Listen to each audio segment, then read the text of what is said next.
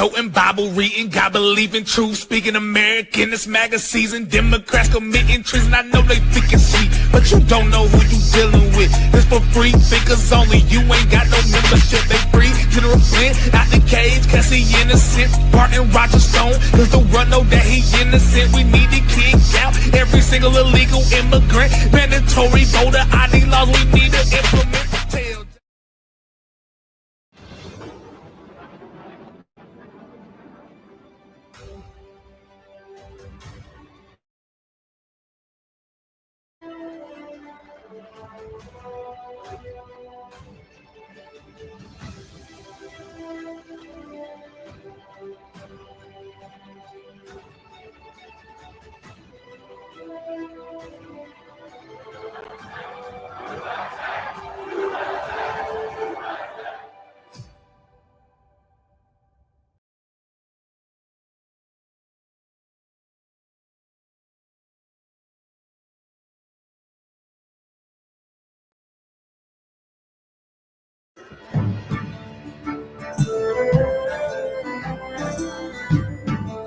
I'm Elbridge Garrett. I was a merchant, revolutionary, and eventually vice president. By 1776, it was clear to me the British Crown had no intention of treating us as equals, so I voted for liberty. I was a Harvard man and politically sharpened by Samuel Adams. When British troops marched on Lexington, I was nearly seized at Monotony Tavern, escaping into a cornfield in my nightclothes. A less than dignified moment, I confess. I joined the Second Continental Congress in 1776 and made a full-time job of asking tough questions and annoying British sympathizers. Years later, during the Constitutional Convention, I helped broker the Great Compromise, the one that gave us the House and the Senate split. Later, I served as governor of Massachusetts, but history, alas, is not always fair. In 1812, a redistricting bill passed under my governorship, fashioned to favor my party. Though I found it highly disagreeable, I signed it. And one district, a contorted serpent of a map, was likened to a mythological salamander. The cartoonist dubbed it a gerrymander. So now the term gerrymandering lives on, named after me, mispronounced ever since. Let my legacy instead be tied to a quote I still believe. It is the duty of every man, though he may have but one day to live, to devote that day to the good of his country.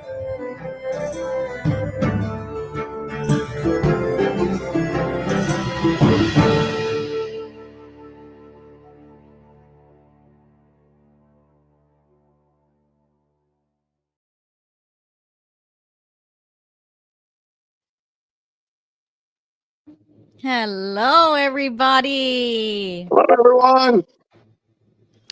Welcome to the Unrelenting Political Corner with Jimmy Bell. Good evening, Ruby. How are you doing?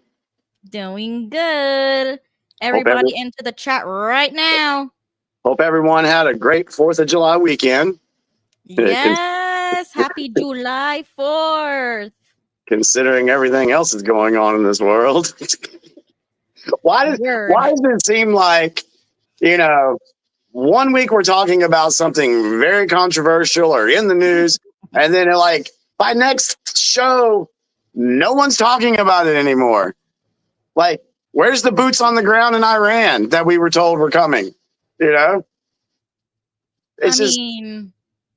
news cycle just is moving so fast right now.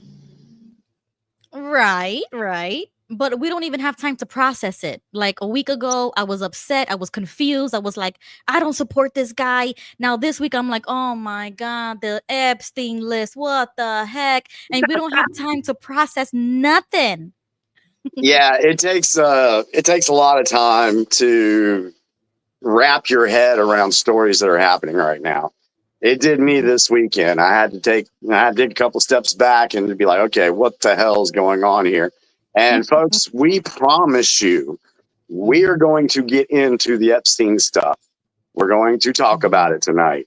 What our thoughts are, what our opinions are. And remember, please, what we say is our opinion from what we've been seeing. It's our thoughts, how we feel. And please respect that, like we would do for you as well.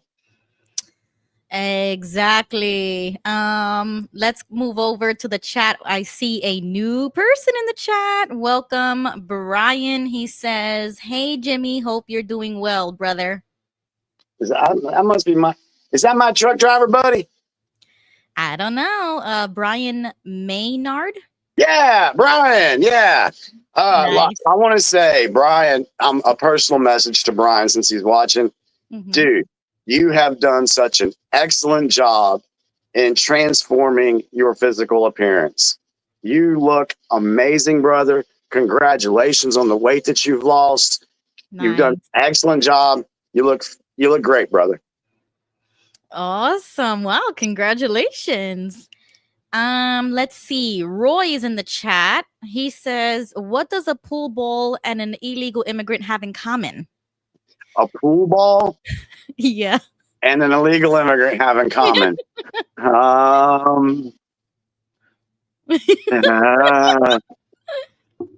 don't know. What is the answer? They both have good English when Oh, you hit shit. it hard enough. Yes, Brian Wow. says, "That's me. Thank you." Awesome, Brian. So glad to have you here. Man, I've heard some jokes this week, and I'm not going to repeat them because I don't know what it is, but for the past 2 weeks, I've been like into this dark. I've always liked dark humor anyway. Some people find it really, really offensive, but I grew up in the era with Andrew Dice Clay, Eddie Murphy, George Carlin, in your face comedians, which would be considered a lot of stuff that they did back in the day would be considered dark humor today.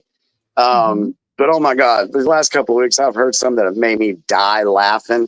And I feel like Jesus is over my shoulder looking like, Jimmy, I see what you're laughing at.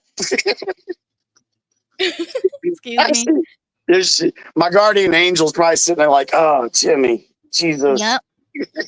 Yep. Trying to hold you back. He's tired. Hi to Jake Day in the comments. Dan says hello. Brian says that he's down over 185 pounds in just over a year. Yes. Let me find out. Brian needs to give the secrets up. Like, he's done an amazing job. I'm so proud of him. That's amazing. Jimmy, how's Skitty? She's fine. She's not here yet. She'll be here. Who's asking? JG. JG, okay. Yeah, Lisa, she's usually one of our regular viewers. She's was a customer of mine at a company with Aflac Insurance. And she says now every time that she sees a cat, she put this post out the other day. Every time she sees a cat, she goes, "Oh, here's Skitty, Skitty, Skitty." Aww. So I'm sure Skitty will be here sometime. Yes. I haven't brought Dash and Daisy on camera with you guys yet. Oh, yeah, yep. I haven't brought them on camera yet. Yeah, well, hey, at least I ain't got to leave at 9:30 anymore. So that's a good thing too. We are going to hang out tonight. There's a lot of news to cover and a lot of opinions to get through because I'm sick and tired of this. I think I'm going to take a back seat from politics for a minute. Like after the last 2-3 weeks that I was like, Trump is doing a lot of things that I don't agree with.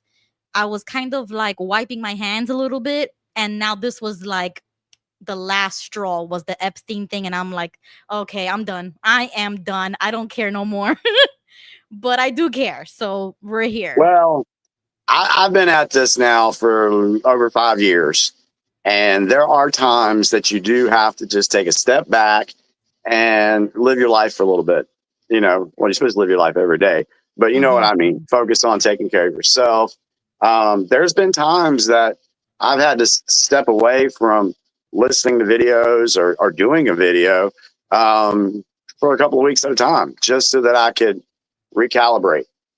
And because I think what we're dealing with right now is an ongoing thing, Mhm. obviously. And I do believe it will come to an end, but along the way, it's going to be rough. I've been warning, I've been saying that forever to tell people to buckle up because you Mhm. just don't know how crazy this ride is going to get. And this July has started Mhm. off really crazy. And I even put a post on my page the other night saying, I do believe that this might be the strangest July we have ever witnessed. I said, I'll check back with that post on 8/1. But so far, we're 8 days in, and oh my God. Yeah, and I kind of felt like I want an Independence Month, not an Independence Day. I wish we had the entire month to celebrate our independence. Like I felt like this one just went by fast. Like like nobody was even throwing fireworks as much as last year. Like I don't know, I just sensed a different. It was weird. I don't know. They didn't have a lot of fireworks in your area? Not really. Like usually on the 3rd, as soon as the sun goes down, they're already throwing it like crazy and your house is shaking. You know what I mean? But this year was nothing. Well, that must just be the area you're in because around here, the Mhm. 3rd, the 4th, and the 5th, it sounded like a freaking war zone out here in my But in my that's what county. I'm saying. In Tampa is usually rowdy. Like and even I'm on the outskirts and it's usually, busy and fireworks like crazy, but they put a notice on our door that we are no longer allowed to do fireworks, I guess, like on this little road. And I guess everybody took it seriously and they obeyed the rules. I was like, what the heck? This is July 4th. It's Independence Day. We were descendants of rebels. What you talking about? Are you really listening to the office right now? What Like you was should be throwing fireworks. what was the reason why they told you not to do fireworks? Well, it was just a paper that said, there's a lot of trees here. We don't want no more fireworks here. It's a new management that's managing Oh my these God. areas. Yeah, I know, and I was thinking, oh, nobody's gonna listen to that. You know what I'm saying? Because everybody civilly disobeys for July 4th. That's a given, right? But no, they literally took it. I guess they took it seriously, and nobody threw fireworks. It was barely. I Yeah, don't, I don't see, know, man. It was yeah, that it wouldn't was have flown out wild. here. Yeah, I think now allegedly, okay, the story goes that they did the same thing for Los Angeles a couple of years I ago, remember that. Yup. and Los Angeles defied that little order that they put out, and there was fireworks going off all over the city. Mhm. So there's trees out here. There's trees. Oh my God. I Yeah, know, I know. It was yeah. just I it was would try to whack. find out. I would try to find out who actually put that in place. Oh shit! Bug. Just Sorry, bug flew in my ear. yeah. So anyways, I don't know. It was just like weak. It was a weak July 4th this year. I don't know. Well, I'm sorry. You should have come up here. Yeah, right? Like I mean, New York City had the show. You know what I'm saying? Like all the big cities had the show. Downtown Tampa had the fireworks show. But nobody I'm a little bit more like in the country, more like on the Yeah, outskirts of Tampa. So it's like, dang, nobody showed out this year. yeah. That's unfortunate. All right. Mm, Well, what we got going on in the chat, and I guess we'll get into some news. yes. I'm your daddy is in the chat. Says, I heard that some cities had drones in the sky looking to see who did fireworks and sent fines. Can you believe that? You see what I'm saying? Why celebrate the independence when we're not independent? I mean, you know how they say like one oppressor for the other because Yeah, we're barely free right now. Like I had that whole debate recently how we're not really free. It's just an illusion of freedom. and you're right. And that's, I mean, when I was younger, July 4th was so different. I mean, it just seemed way more patriotic. More people were into it. We didn't have the issues we have today, except well, some things we had going on, we just didn't know about it. Um, Mhm. but as it is today, for those that have woke up to everything that's going on in this world on both sides, it doesn't matter. Mhm. But Mhm. you realize that, yeah, we have been our civil liberties have been stripped away piece by Mhm. piece. Our uh, rule of authority has taken over in some places, like with y'all street and your fireworks, and Mhm. it's just like this massive push for control of the people. Yeah. And when you have that, yeah, it's an illusion of freedom. Mhm. I don't think a lot of people realize today what actual true freedom feels like. Yeah. You know, go if you're a fisher, if you go fishing a lot, you got to have a license everywhere you go. I know. We have speed limits and seatbelts, and I already went into that last time. Yeah, imagine if you didn't have to go get a fishing license. Or I'll give you Exactly. a perfect example. With me, I wanted to build a deck on my house. You're supposed to have a permit. I Yeah. said, F that. I did not get a permit and I built my deck. Good for you. You see what I'm saying? Why do we have driver's licenses? Why? Why do we have to register to get married? Like, come on. Well, there was one good thing I saw a couple hours before we came on tonight, and I think it might actually be mentioned in the news blast. But Kristi Noem came out and announced that they are dropping the no shoes policy going into the airport. I mean, is that exciting? Like, to me, that was a flop. Like, did we That's ask for that? I mean, it's in the right direction, but like in the grand that's scheme of things, shoes, come on.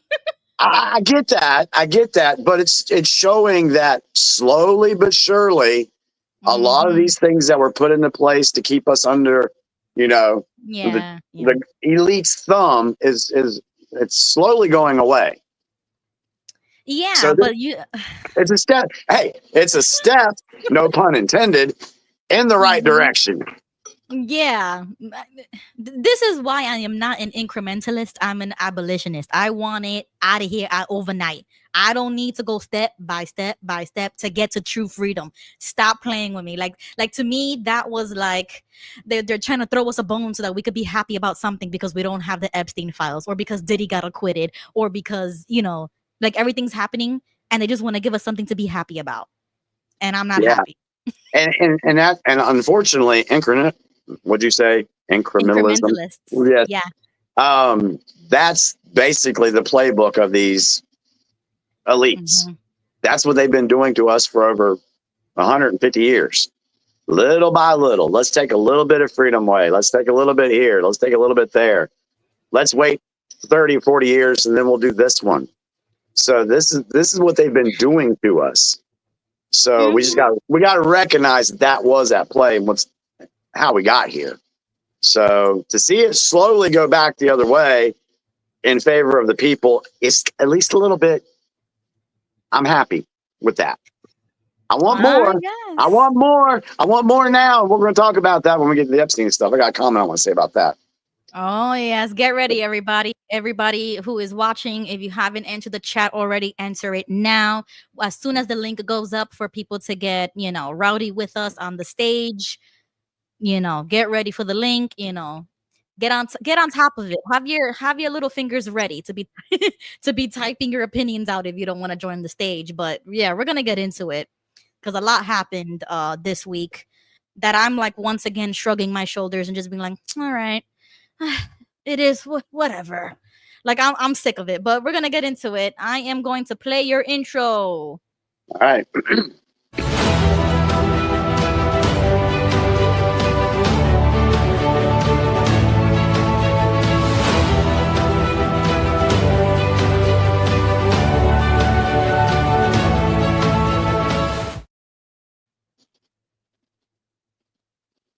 Welcome everybody to the news with Jimmy Bell coming out of North Carolina. Go ahead, Jimmy. What do you have for us? Good evening. Thank you, Ruby, for the introduction. This is the News Blast brought to you by Enoch from Telegram, presented to you by yours truly.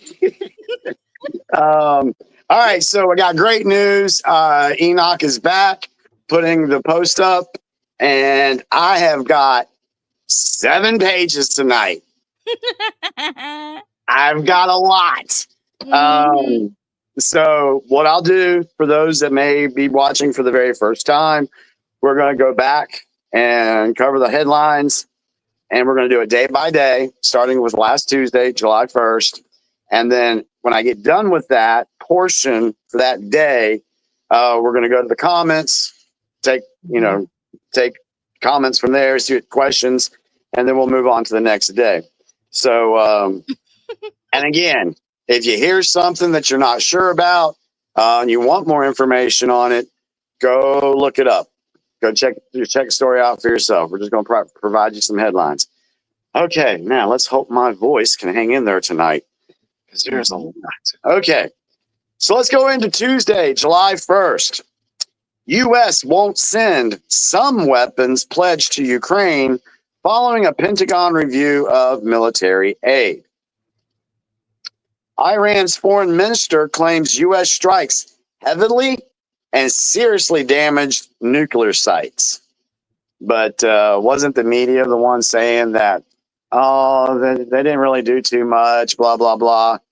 But the minister comes out and says heavily and seriously damaged the sites. Trump says Doge might have to go back and eat Elon Musk after his criticism of the GOP bill. All right. Senate passes Trump's big, beautiful bill in 51-50 vote after marathon session. Now, this was on Tuesday while it was still in the Senate. Right. USAID programs now being run by state departments as agency ends the operation. That is freaking huge. Do you know how much stuff the USAID was involved in all over the world? And now it's ending the operations and being ran by a State Department agency. So hopefully that State Department agency does the right thing. Unlawful crossings along southern border reach new historic low. That is awesome. Musk proposes a new political party. Oh yeah. I have a skit of the America Party just dropped their new recruitment video, and it's obviously a spoof. It's to be funny, but this is hilarious. Let's watch it. Are you tired of the Democrat-Republican Uniparty? Are you tired of your American voice not being heard? Then join the America Party. Oh my God. Did you know the founders of the Democratic Party were Americans? Did you also know the founders of the Republican Party were Americans? But guess what? The America Party is founded by a South African. Wait, what? The True America. And the guy who registered the America Party is Indian. Okay, now I'm not sure where we're going with this, but the visual effects of an eagle flying across the screen with the sound of it. America. Jesus, man.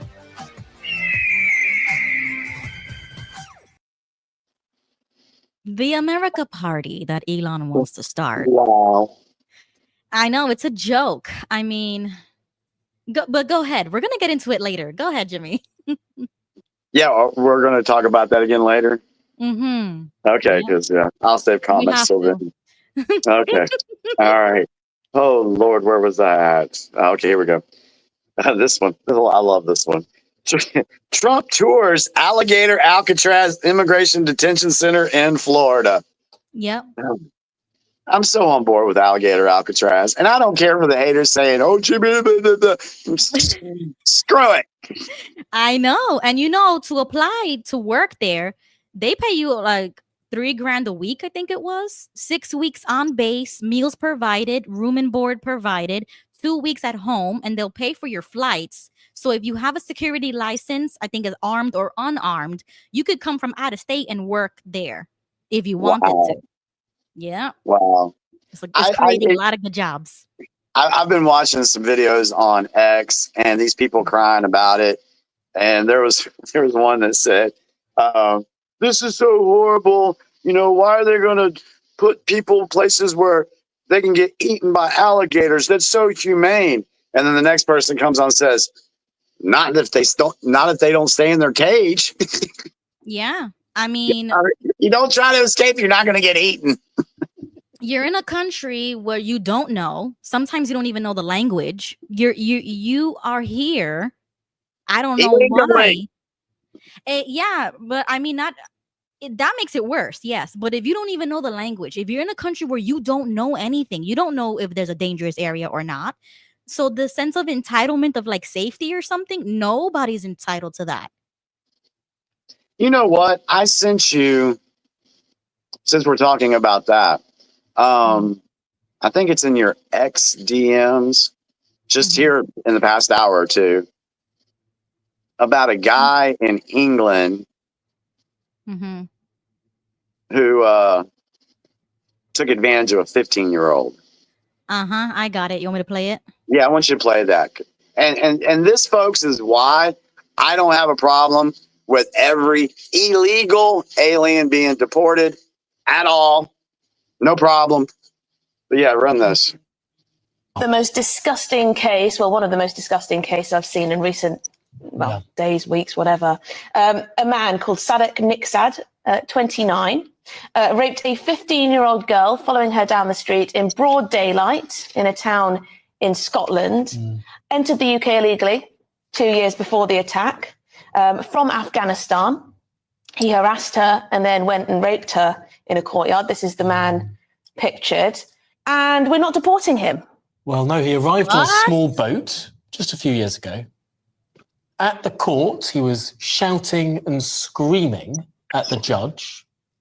But most extraordinarily, his counsel, acting for him on the taxpayer's pound, was saying that there were significant cultural differences between the UK and Afghanistan, where this asylum seeker came from, and that those cultural differences meant that he didn't understand that he shouldn't rape a 15-year-old girl. No. Well, what do you reckon to that? Cultural barriers. Apparently this chap, he didn't know. He didn't know it was wrong to, grab a girl off the street and rape her in broad daylight. No, didn't know. I can't speak the language very well. We have child marriage back where I'm from. Well, perhaps our government should pay a little more attention to the people who they're allowing to stay in this country. This is someone who arrived illegally.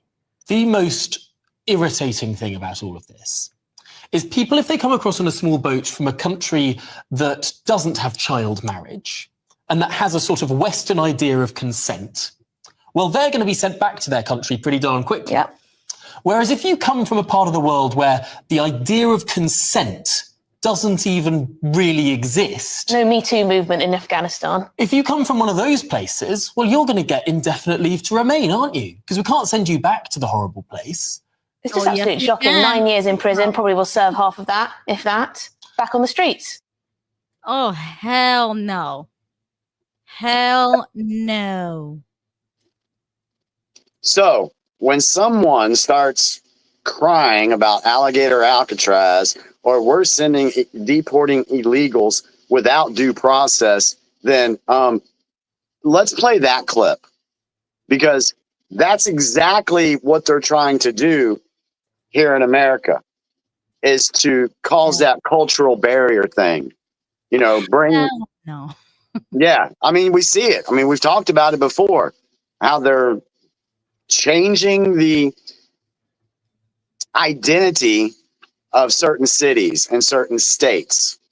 And I'm trying to, if you read between the lines, I think you folks know what I'm talking about. I'm trying to be a little sensitive so that they don't accuse me of something. Anyway, but yeah. Wasn't that crazy? Yeah, but no, like that's not an excuse just because you didn't know the laws of that country or the language or nothing. No, that's not an excuse. And if you're doing illegal activity and not knowing anything, don't be surprised when you get sent back to your country. Like, do not be crying about it. No, Yeah. sorry. So, But not sorry. So go ahead, if anybody ever wants to get me a gift, they are selling alligator Alcatraz shirts. So I'm accepting that. I'm kidding, y'all. I'm kidding. Listen, I'm about to apply. Let me get my security license and let me apply. 3K a month? Man. I mean, a week? I wonder if you could go live on the Unrelenting Political Corner from Alligator Alcatraz. That would be awesome. That would. I should put a request and I'll go over there with my GoPro or something. That would be hilarious. Okay, so let's finish out Tuesday because we have a long way to go, folks. Yep. Trump says Israel has agreed to conditions of a Gaza ceasefire. So there's that. Another little conflict being paused. We will see how it goes, how that plays out. There's a lot more with that. Colombia to pay $9 million settlement in U.S. news data misrepresentation lawsuit. Good. So we're starting to see a lot of news agencies being held accountable and are being sued, and they're having to pay off on these suits because of what they've been doing and have been doing. Harvey Epstein wins New York City Council primary, defeating Anthony Weiner. I don't even understand how Anthony Weiner can still be involved in politics. Who is he? You don't know about the Weiner laptop? I've heard about it, and the name is very familiar, but I don't know. Go down that rabbit hole. Oh Lord! But I mean, like, who is he? Is he a politician or like who? Like who? Okay. Yeah, I think he was a congressman, and he was hooked up with Huma Abedin, the lady Yep. who was the assistant right-hand gal to Hillary Clinton. Right. That's the only thing I know. And that there was a file on his computer called insurance. What was it? Okay, that's where that theory comes from. Oh God, what was it called? Insurance policy. I think it said insurance policy. Okay. And allegedly, let me repeat that. 12 of the FBI agents that viewed the information on that laptop, 9 of them threw up immediately when they saw it. Allegedly. Okay. Yeah. I've heard that before. I just didn't know that it was his. I didn't connect the dots. Okay, so now I know. All right, so that's Tuesday. Anything in the comments? Not that much. Gigi says alligator nuggets sound delicious. Let's see. Dallas says, I love you, Jimmy. Love you too, Dallas. Let's see. We have Terry. Welcome to the chat. She's talking about the London, Afghan, crimes. I don't want to say the word, or I might have to trim out that clip too, because I don't want the stream, to get flagged or anything. But yeah, I've heard of those news happening over there. That's about it. All right, so let's move into Wednesday, July 2nd. Pentagon halts weapons shipment to Ukraine amid concerns over the U.S. stockpile. NATO chief praises Trump's leadership, addresses Ukraine war, and daddy nickname. Oh, yeah, I saw that clip. He called Trump daddy, right? Or something like that. Yeah. That was a little weird. And did that not strike you as weird or funny? I don't know. Was he trying to be funny? It was funny to me. It's funny to me. I mean, did you see Trump's response to it? Yeah, he said that was funny. Yeah, I don't know, but it's kind of weird. Like, why would a man say that's one of the man? Like, on the stage like that. I don't know. Like, if you were in the living room, right? And if you were in his living room and you're joking like that, then okay. But you're on the world stage, right? In front of cameras, and you slip in a little joke like that. Like, I don't know. It's just weird. Yeah, it is what it is, I guess. Hey, we got to have some moments of laughter in this whole movie, right? There's got to be there's got to be a break. We got to be able to laugh at something. Trump says Israel has agreed to conditions for a 60-day Gaza ceasefire. I would love to see all the people that were, for Gaza, for Palestine. What's their reaction to that? I But the haven't. damage has already been done, though. Like, how can you call I that a know, win but or something? I don't know. you know, at least no one's getting killed at the moment, allegedly. Yeah, at All least for right. that. Yeah. Gotta take the wins, man. Gotta take them when we get them. Paramount agrees to pay. Oh, here's another one. Paramount agrees to pay $16 million to settle Trump's lawsuit over 60 Minutes Kamala Harris interview. I saw that. Yeah, that's good. Yep. All right. Sean Diddy Combs acquitted on most serious charges in historic racketeering case. Yeah, we gotta talk about that a little Yeah, later. We gotta. we're going to get into Yeah. that. Here we go. Diddy Combs bail denied due to propensity for violence. What does that even mean? That he has the ability to cause violence.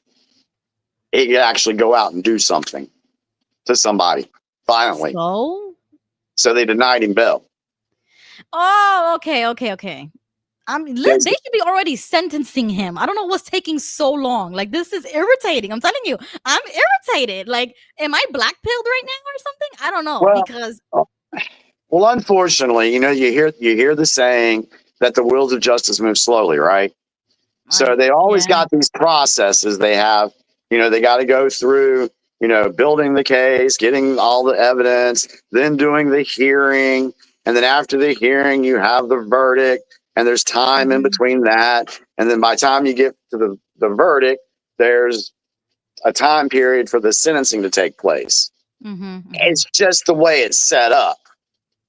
I don't agree with it. I would like to go ahead and see. I guess they wait for maybe more evidence to come through, because it would suck to sentence somebody after a verdict and they were actually innocent. You know what I mean? No, yeah, I get it. It's the process. I'm okay with that. But don't they have enough? Like why even bring him up if you don't have enough to close it? Like, this should be said and done. That's it. Yeah.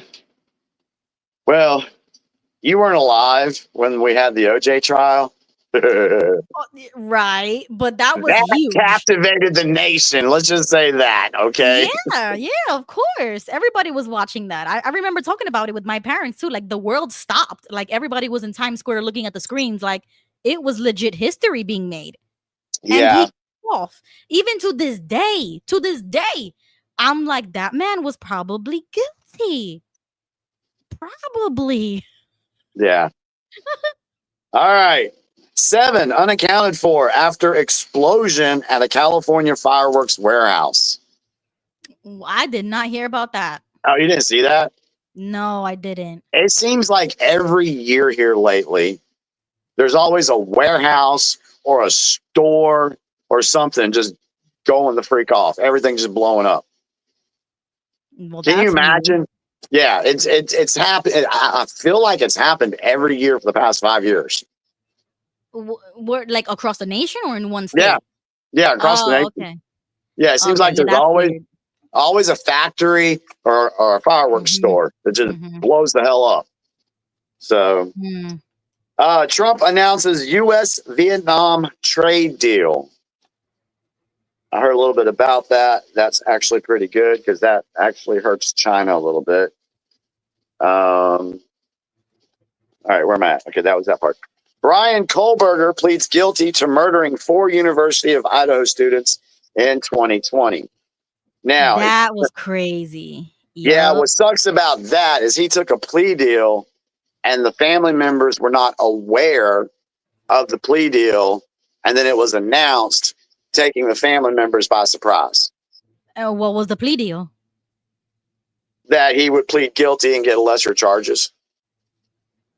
I mean, do you know how much less? Like, is it? I don't know. I haven't looked at the complete story. Okay. But I now do he should know go for life, though, right? Like, that's. I'm sorry. Murders. I'm sorry. If you plead guilty to murdering somebody, life. I don't even think life's good enough. Death penalty. I'm sorry. That's you deliberately kill somebody, and you're going to expect the taxpayers to pay for everything for the rest of your life? Yeah, that's what JG just said. He said he avoids the death penalty. Now that's crazy. Yeah.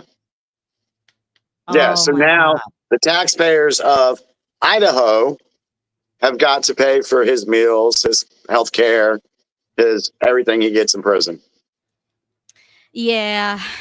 I'm cut him off. Yeah. Yep. That's This is Trump administration pauses $6 billion in education programs. Okay, I don't know what those programs are. I don't know, so I can't comment on that. Researchers announce new effort to find Amelia Earhart's plane. Oh yeah, I heard about that. And that's another one. That was one of the innocent rabbit holes that I started going on long time ago. Was like, oh, the disappearance of her plane and who she was, and like I knew about her only because she was featured in Night of the Museum. Have you seen that movie with Ben Stiller? Yeah. A movie like that. I'm like, oh, who's that? And then when you start learning you start going down the rabbit hole.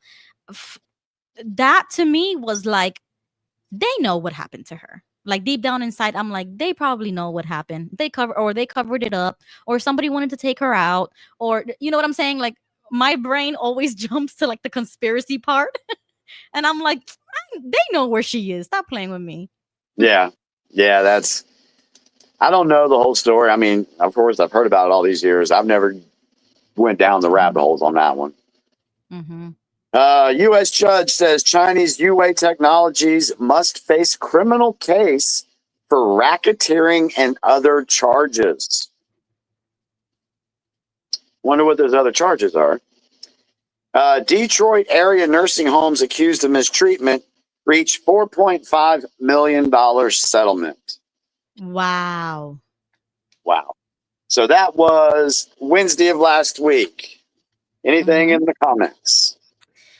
Let's see. Lisa says he would get the same on death row because they don't unalive them right away. Yeah, but we need to fix that. Like they should be, you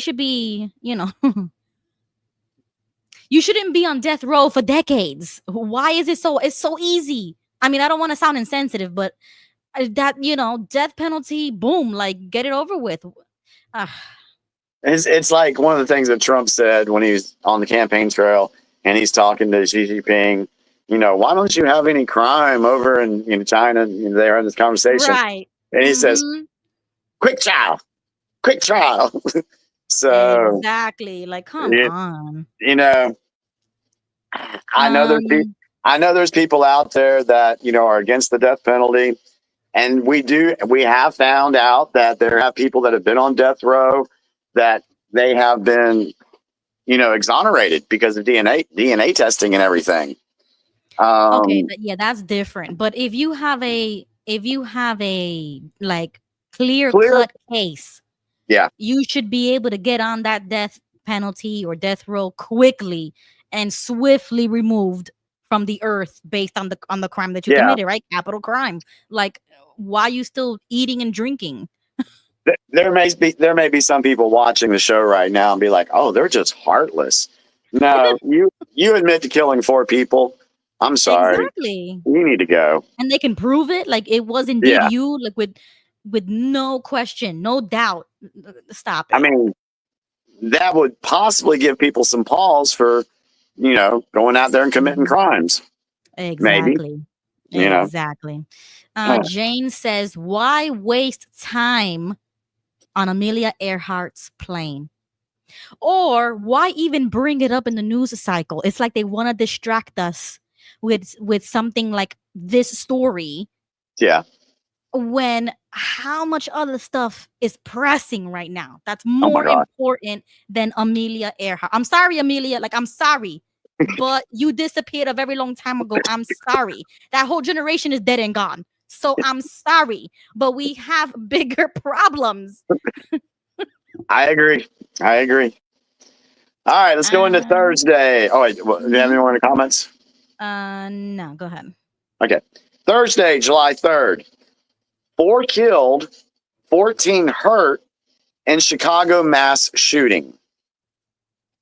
Don't they have gun laws in Chicago? Just saying. Michael Madsen's Reservoir Dogs and Kill Bill Volume 2 actor dies at 67. Don't know who that is. Yeah, I had to actually look him up, and when I saw his face, I was like, oh, okay, that's who that dude is. Okay. This one. Trump says he'll host a UFC fight on White House grounds next year. Stop playing. Why? Stop playing, Trump. Stop. Okay. So for everybody out there who's like, oh, Jimmy's always on the Trump train, why do we have to have a UFC fight at the White House? Why? We don't. Another waste of a time. Another distraction, in my opinion. That just reminds me of bread and circuses right there. Exactly. Like, stop it. I'm just like, we don't really need that. We need our money back. That's what we need. We need our money back from Doge. Where's our money? That's what we should be talking about. Exactly. Trump says Putin call yielded no progress on Russia-Ukraine ceasefire. Of course not. You know what? I will be so glad when we're no longer talking about fucking Ukraine. Yeah, I'm telling you. Sorry for the language of these people. But this has been going on since what? March of 22? The whole Ukraine. Well, yeah. And it goes back further than that, but House passes GOP's big, beautiful bill, sends it to Trump. And the only thing I'll say about the big, beautiful bill, I have not read it for myself. I have seen some of the things that are in there that I'm totally down with. Others that I'm like, okay, let's see how that plays out. But for me, and I was telling Ruby this earlier, if the Democrats and the rhinos are fighting so hard to not pass something, that makes me want it more. But I mean, they're always going to fight over it. That's their job. That's what Congress is supposed to do. They're supposed to debate these things. It's not supposed to be something, lightly, to be taken lightly. Of course, you need to take the time and the energy to debate something. I get it. Yeah. But if people want to complain about the debt, right? Or the debt ceiling or whatever. All I want to know is, where is my money? Have you seen that meme where she's like, money, please? Yeah. That's what I want. Who cares about the debt? Who cares if they wanted it or don't want it? Where is my money? That's what I want to know. It's kind of funny because people have been talking about reparations for slavery, and they've just been pinpointing on one group of folks. What folks don't realize is that every U.S. citizen deserves reparations from the U.S. government. Exactly. Like, at this point, let's do it. Because I'm sick and tired of these people. Let's do it. Like, we all deserve our money back from what the government has been stealing from us. So until I get that repayment back or something, like, something's gotta give. Like, at least give families a free home or something. And I know that sounds socialist of me, but like, at this point, I'm so sick and tired of it that, at this point, let's do it. Who cares about the debt? Pass the bill. Yeah. All right. Man, we're on fire tonight, feels like. Yeah, sorry. I'm worked up. Congressional. Oh, I didn't hear about this one. This might needs to be something to look into. Congressional intern killed in a Washington, D.C. shooting. Rest in peace, I guess. Sorry. I don't even know who that intern is. See, for me, my head, I'm thinking, okay, who is the intern? Right. Who did the intern work for? Yep. Yeah, that's where my mind goes with this stuff. Okay. Yep. Conspiracy brain. Sorry. It's just the way it's wired. Supreme Court paves way for Trump to send migrants to South Sudan. Yay. Get over it. Sorry. Saudi defense minister secretly meets with Trump to discuss Iran de-escalation. Okay. Hakeem Jeffries, Timu Obama sets record for longest House speech. I'm sick of that man. I don't know what it is, but his eyes or his face, something about him makes me not like him. I don't know what it is, but I don't like him. He looks Yeah. like a snake. Like he looks like you can't trust him. I don't know why, but it's very weird. Really Yeah. weird. I don't like him. Like, The very first time I ever saw him, I was like, you just get a vibe. I just get a vibe about people. yep, And I was like, oh, no, watch out for that dude. And then when yep. when you hear him speak, he speaks in the same manner that Obama did or tries to. Right. Oh my right. God. Yeah, Ugh. I learned my lesson with that, like reading people with Lindsey Graham. In the Oh yeah. beginning, I was loving the guy. I was like, oh, he's funny. He's saying, like he's saying the truth so much. And as soon as I saw him do a 360, and the other one, Mitch McConnell, they call him like a Mhm. turtle. I Turtle. was like, these two, they they really did get me. That was when I was a newbie Republican. I was like, yeah, I'm a Republican. And I was watching them and listening to them and loving them. And those were the two who gave me a real good lesson. Yeah. Well, I mean, Yeah. I felt the same way about Mitt Romney, back in 2012 until I started to find out the stuff that he was involved in. And then John McCain to find out all the stuff that he was involved in along with his buddy Lindsey Graham. Mhm. Yeah, that's when that whole veil of, okay, there's rhinos in here. That's when it began for me. Exactly. I didn't know what that was at the time. Oh, Ted Cruz also gives me the creep. Like I don't like him. I don't like that dude. Nope. And Abbott too. Something about him is a little off. Like, I feel like they always toe the line, but they never go like you don't know the real man. You know what I'm saying? Like, Right. I don't know. It's just like the fakeness is. Ugh, I don't like it. Anyways, yeah. Go ahead. All right. Wildfires on the Greek island of Crete forced thousands to evacuate.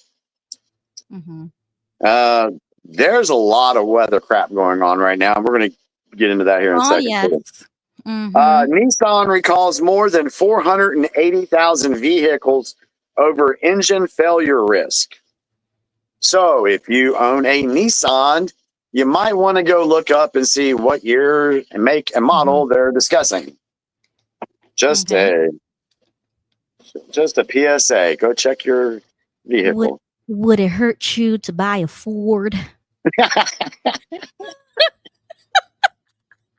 Did you do that in your best countryman accent?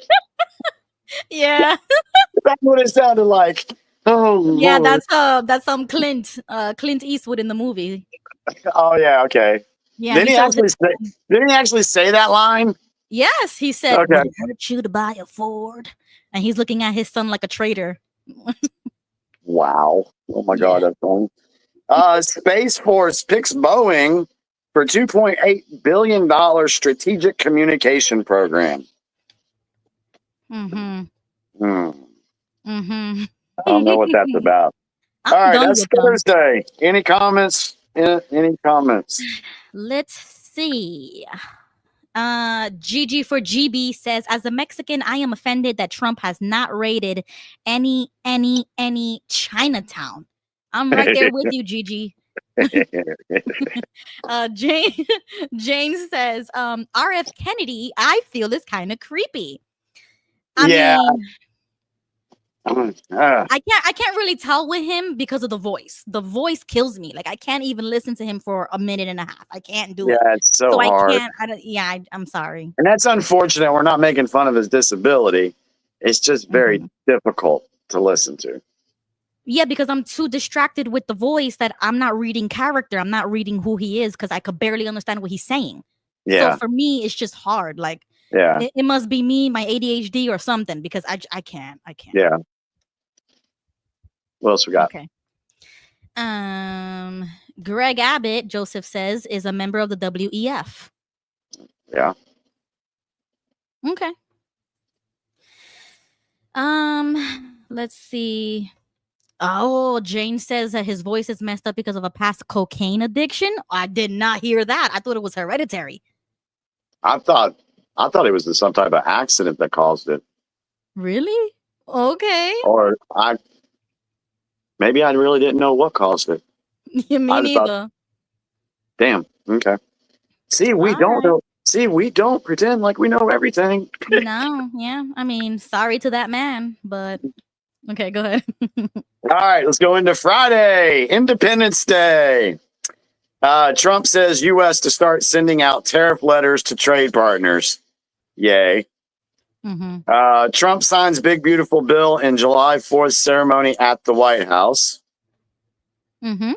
Trump says he didn't make any progress with Putin in a Ukraine conversation. 24 dead in Texas, flash flooding, and search continues for more than 20 missing from camp.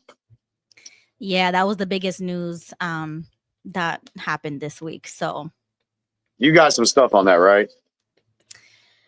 actually, no. I mean, Okay. I put it in the title just to bring it up so we can talk about that. But I lost the tweet where it kind of went on the conspiracy side. But I mean, it's just sad all around. You know what I'm saying? Because those were kids. Like, damn. You know what I'm saying? Like, that's messed Yeah. up.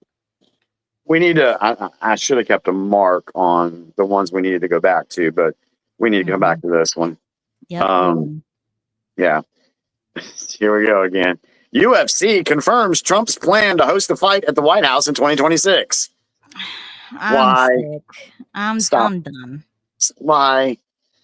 Patel and Ratcliffe bolster claims that FBI and CIA conspired against Trump. Patel and Ratcliffe bolster claims. Yeah. Okay. Oh, and don't know where it's going to go, but it was announced a couple of hours ago that John Brennan and James Comey are now under investigation for criminal activities in regards to the Russia hoax. That's who are they?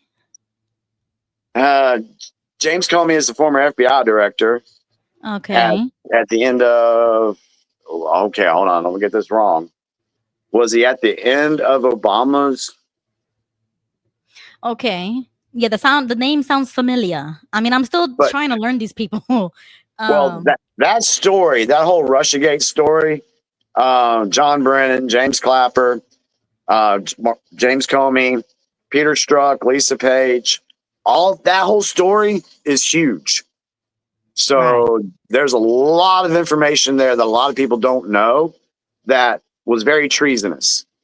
And all those people that I just mentioned need to be held to justice. They need to be held accountable. So we'll see what happens.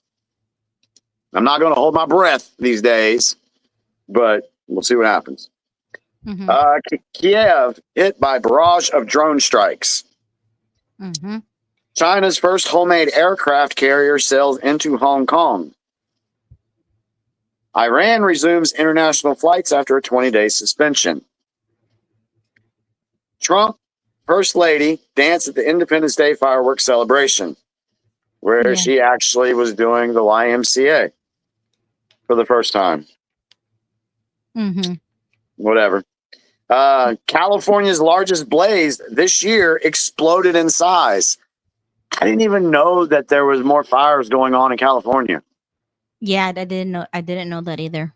But apparently there are. Okay. That was Friday. Anything in the comments?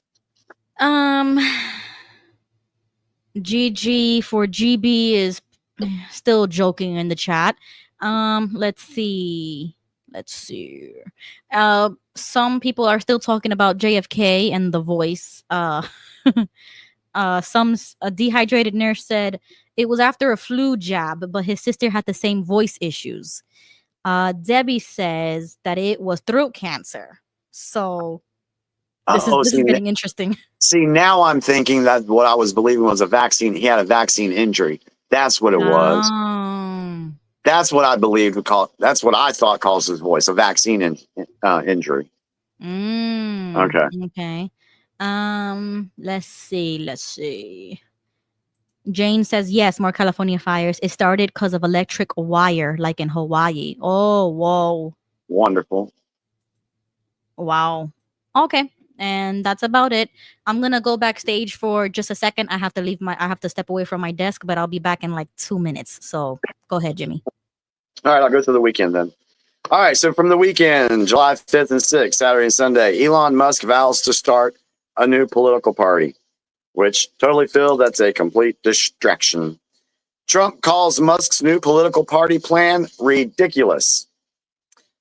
DOJ FBI review finds no Jeffrey Epstein client list. Confirms suicide. Okay, I'm going to circle that because we have a lot more to talk about that tonight. I mean, I got a whole nother 16 pages over here. Desperate search for the missing in Texas flood. At least 81 dead. This was as of the weekend. BRICS condemns U.S. tariff plans. Of course they do. Trump threatens 10% tariffs for countries aligning with BRICS. Let me repeat that. Trump threatens 10% tariffs for countries aligning with BRICS anti-American policies. Okay. Israel forces strike ports in Yemen and galaxy leadership. Okay. That must be Gaza. It has to be Gaza. That must be a misspelling on it. Israeli forces strike ports in Yemen and Gaza leadership. All right. Several in custody after North Texas police officer shot in the neck outside a ICE facility. And we are going, I know Ruby's got some stuff on that, right, Ruby? Yeah. Okay. We're going to read that story because it was huge in the news recently. All right. Manhunt underway for Travis Decker in Idaho's Sawtooth National Forest. I don't even know what that story is. Mm-mm. Downgraded to a tropical depression, Chantel brings heavy rain to North Carolina. And boy, did we get some heavy rain. I'm glad I mowed Saturday. Yeah, this hit Sunday, right? Yeah, I think it was Sunday. We had 11 inches of rain in like 6 hours. Wow. Yeah, the lake flooded up a little bit, but we're up on a hill, so we're far away from that. But we got one section that flooded out, a couple of towns over, severe flooding. They actually shut down the interstate for 5 miles both ways because of flooding. I had a big pine tree fall that I got to cut up now. So yeah, it was pretty intense, right? But it could have been worse. Okay. Really quickly, welcome to the chat, Danielle McDonald. She says, "Yes, I am in Moore County, North Carolina." Yeah. Mm-hmm. Yeah, it was a lot of rain. Welcome to the chat. Yeah. Domino's restaurant in Utah explodes after SUV crashes into building. I did see that. Saw a clip of that. I didn't. What the heck is going on? Yeah. Fighter jets protect Trump during New Jersey weekend stay as 11 aircraft violate restricted airspace. So I did hear about that. And let's go into Monday. Like I said, folks, there's a lot of stuff we're going to get back to and talk about. Oh, whoa. I want to read this comment from Brian. He says, "That one in Idaho, it's the shooter who killed 2 firefighters in northern Idaho." Was that story? Okay. Okay. So that was the one where they were luring the law enforcement out so that they could kill them, right? Okay. Yeah, that's terrorism in my. So there's a manhunt underway for Travis Decker. Now, now I got to find out who Travis Decker is because I thought the shooter was taken out at the scene. Okay, hold on. Let's see. Travis Decker. Oh, wow. It's already here on Google. Oh, manhunt for Travis Decker extends into Idaho's Sawtooth National Forest. Travis Decker, father accused of murdering 3 daughters. Oh, no. Travis. Okay, so this is a different story. Okay, all right. I was getting ready to say, why would there be a manhunt for a guy that was taken out at the scene? No, that's this guy who was accused of killing his daughters. So 3 little girls. Right here. These girls. I remember this in the news. I do remember hearing something about that. Okay, so this Idaho shooter is somebody else. It's got to be somebody else. Yeah, it's somebody else. That's another story. Okay, because Brian is saying that he says my future son-in-law knew the men who were killed. My future son-in-law is from Idaho. Wow. Okay. So there's two stories there. We have the firefighter story and then this story with Travis Decker. So. Oh, he says, no, that shooter committed suicide. What? Okay. Wow. What the heck? Wow. Yeah, I knew he was unalive. I don't know if he took his own life or law enforcement got him, but that's sad. All right, let's get in. Are we ready to go into Monday? Sure, go ahead. All right, Monday. Texas flooding leaves at least 104 dead as search for survivors continue. Mm-hmm. TSA to end shoes off policy for airport security screening. Mm-hmm. I saw a funny video. Mm-hmm. Who did it? My brother sent it to me. It was God, I can't remember which comedian, but he's talking about the easiest way to get through airport security was to wear flip-flops. Mm-hmm. See if you can find it on Twitter. Do a comedian skit flip-flops because it's kind of funny. Is that for the airport? Yeah, just for the airport story. This is just something funny. If you can find it. Flops. Let's see. Can't remember what comedian it was. No,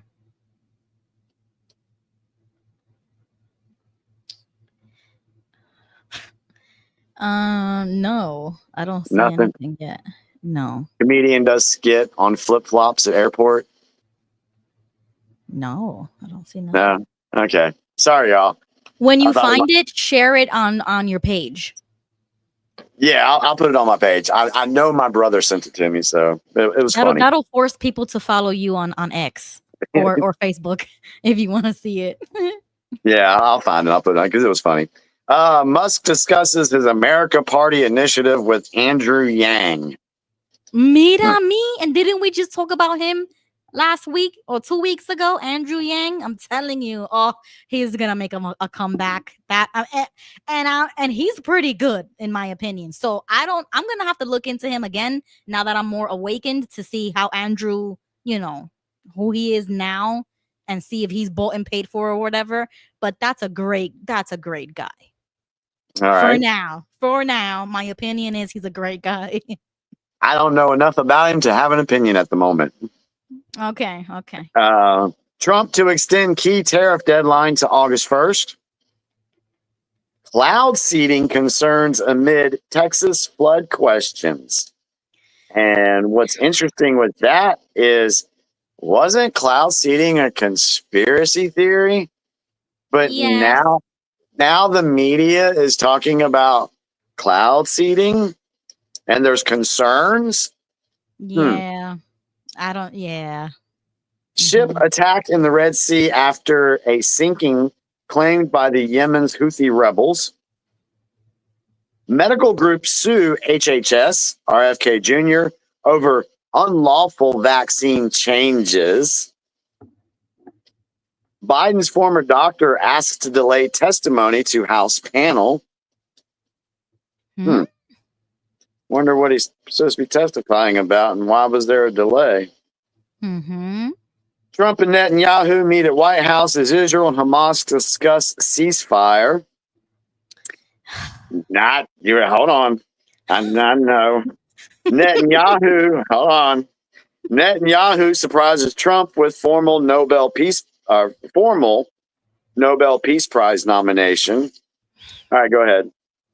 Yeah, that's another reason why I am huffing and puffing with Trump right now. I mean, that could have been done over the phone, honestly. And they are buddy, handshaking, smiling like everything's good when it's not good. So I don't know. Trump still has some work to do to get on my good side. I don't know. I got you. All right. You feel better?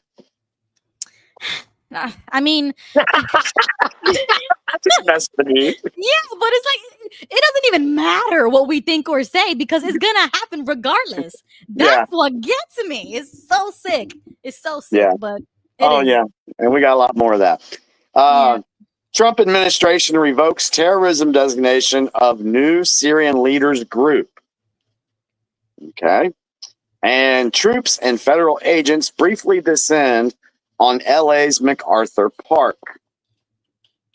And there's a clip of Karen Bass, the mayor of LA. I don't know if I sent that to you or not. I might have posted it. I think I posted it to my X feed. Yeah, I think it's on my X feed. But that was a whole ordeal too. Yeah, check my X feed, see if you have that on Karen Bass. Okay, let's see. We're gonna go to Jimmy's X page. Here it goes. We got the Kristi Noem announcement, this announcement, a video that you shared. Ooh, ICE making more arrests. I love those videos. Rhinos, Never Trumpers post. Let's see. The moment you realize the conspiracy nut was telling the truth. Okay, no, so it's not that far down. I wonder if I sent it. Was it on Facebook? I don't think I posted it. Facebook. Maybe I did. Crap, I can't remember sometimes. All right, let's check your Facebook page. Or maybe I don't know. Let's see. All right, everybody, we're going to Jimmy's Facebook page. Let's see.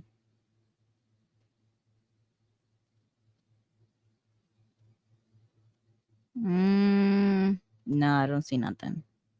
Video you played. No, okay. So I apparently didn't post it. I might have just sent it to somebody. Okay, yeah, it's not on there. Okay, so what was she saying? She was basically saying that these troops and federal agents needed to leave the park, and she was trying to interfere with their work. So yeah, but that was a whole thing. She can't do that, right? No, she could try. So anyway, that was the news blast for the past 7 days. There's a lot in there. There's still a lot for us to talk about because we want to get into these other stories as well. So, which one did you want to get into first? You want to talk about the weather stuff real quick? Yeah, before I play that clip, and we're gonna get into the nitty gritty of everything. Yeah, I was figuring we cover the weather stuff. What else was there? We didn't need to talk about alligator octros anymore, even though it's a fun thing to say. Diddy and Epstein, that's kind of going to go together. Hakeem Jeffries. I'm just seeing what else. Okay, well, all the ICE stuff. Okay. Wherever you want to go. You want me to play the next clip so we can move on to the next part of the show? Let's go ahead and do that. And then I guess we can pull people on, and I'm going to slip out here for a second and use the restroom while you do that. All right, everybody. See you in a minute.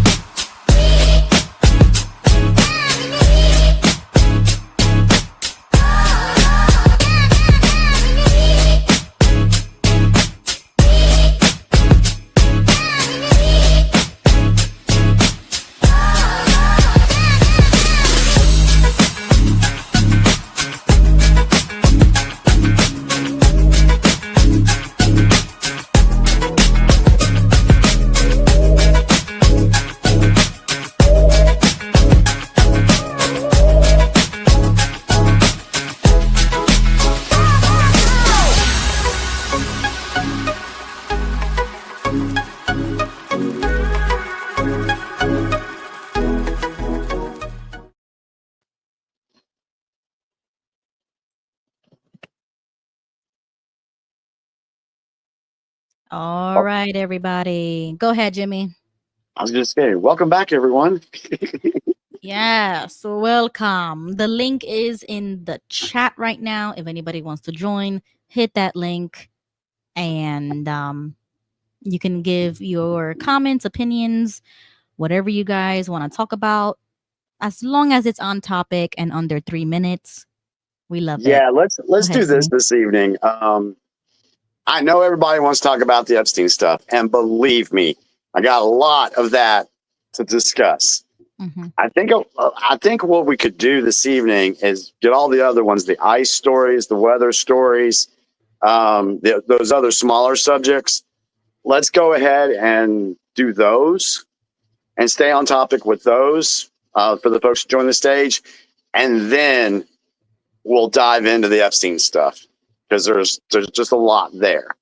So if we start right now with the Epstein stuff, it's going to be 12 o'clock before we get to the other stuff. Yes. Okay, Jimmy. So let me know, where do you want to start? Let's go ahead. Let's go with the weather stuff. You said you got some stuff on that, right? Let's see. I mean, we touched on it briefly when we mentioned, weather machines or weather weapons or the cloud chemtrails, I think it is. And then now this one, the cloud seeding. I don't know too much about it, but I don't think I Yeah. have like a clip Okay. really So describing that. apparently, it's been reported that like 2 days before this incident happened, that there were planes flying over and they were doing cloud seeding before this storm hit. Right. So, and we hear it a lot. We can look at some of the radars, and there's always some like flash or an anomaly on the radar screen right before a storm approaches. So we've heard about it. We've heard about them messing with our weather, and I think people are starting to wake up to the possibility. Hey, yeah, this seems to be a real thing, and those conspiracy theorists weren't so crazy. Because we've talked about it before. We played that clip that Disney ran back in 1957, 58 on how to steer a hurricane. So it's not anything new that we've discussed. It's just we're seeing what looks to be examples of that freaking every other day, and what's going across all over the world. All these floods all over the world. There's like earthquakes, and I know the Bible people will be like, well, the Bible says there'll be earthquakes in one place after another. Okay, I get that. But then you got the volcanoes. It's just not natural because we I don't know if maybe I did share it a long time ago, but I do remember showing the patent for that weather machine that would create tornadoes or tsunami or like whatever it is. They already have a patent on it. Why would they have a patent on something like that? Yeah. So right That there, makes no sense. it's created. And I think what gets me, and I put my comment on my Facebook post this week, but what gets me is all the media attention that has been focused on this Texas situation, as bad as it is. I get that. But the media attention fails in comparison to what they didn't do for North Carolina and Tennessee and Southwest Virginia. You didn't hear updates all the time, every second of the day. It's like there's a difference there.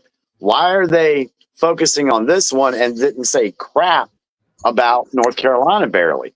I had people in the comments say, what happened in North Carolina? I'm like, you didn't know about the historic floods we had that killed, that they can't even count the bodies because there's still people missing? Yeah. Wow. That's insane. Welcome to the stage, Joseph. Go ahead. Yeah, just fine. How's everybody tonight? We're good, Joseph. How you doing, sir? Yes. Just fine. So, what's the topic tonight, about the floods or Epstein? Or Right now, we're talking about weather modification. We're going to get into the Epstein stuff, but we're taking one subject at a time tonight. So we're on weather modification right now. Well, do you know that the Texas has a weather modification website and maps and where weather modifications are taking place in the state of Texas? Really? I did not know that. Yeah, you could look it up on you could Google it and you could see it. Wow. And one of the areas is over Kerrville and near the Guadalupe River. Wow. And a particular citizen on the ground, he noticed blue rain. I heard about Well, that. well, blue rain is, it's copper sulfite mixture with added into an aerosol, and it dispersed from high altitude and it intensifies the rain. So what happened in Kerrville?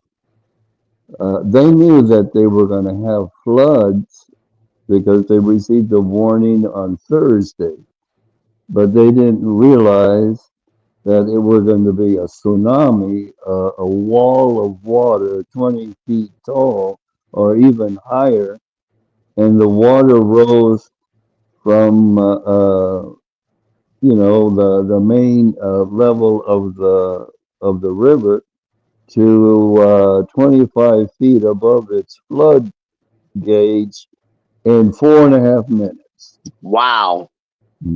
It was devastating. Have It you had heard happened. Joseph, Pardon? have you heard? Sorry, I apologize. Have you heard anything about the dam breaking there, or have you heard anything about that? No. There is a dam around that area, but I don't know if it broke or not. But probably with the force of the water that came down, if there was one, it probably did break it. Yeah, because I know in North Carolina, it's been reported that, or it's been talked about that the dam was intentionally busted to cause all that flooding in North Carolina and Tennessee. I haven't heard any confirmation on that yet. Wow. Well, it's been going on, and now the public knows about it. Who's that guy? Bill Gates. He has a theory or a project called SAI, and that is stratigraphic atmospheric aerosol injection. What he wants to do is use these forms of different chemicals like copper and other additives so that he could block out the rays of the sun and cool down the earth. But it's going to cost $10 billion a year per city of the size of, say, New York. Wow. That's a lot of money. Yeah, it's a lot. That is a lot of money.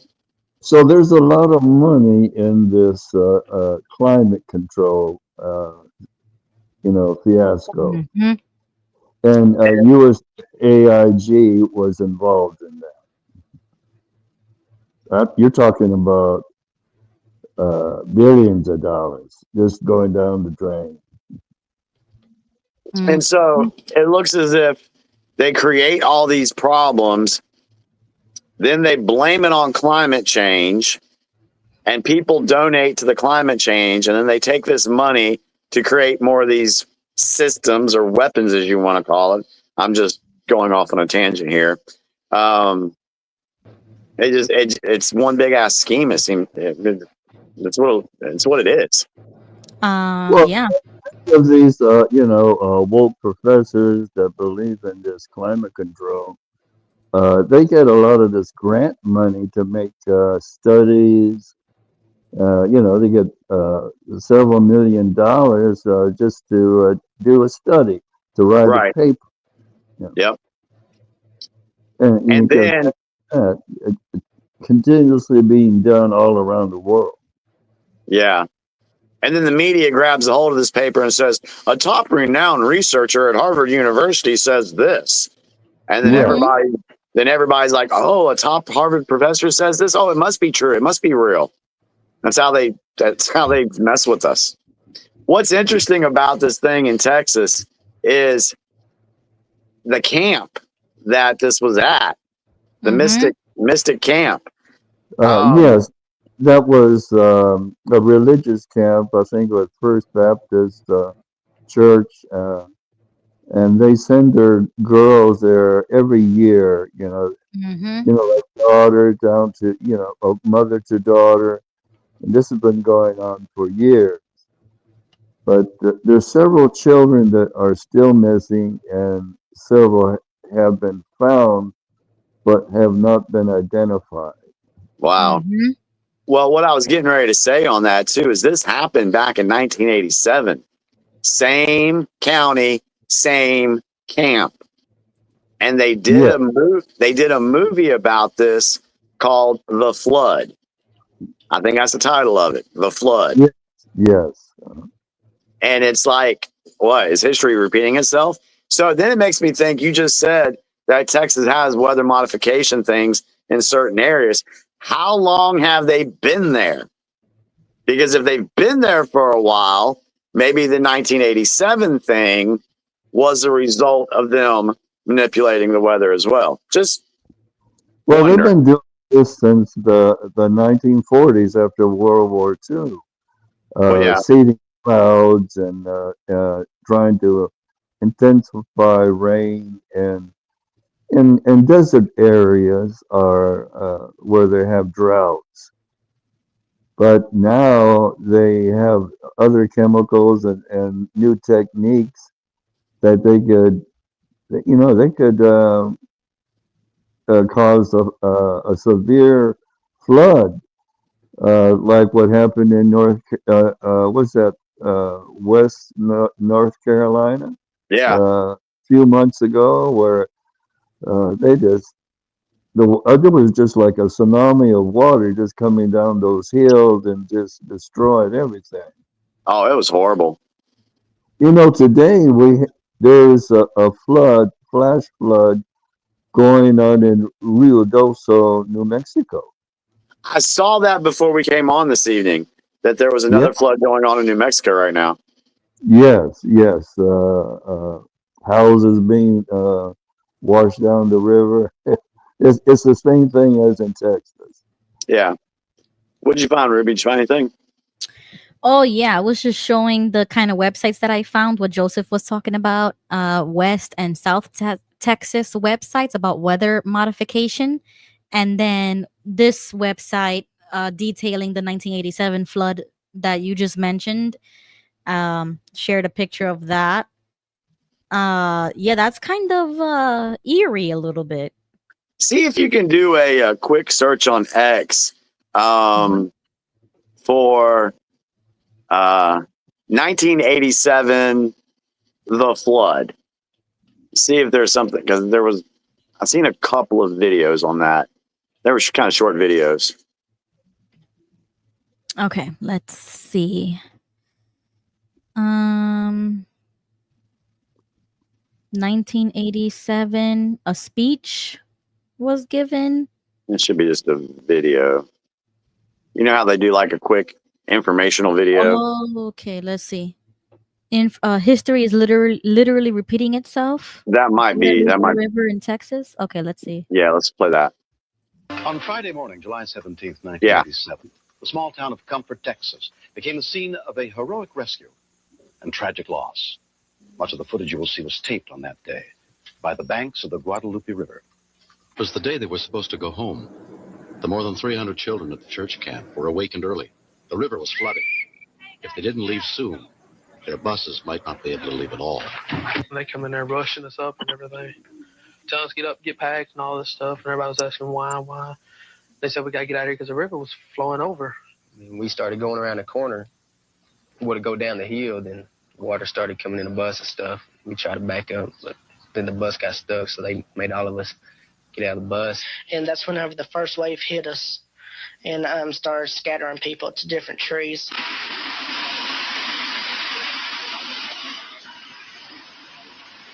Kids clinging onto the trees like ants, surrounded by rushing water.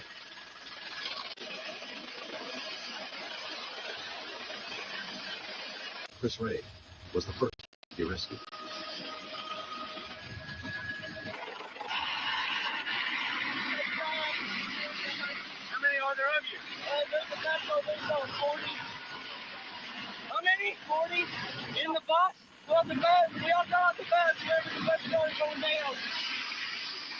As news bulletins spread the word of the flood and accident, more help arrived. But many parents feared the worst. I know for me that it was like you've got two daughters down there. Now, obviously, they both are not going to make it. You know, which one would you choose? Which one would you have come back? I mean, it seemed like every tree had a facial to it.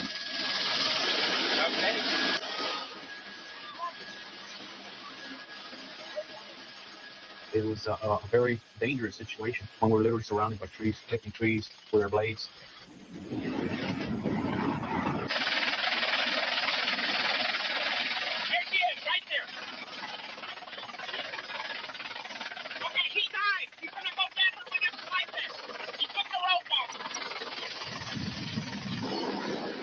Masterman tried repeatedly to rescue 14-year-old Melanie Finley, but she was ripped away by the river.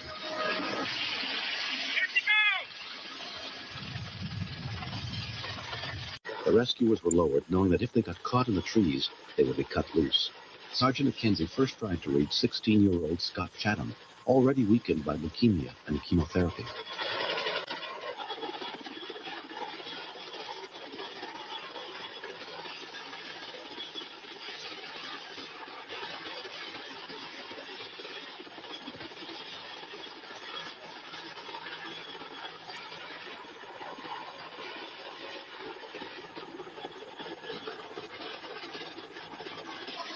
Hours, but the Army rescuers pulled 26 people out of the trees. By 11:30 that morning, it was over. 33 people had been saved.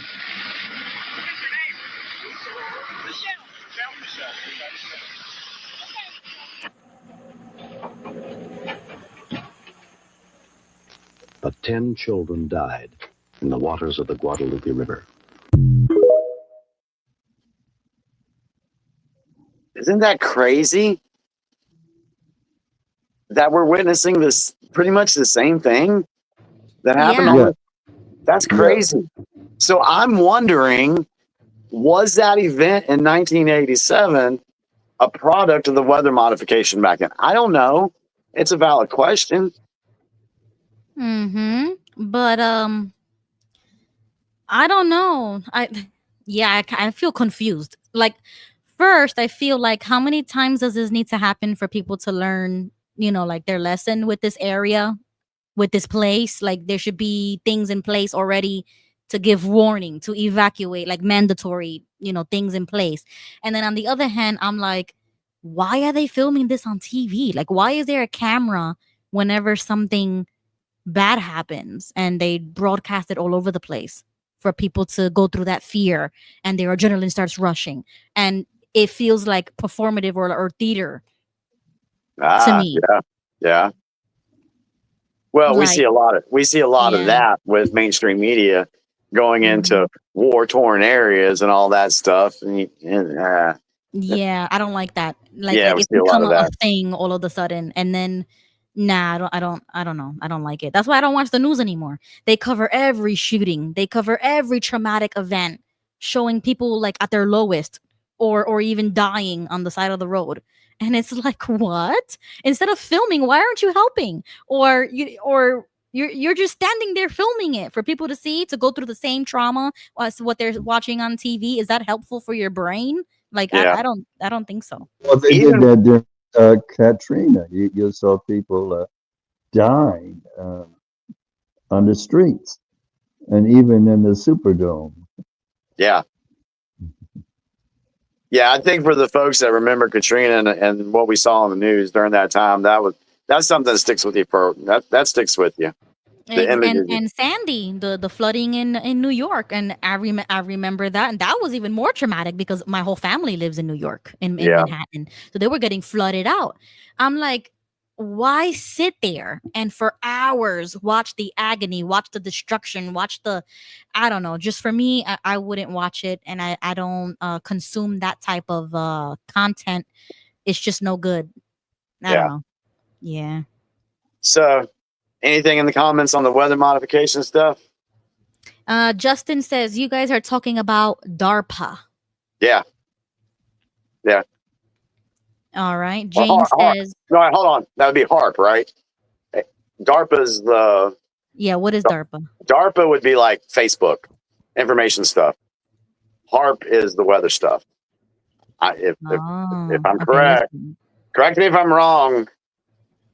DARPA, Defense Advanced Research Projects Agency, the central research and development organization for the U.S. Department of Defense. Or maybe they work hand because maybe they do both of them. Maybe they're involved in the weather stuff and the psychological stuff. Yes, and the electromagnetic impulse weapons, like the fire in Maui. Yeah.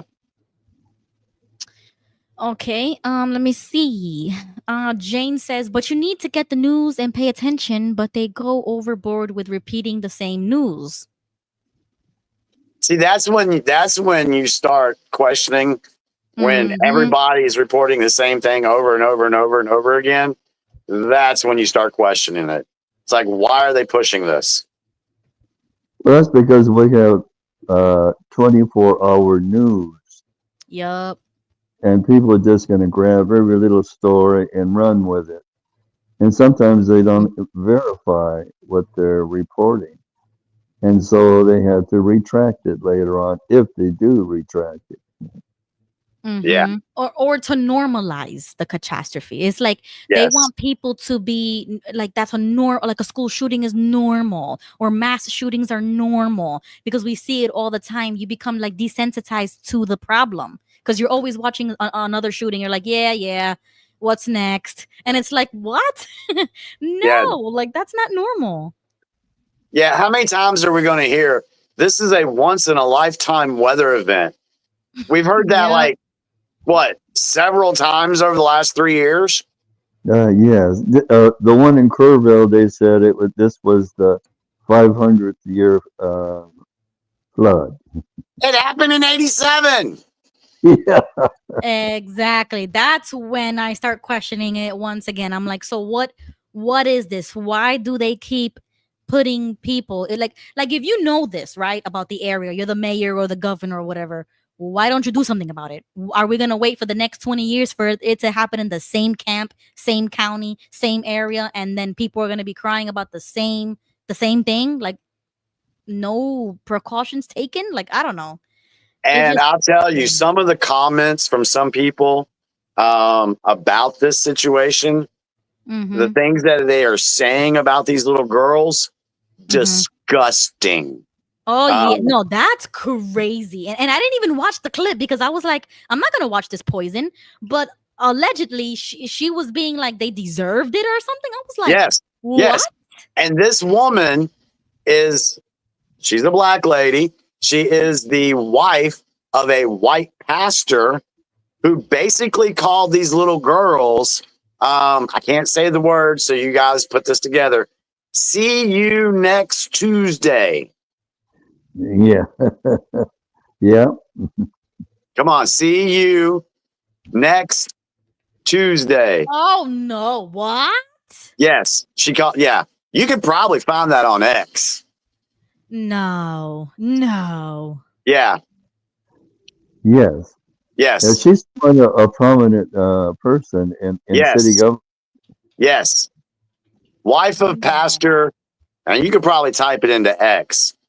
The wife of pastor calls victims that word. No way. Yep. Let me see. I have it on. Thank God I didn't watch that. My wife sent it to me. I have it on my messenger. Okay, hold on. I see one clip right here. Is this it? Whoops. Sade's World.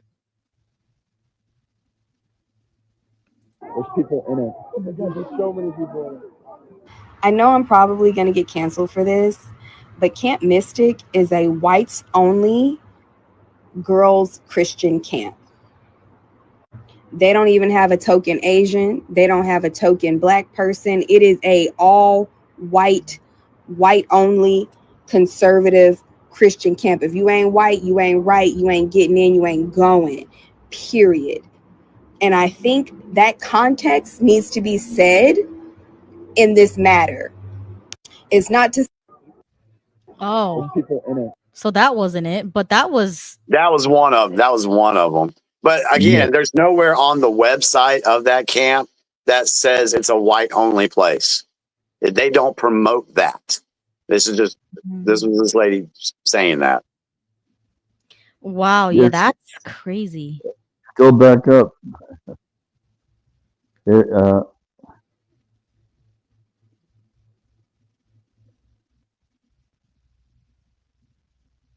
Back up.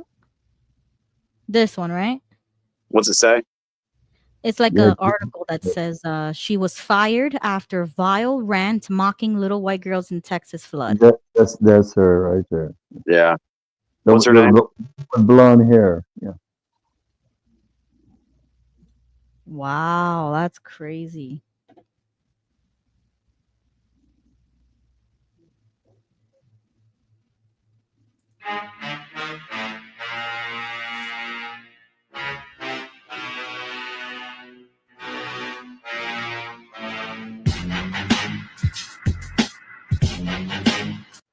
Why don't they have the clip? Like, why? Oh, right here. But that's 4 minutes long. I'm not gonna watch Since I that. got my live taken down, I guess I'll just chit chat in the video. I mean, I don't understand all this, extraordinary hate or whatever. Like I get that white people are not used to it. It's pretty fucked up, but it seems like y'all don't get that. Nothing new. And when I was like, I got a raise because these two grown children were eating all of our fucking food out of a house and home, but whatever. But since I get EBT and y'all are paying for it, I appreciate you. What? But yeah, tomorrow's another day. I'm gonna be back out here for sure. And Yeah, that's crazy. Yeah, there's I was She did a whole rant. Like, let me jump off here real quick. I'm gonna send you the clip that I have and I'll come right back, okay? okay, yeah, send that because I don't want to watch 4 minutes of that. That's disgusting. Oh, maybe I can Wow.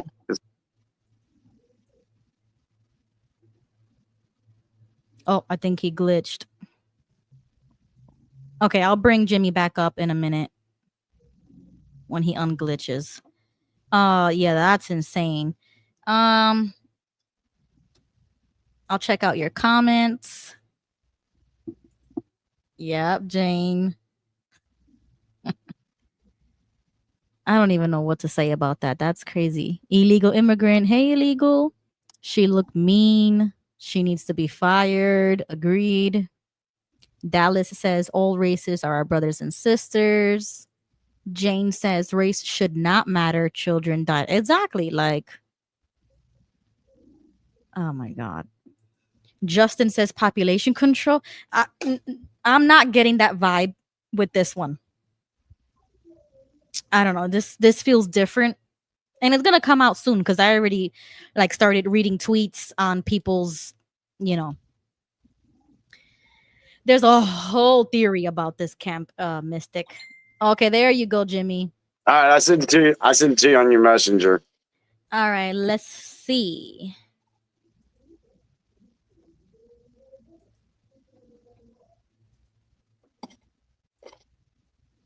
All right, it's loading.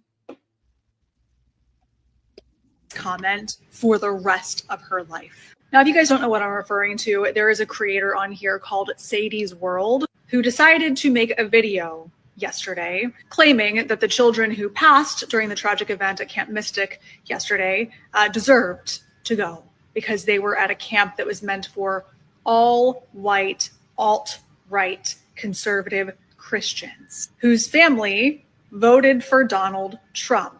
Children. These were children. Yes, obviously some adults did pass, very unfortunately, in a situation, but she was specifically referring to the children that were unalived. I know I'm probably going to get canceled for this, but Camp Mystic is a whites-only girls' Christian camp.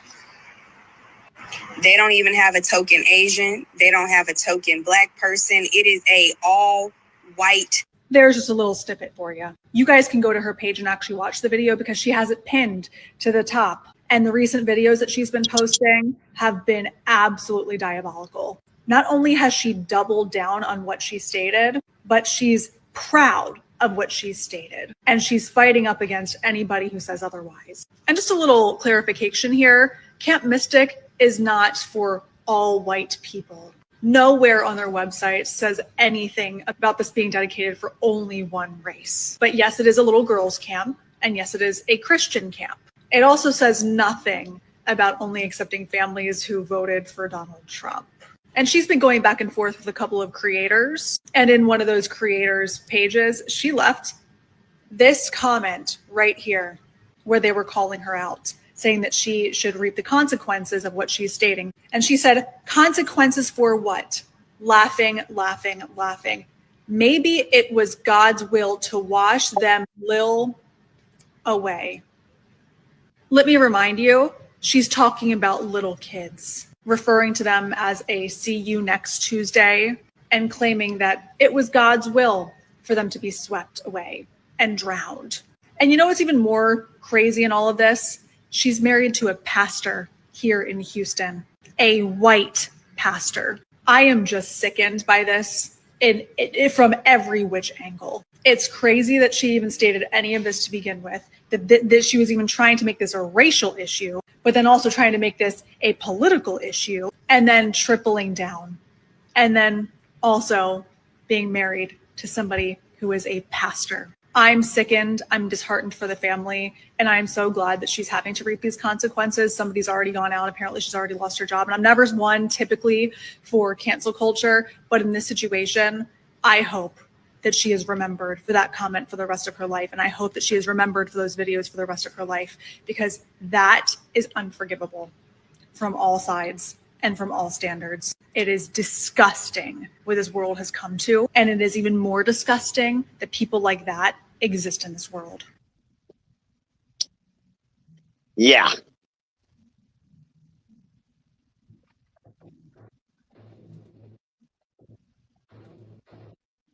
What do you think, Ruby? Hold on 1 second. Something is glitching. What the heck? Okay, sorry. I had a technical difficulty right there. Yeah, that is crazy. Wow. Unbelievable. Yeah. Welcome to the stage, Linda. I'm speechless, so I'm gonna let Linda take 3 minutes. Go ahead, Linda. Hello. I don't care if it was white supremacy, alt-right, Christian nationalism, bunch of white little kids. I don't care if it was weather modified. Okay. What I want to know is, why wasn't there enough of a alarm or something to get the adults to get up and gather up children to help them get out of that situation? In the story from 1987, they did gather up children. What caused that? What caused the adults to gather up the children? I'm assuming it was a warning of some sort for them to do that. I don't think there was enough of a warning in this situation. And what I'm also concerned about is with the cutbacks with Elon Musk of waste and all that, right? Within that, warnings about the weather was going to be, some of that was going to be gotten rid of. I'm concerned that that might have something to do with that, which I have no proof of. I haven't read anything to confirm that, but just knowing that that's something that has been affected, to not give weather, some of the weather reports. So that's my concern about not getting a proper warning. Right. But I think there was a headline that said that even days before there was like a warning, but not like broadcasted, but that it was like the area is known for flooding or something like that. But I don't think they thought it was going to be that bad. Maybe that's what it is. And there's areas here in California where you'll see flash flood warnings, even, but we never expect it to be where it rains for what?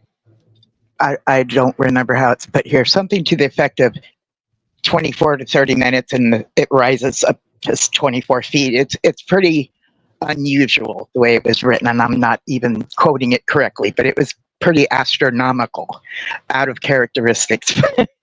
You know, the last time it happened was 1987. That's almost 40 years ago, you know? So this one article I'm looking at, it looks as though they had sat down and asked to have an alarm, and it didn't get to happen from that situation, which would be different than my concern about could the waste and all that, you know, taken out the opportunity for a warning. That sounds different than, you know, what I've been reading in this other article. The babies are not supposed to die. That's where I'm at. The children are just not supposed to die, you know? Right. Yeah, we're gonna get into more of that a little bit later. Yeah, whether the kids have, you know, whether they're trained to be, whether they're being raised to be racist or not. We were once in a cult, being trained to look at the world a certain way, you know, to no fault of our own, and then when we could, we got ourselves out of it. Yeah, so just why wasn't there enough of a warning? Yeah, thank you, Linda. Yeah, that's what makes it just a little bit more upsetting. But what okay, hold on. Okay, I'm struggling with what this woman was saying on TikTok, or that comment that she made. I'm struggling because we talk about freedom of speech, right? Right. There's a lot of feedback, Rudy. Yeah, that's Linda, but how does that happen when I always turn off my yeah. I mean, like, you know, unmute whenever you want to say something, and then, you know, but if you leave it unmuted, it'll just echo for some reason. I don't know. But I'm struggling with this woman because we talk about freedom of speech, right? And the lady in the video says she's not in favor of cancel culture, but that she understands with this scenario, right? But that woman, even though she said what she said, she still has the right to say it, right? But you are not free from the consequences of what you say. So if she really does feel like that deep down inside, then yeah, she's pure evil and she has the balls to even say it in public. But don't come crying when you lose your job, when you like James said, she might be getting divorced soon, because how are you going to be married to a pastor saying that? Like, what? Yeah. It just shows you how evil some of the people in the world that we have to live with and work with and deal with, how evil some of these people can be. You see, Carol in the chat says no, she didn't have the right to use that word with or about kids. But you see, that's the problem. She has the right to say it. She has the right to say it. She just doesn't have, I mean, hey, it's not the greatest thing in the world to say at all. We all know that. It's completely inappropriate, but she does have the right to say it. But she doesn't have the right to worry about what the consequences are. Exactly. And you see, that's the problem, is that's what free speech really is even if we disagree, even if it's disrespectful, even if it's inappropriate, she does have the right to say it. But when your employer finds out and says, you know what, I don't want you representing my company, you're fired. Or, you know, when your spouse says, absolutely not, I'm not going to put up with this, I'm going to divorce you for saying something that disrespectful, then yeah, you have to pay the price for your freedom of speech. But she definitely has the right to say that. I mean, you have the right to be racist. You have the right to hate or love whoever you want. But but when it comes to her situation, when your life goes down the drain, don't be surprised. Yeah, I agree. It's a high price. So would this be hate? I'm sorry to interrupt. Would this be hate? Would this be hate speech? And is that going in a different category? I would say no, it's not hate speech. Go ahead, Jimmy. See, that's a lot of folks, they want to talk about this hate speech. Oh, this is hate speech. That's hate speech. Okay, so let me ask you this. who defines what hate speech is? Right. You can't define it. You can't define it. Mm-mm. So I personally, I believe that this push to talk about hate speech, I think that's still something being used to try to curtail the actual freedom of speech. Right. Because what you may view as hate speech, I may not see it that way. Yeah, So you just can't define it. So who defines the speech? You can't. No. Like Ruby just said, you have the right to say anything you want, but you're not free from the circumstances that can happen because of what you've said. Yeah, exactly. You could get doxxed on the internet. People could find you in real life. You could get fired. You know, there's consequences. It's a high price, but that's why America is America because she has the right to say that and not get thrown in prison or get her head cut off for saying something. You know what I'm saying? Like there's no harsh consequences for saying something like that. But as a society, we could all come together and denounce it, like what they're doing. They're denouncing it and putting her, you know, in her place, whether she sees it or not. Everybody can agree to that. But unfortunately, that's freedom of speech. Yeah, there's legal implications and there's social implications. So what she said, there's no legal issue there. That's, and the Constitution is based on legal stuff, the freedom of speech. Right. So she didn't violate anything legally, but socially, that's a different story. Exactly. And that's when we come together as a society and we all agree that that's wrong or that's right. But legally, I don't care for the idea of alligator merch, but some people do dig that idea. Hello. Exactly. Here we are. Here we are. I think what I think about it, other people think it's a great idea.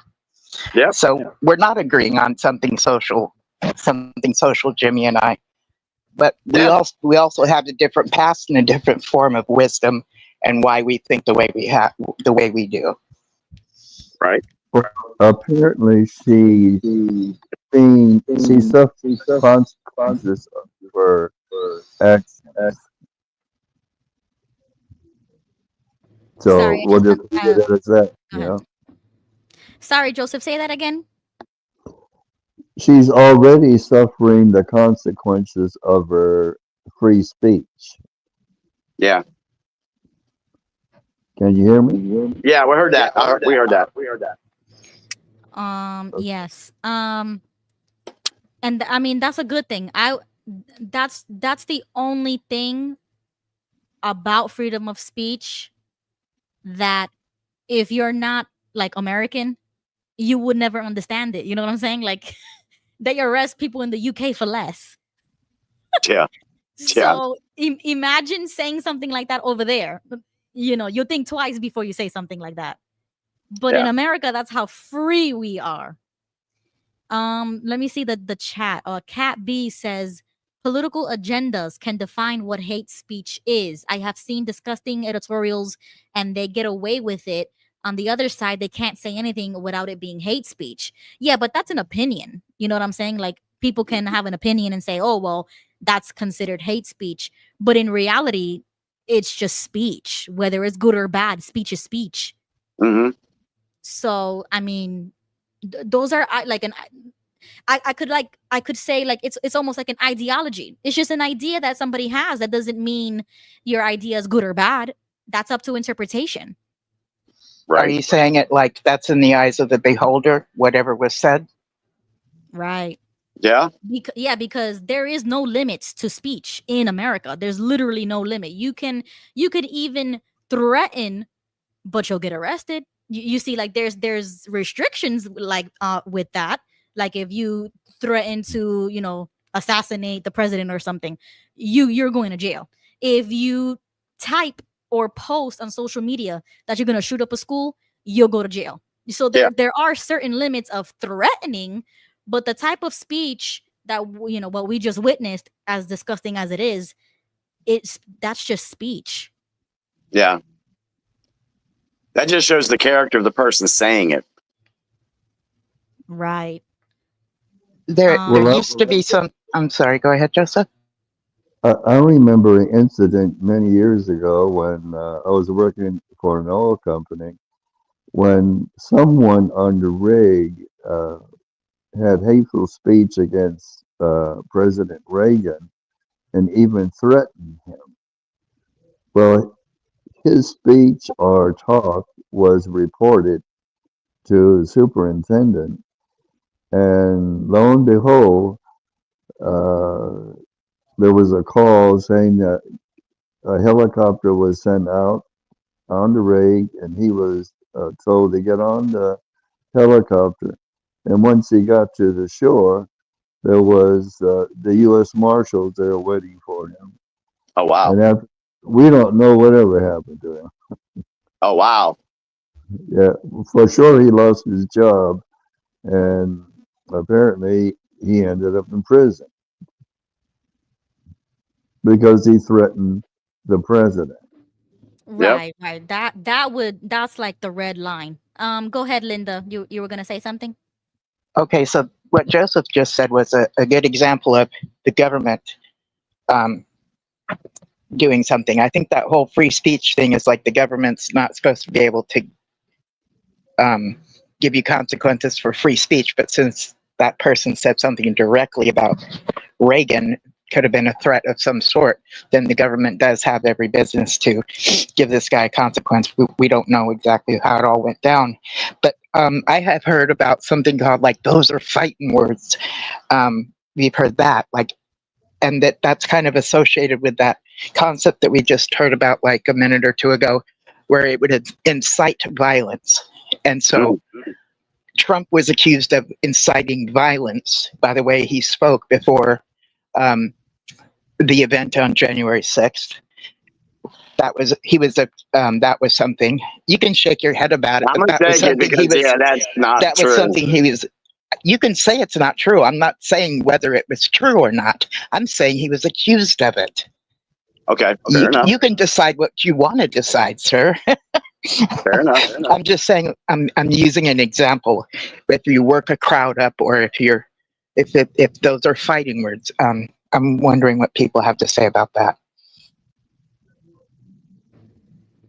Yep. Oh, welcome to the stage, Dallas. But just really quickly, in the chat, there has been a couple of examples.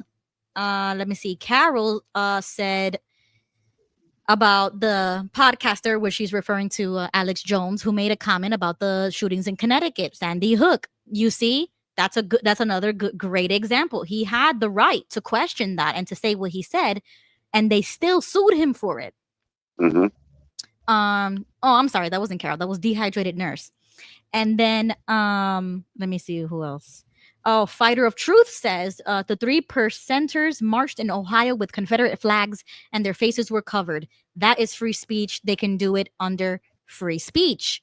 That's a good example. Yeah, you are allowed to fly that flag. It is one of your freedoms, right? Who said it? There was somebody else in the comment who said something that I wanted to bring up. JG says, in the US, we believe in the right of the individual to determine what to believe. It's like civil rights group defending the KKK marching in the South. But you see, in that example, the KKK went too far. They were killing people. You see what I'm saying? That's where the red line, that's where it is right there. You do not have the right to hurt people or kill people.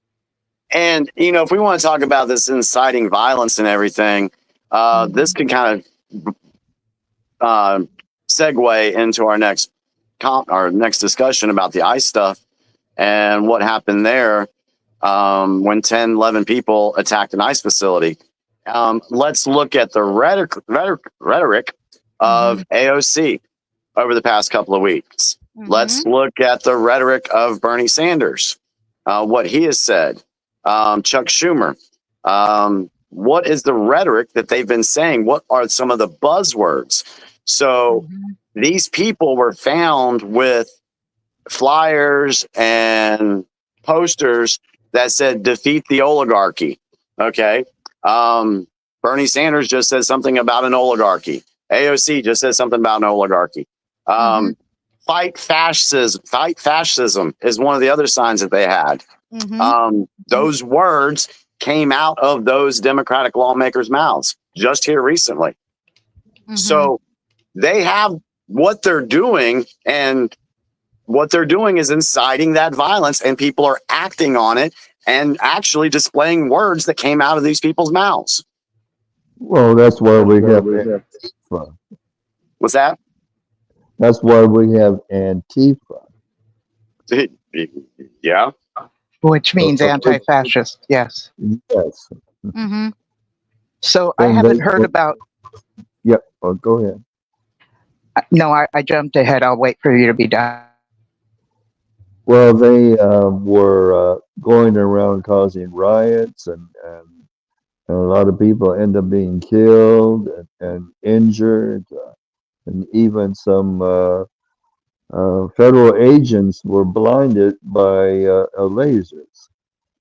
So they are very a violent group, and they feed off this rhetoric from people like we have in Congress that promote socialism and ideas like that, and these young people, they pick it up and they run with it. Right. Ruby, see if you can find real quick. It might be on X, and it's probably about 5 minutes long, but it's a really good feed into this thing with the ICE facility and speech and rhetoric. Yeah, I haven't heard anything about an ICE facility being. How did you put it? To attack the facility as opposed to the ICE agents, but a facility. I have not heard that yet. Okay. Yeah, we're getting it. Yeah. See if you can find the and sorry folks, it comes from Fox News, but it's what it is. Laura Ingraham, her file tonight. Laura Ingraham file tonight. Laura Ingraham. Ingraham, INGRAHAM. Okay, yeah, I got it. So she posted it on X? Yeah, it may be on X. I mean, it aired tonight, so I don't know if somebody's clipped it over, and it's the Laura Ingraham angle. It was actually really good. Okay, she posted this like news clip. When did she post it? Possibility, Nancy, of additional charges here. I know there's attempted murder of federal law enforcement, other charges as well. But down the road, or maybe not so far down the road, could there be a RICO conspiracy complaint drawn up against these individuals and others across the country who are clearly in some way, shape, or form organizing for these types of violent activities? Laura, all of those charges are on the table as the investigation continues and we learn more. As you probably know, a complaint is a charging document that usually has 1 or 2 charges in it that serves to hold the individuals that are charged with the crimes. However, when we go to indictment in a case, we usually have had more time to investigate. And at that point, if it does go to indictment, we will add additional charges, I'm sure. And when I say if it does go to indictment, you know that sometimes people, when they see the overwhelming evidence, they do plead guilty. Now, all we have are allegations at this point, and nobody has said anything about pleading guilty, but that's just how the criminal process works. Okay, so that wasn't it. That was probably after she gave her angle tonight. Yeah, it actually gave a really good detail of what happened.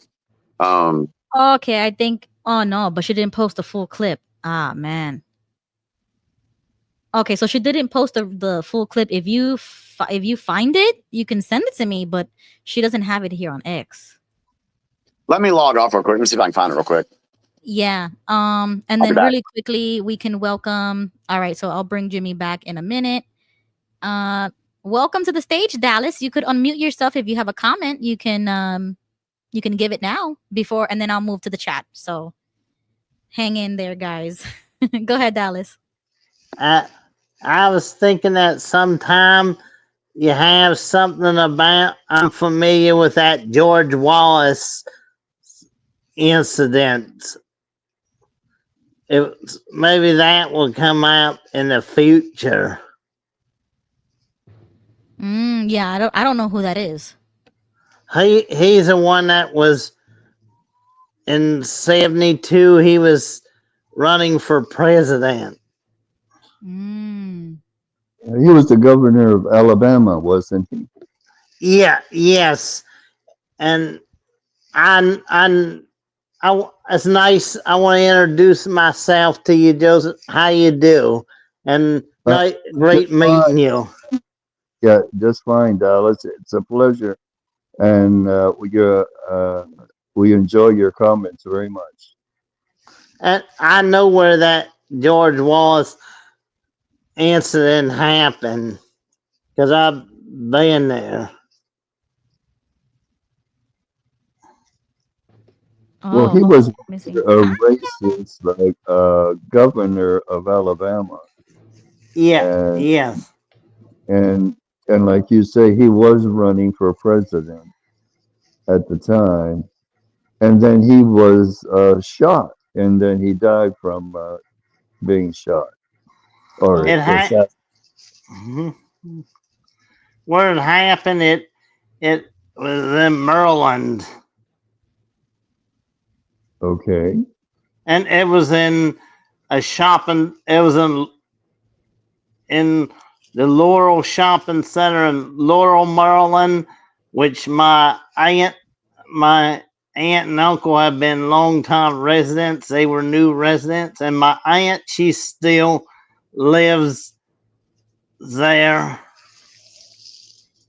Nice, Dallas. Dallas, if you have any information like that you just mentioned and that we don't know about it, you could send me some links on Discord whenever you get a chance, so I could look into it. Jimmy's back. Welcome back, Jimmy. Hey, yeah, go to my Facebook page. I just posted to my Facebook page. Okay, let's go to Facebook. Let's see. There we go. Oh, but it's gonna take me to YouTube. Is it YouTube? Oh no, I don't know. See where it goes. We're in the belly of the Fox News. Okay, hopefully it plays for us. Come on. No. It's like it's trying. Okay, there we go. Come on. Yeah, so this will go into the story on the ICE stuff, and then after this, I'm sure we'll get into the Epstein stuff. Yeah, and I have to catch up with the chat because Good evening, everyone. I'm Laura Ingram. This is the Ingram Angle from Washington tonight. This is a Fox News alert. DOJ sources are telling Fox News Digital that former CIA Director John Brennan and former FBI Director Jim Comey are now both under criminal investigation. What would be for potential wrongdoing related to the Trump-Russia probe. We have more on this later. But first, ambushing America. That's the focus of tonight's angle. The eyes always tell the story. These are the suspects arrested and charged with attempted murder of a federal law enforcement officer after they spent their 4th of July allegedly ambushing officers at the Prairieland ICE Detention Center in Alvarado, Texas. This was part of an organized attack. It was a planned ambush with the intent to kill ICE corrections officers. Make no mistake, this was not a so-called peaceful protest. It was indeed an ambush. Tonight, we're getting stunning new details about how they did it. They were clad in black tactical gear. The complaint says the group lured DHS corrections officers outside by shooting fireworks at the detention center building. So agents called 911, and then they went outside to investigate and talk to the suspects. A few minutes later, an Alvarado police officer arrived on the scene. The moment he stepped out of the car, a gunman who was hidden in the woods opened fire, struck him in the neck. At the exact same time, another gunman started shooting at the DHS officers. 20 to 30 rounds from an AR-15 style rifle were shot. Those officers are all blessed to be alive tonight.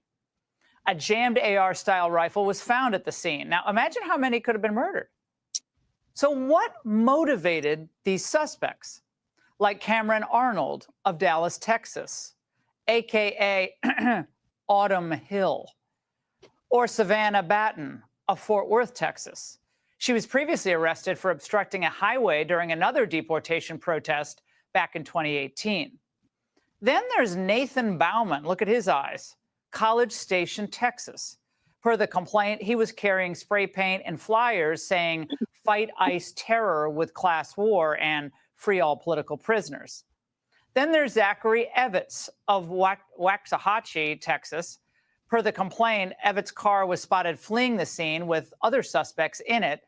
He was later found walking along the road about 3 miles from the ICE facility. Police searched him, and they found a black balaclava, a mask, a pair of tactical-style gloves, and a pair of safety goggles. An officer asked Evitz where he was coming from, and he said, "I do not know," or words to that effect. Then there's Joy Gibson of Dallas, Texas. The complaint says that she had 2 cell phones in the backpack inside a Faraday bag, which is used to prevent law enforcement from tracking location information. Then there's Bradford Morris of Dallas, a.k.a. Megan Morris. Per the complaint, Morris's house was used as a staging location before the ambush. Police recovered 9 additional firearms, 3 body armor vests, cans of spray paint, and fireworks. Then Elizabeth Soto and Inez Soto, both of Fort Worth, Texas. There's Marcella Rueda, also from Fort Worth, and Seth Sykes of Cannondale, Texas. They were found after fleeing the scene with a few other suspects that I mentioned earlier. Now, the complaint says they were all dressed in this black military-style clothing, like make-believe soldiers. Some had body armor, some covered in mud, some armed. Some had a banner found by one of the officers that read, "Resist fascism." And this is the favorite, "Fight the oligarchy." Now, where have we heard that before? This fascist administration didn't come from anywhere. They have planted the seeds for years. We've got to defeat the oligarchs and the dictators that are trying to take over our country. Do we have the guts to stand up to Trumpism and oligarchy and authoritarianism? We say yes. And tonight I say all of them have blood on their hands. And shame on Hakeem Jeffries and Chuck Schumer for not getting their members under control. Those demented fake soldiers who were arrested, dressed in that tactical gear they probably ordered on Amazon, probably don't even know the meaning of oligarchy. I'm certain they don't know the real history of fascism. But it's reasonable to conclude, is it not, that they feel obligated, maybe even entitled, to get violent, even to commit murder, because they're acting on unofficial implied orders. The rhetoric has to stop. They're simply enforcing law that Congress enacted. So for Congress to attack them, to enforcing the laws they wrote, it's ridiculous. And it's going to end in bloodshed. And I think there will be more bloodshed. Now, this is the second ambush in only 4 days in Texas. In McAllen, it ended with the assailant being taken down, another deranged anarchist soaked in online violence.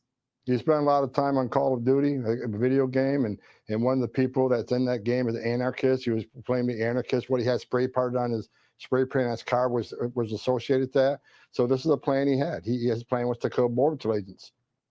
And today, another suspect, 43-year-old Matthew White.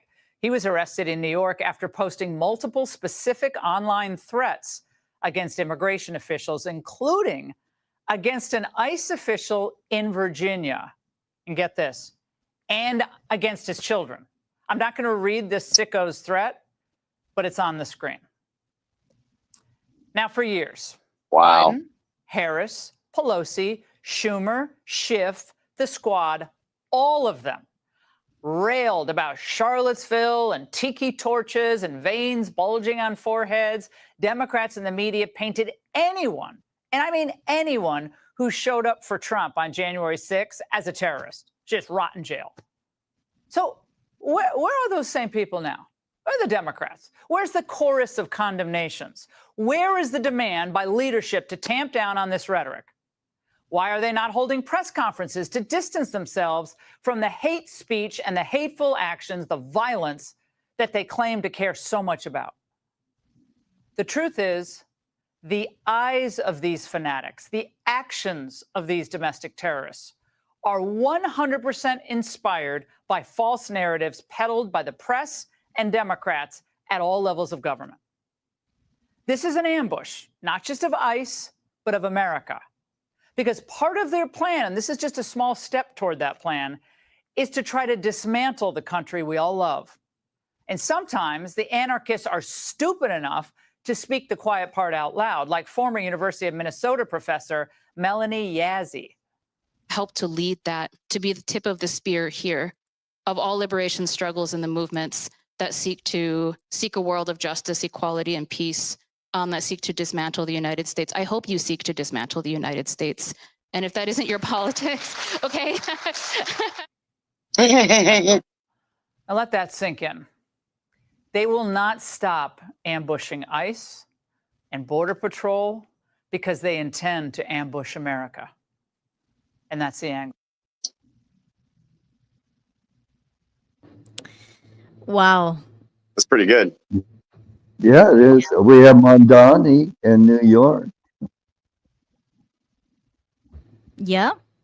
Yeah, Wow, that's very interesting. He's an outright socialist, and the same, religious denomination as all these others.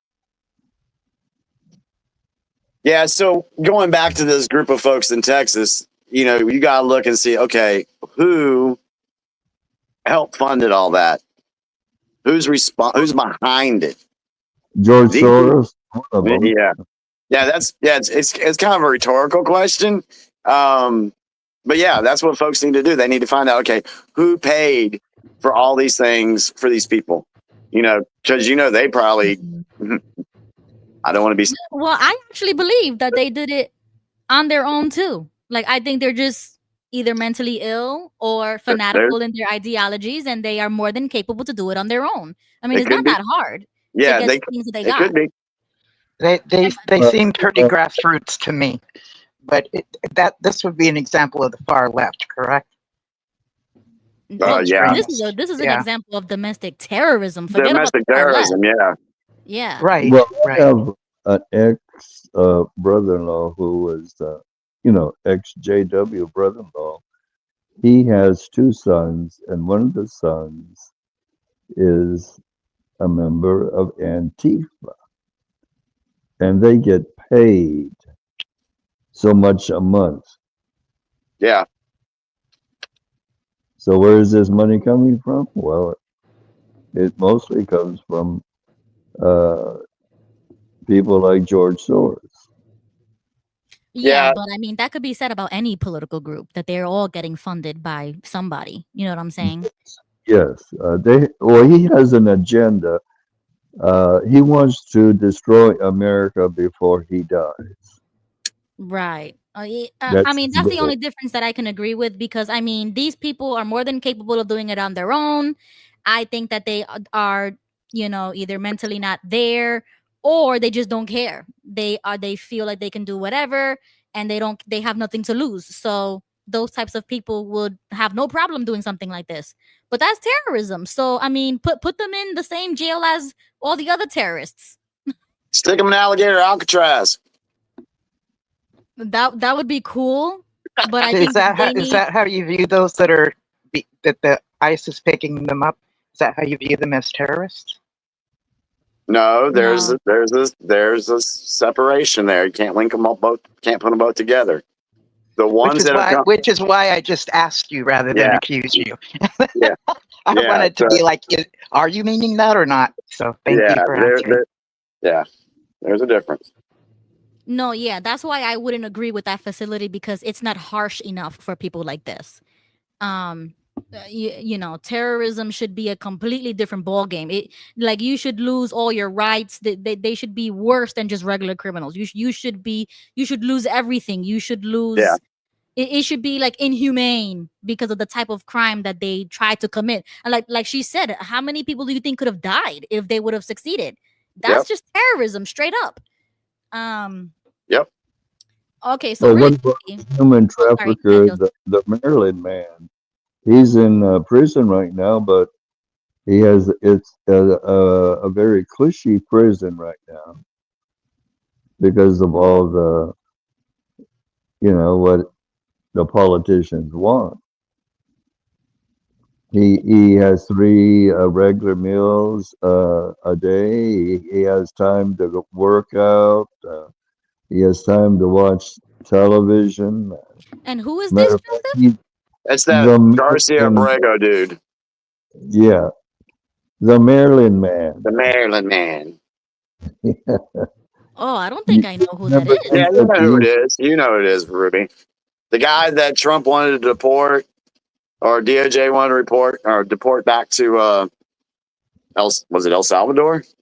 Yeah, El Salvador. Yeah, because he was an MS-13 gang member from Yeah, Maryland, and it went to the Supreme Court, and they said, "Oh, because Trump's got to bring him back," and blah blah blah blah. That whole story.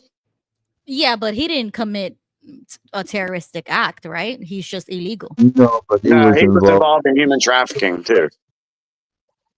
He was stopped in Tennessee without a driver's license, Mm-hmm. and none of those people in his car had any identification. Yeah, he was Now, involved in trafficking. why wasn't he arrested on the spot?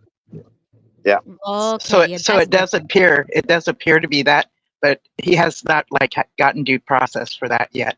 And then there's that argument: do they deserve due process? Those that are Well, he undocumented. did. That's why he was brought back to get due process, and he went before a judge, and he was sentenced to prison.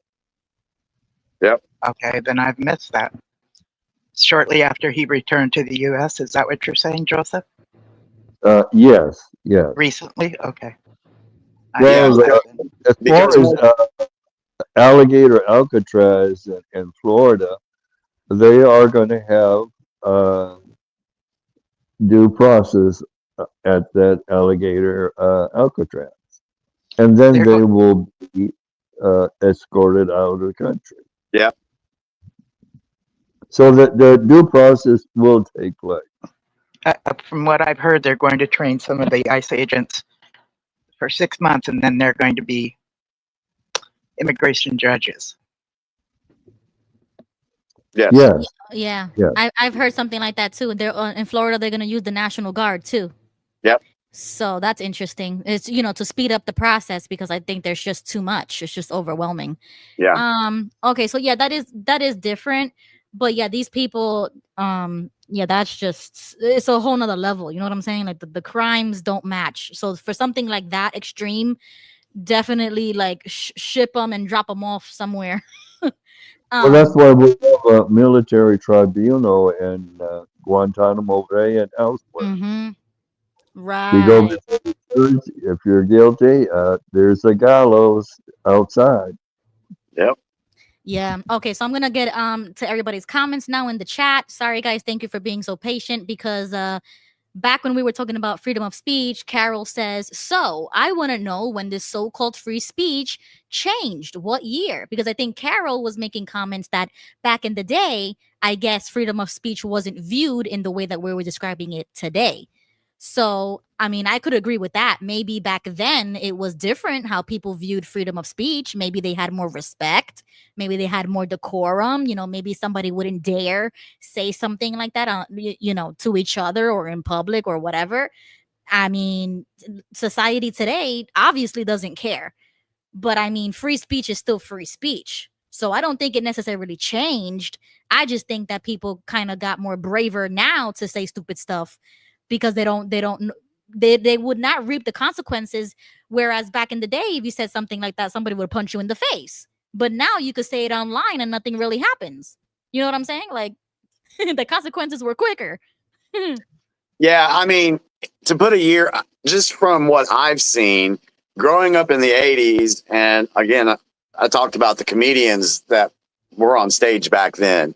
The generation we have today, they wouldn't be able to handle some of the comedians and some of the stuff that they said on stage back then. Oh no, I not at mean, all. Archie Bunker, All in the Family, some of the stuff that he said, wow. You hear it today, and oh my God, somebody's going to be hugging their pillow and sucking on a pacifier. Yeah, no, they can't handle it. Nope. They can't. Yeah. So for me, what I saw was there was things we could say in the 80s, but around the mid 90s, they started to say, "Oh, you can't say that no more."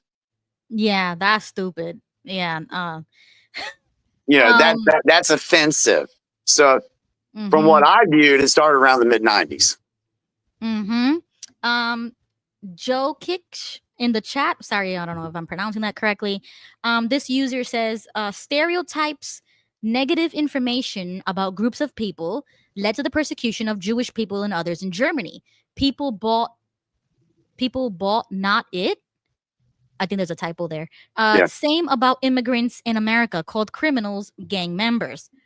Well, I do understand if something is stereotypical, but sometimes stereotypes are true. And sometimes those, if you put let's say like a label on and say, oh, this person is a criminal, well, maybe they were or are a criminal. You know what I'm saying? Like, you have to do your research to see if indeed what is being said is true. But people don't do that anymore. So of course, people are going to say whatever they want to say. They run with it and they don't even double check if it's true or not. Right. So yeah, I guess that's like 50% true. Like, people run with it. But read that last part where he says something about immigrants. He said same about immigrants in America, called criminals and gang members. Okay, so I think again, we're lumping with that comment, we're lumping everything together again. There's two separate situations here. You have immigrants that are coming in legally. They do not have criminal records. They're fine, upstanding people, and they're wanting to be part of America. And they're doing it the legal right way. Then you have the other group who are usually 98% of the time illegal immigrants who are coming from backgrounds of violence and drug cartels and traffickers. Yeah. That's the group of people that we're talking about there. Yeah, but he didn't specify. He just said immigrants in America. That's what I'm saying. That's what I'm saying. Right. People lump it together and don't make that distinction. Right. Was it not Trump that said that they are letting go all of the people out of prison and sending them over here, that they're opening up the nut farm or the hospitals of those that are insane and sending them all over here? Is that not grouping it, the making it look like anybody who's undocumented is either a criminal or a lunatic? What he said did not our president state that? He did say that because it was true that other countries were releasing illegal criminals into our country out of their own prisons. I could agree with you that is the case for a certain amount of people, but the way Trump was doing it was he was lumping it all together. That's the argument I'm trying to push back with. Trump was making it look like that's what's coming over here. They're all criminals or they're all mental cases. They're not sending us their best, whether they're coming over here the proper way or not. Okay. So the comment that I just saw from this gentleman, and I do want to hear you, Joseph. Let me finish this out. From the person that made that comment, I don't know if you're a man or a woman, but I saw a comparison of what they're seeing now being compared to what was happening in Germany. And if you can call people rats and roaches and vermin, it dehumanizes them. And when they are gone, you don't think of them with human value. You think of them as a cockroach, like they're them being disappeared or gone or whatever. If we look at them as being so low, it doesn't affect society at large. You see what I'm saying? A form of manipulation, what I'm talking about. So I guess my only statement to that would be is these people that are in these prisons in other countries they were emptied out and they were sent across the border. These people were known for raping children. These people were known for murders in their own country. So they've already, in my opinion, dehumanized themselves by their actions. And so I look at it as, call a spade a spade. If that's what if you do something like that, you've already dehumanized yourself, in my opinion. Yeah. Really quickly, Jesse just joined the stage. Welcome, Jesse. Sorry. Jesse. I'm slurring. I know, right? Welcome, hee haw. Go ahead with your comment. Those are my pronouns. Hee haw. Oh my God. Hee haw. Hey, Linda, great points. Jimmy, great points. And I don't want to. Great points. I agree with a lot of what you guys are both saying. I just want to add something, a caveat. In my 56 years of living in my hometown, right on the border, I'm a couple of miles away from the Mexican border, Baja California, and about 22 miles from Sonora and California and Arizona. So I live in the corner of 4 beautiful states, 2 Mexican, 2 American states. So I love Mexico and I love the United States. But I just want to say something. And living in my town, Yuma, Arizona, for 56 years, we always spoke English. We did business in English. We used the American dollar. When we wanted to go to Mexico, we spoke Spanish. We used the Mexican peso. But something has happened in the last 10, 15 years. There's a saying in English that says, when in Rome, do as the Romans do. Something has happened here in the Southwest where the Mexicans don't want to do as the Romans do. They, for example, let me just, now this does no evidence. This is no evidence of nothing. I didn't do no scientific research, but this is my everyday business dealing in Yuma, in the Southwest. I go to the Chevy dealer. I see a thing on ad on the internet. So I go to the Chevy dealer. I walk into the Chevy dealer and the guy greets me like, hey, buenos días, ¿cómo estás? Pásale, ¿cómo estás? And I go, good morning, how are you doing? The guy asked me what I wanted. And I told him I was looking for this salesman on this Chevy truck. He didn't talk to me no more. He acted like a Jehovah's Witness, love bombing me. But when I spoke to him in English, he hated me. He hated me. A lot of the new, and I'm giving you my eyewitness. I don't have a research. I didn't go to college. I'm not giving you a Rhodes Scholar. I'm just saying what I seen with my eyes. A lot of the immigrants, when I was a kid, I saw my mother and my father love America. I see the new immigrants that are coming over hate America. I've seen this from 60 years, 56 years. This is why I'm giving you the testimony of what I see. Something has happened with this generation of immigrants that didn't exist in my father's generation. And I think, so there's a lot of animosity. And for 40, 50 years, I used to preach it to all my friends. Hey, there's going to come a day when the black man, the Native American, the Chinese, they're going to get tired of us Mexican.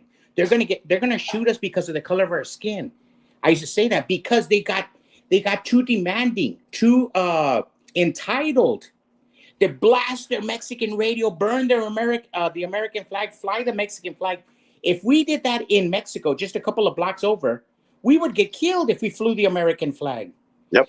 So there's a saying, when in Rome, do as the Romans do. I think our brothers and sisters in the immigrant, not all of them, and Linda brings up a valid point, and I honor her for that. We don't want to lump everybody. Linda, I honor what you just said. I do. And if I lumped everybody, please forgive me. I didn't mean to. But some of us have forgotten civility or being an immigrant and assimilating to a foreign country. And it created a lot of animosity between the races. So I respect a lot of what Jimmy's saying and what Linda is saying. There's two sides to every coin. But sometimes when a person is so demanding, so entitled, it creates animosity on the races. And I think that's what's happening today. Yeah. Thank you. Well, Jesse, that's your question. Jesse, this man that you were talking to at the Chevrolet dealer or car dealership, was he a legal citizen?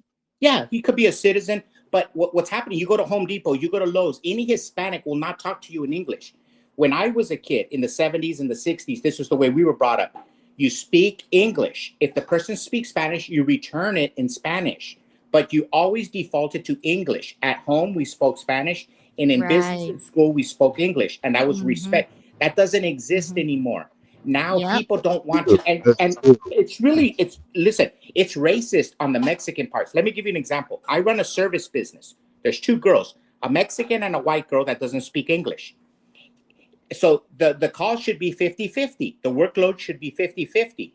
But if 50% of the population refuses to speak English, the Mexican Spanish-speaking girl is going to be overburdened with work. The English girl is just going to, no hablo inglés, and turn over and not provide any service.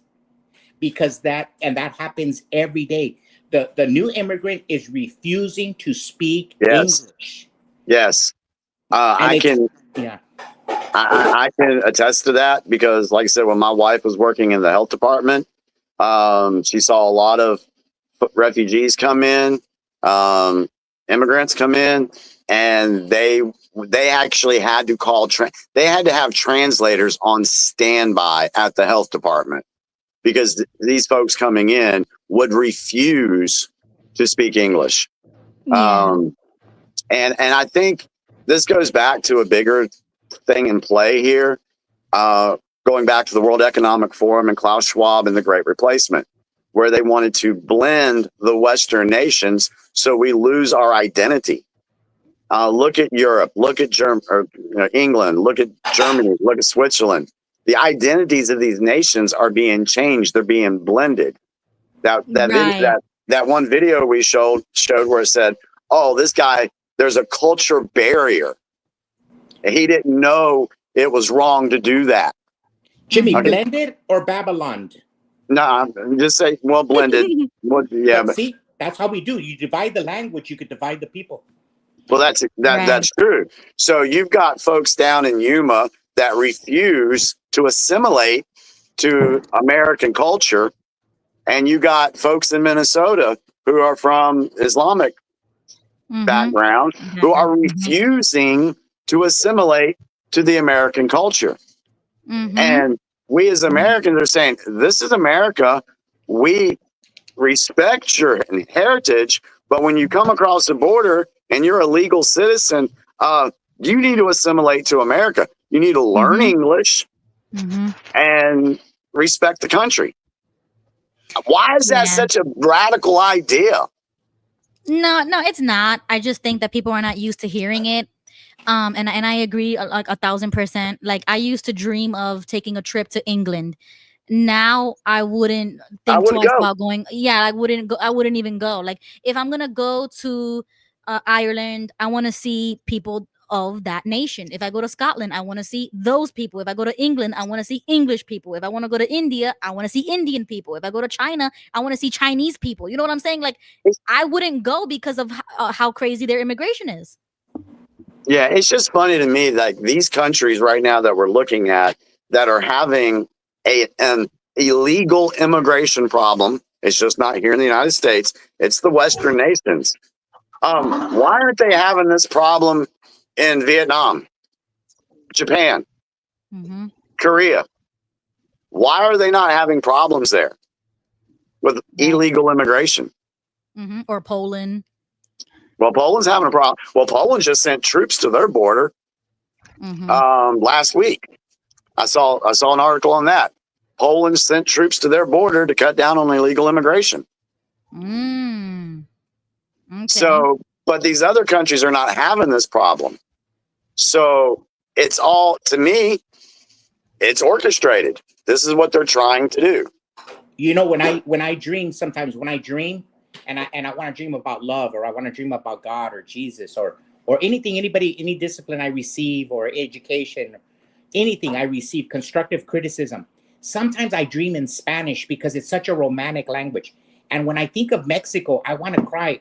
I remember my mother and my father. I remember the music, the food. It is beautiful. And somebody says, Jesse, you want to go to heaven? You want to go to I already saw Mexico. in the 1960s. Or if somebody says, you want to go to heaven? I lived in Yuma in 1976. So all the nations are beautiful. All the nations are beautiful. When in Rome, respect Rome. You know, and that's why when we're tourists, like Jim, Ruby, what you were saying, I would love to go to Spain. I think if I ever go to Spain, I ain't ever gonna come back. I'm gonna be a wetback. I mean, but you know, you would love the language, and you would immerse yourself with. When you're a tourist, you immerse yourself in that beautiful language. Exactly. Right. Jesse, they don't like Mexicans in Spain. Because we're better supposedly looking. they're racist. Yeah, they're racist. We're better looking, and we cook better. Yeah. Jimmy, a comment for you.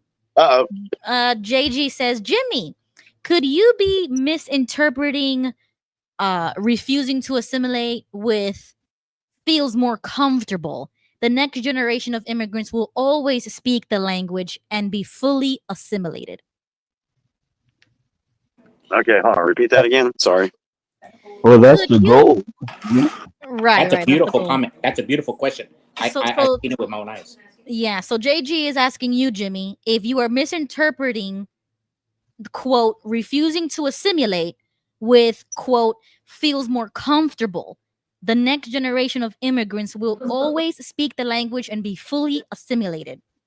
Can I answer that? And then Jimmy? Yeah, go ahead. Yeah, I got it. Yeah.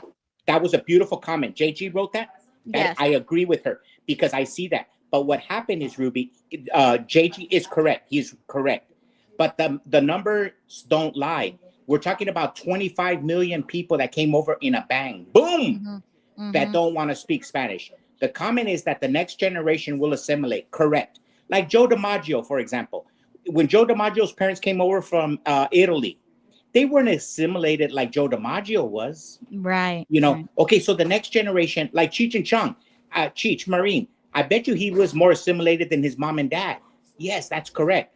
But what happened in 2024, 25 million illegals came over in one bang.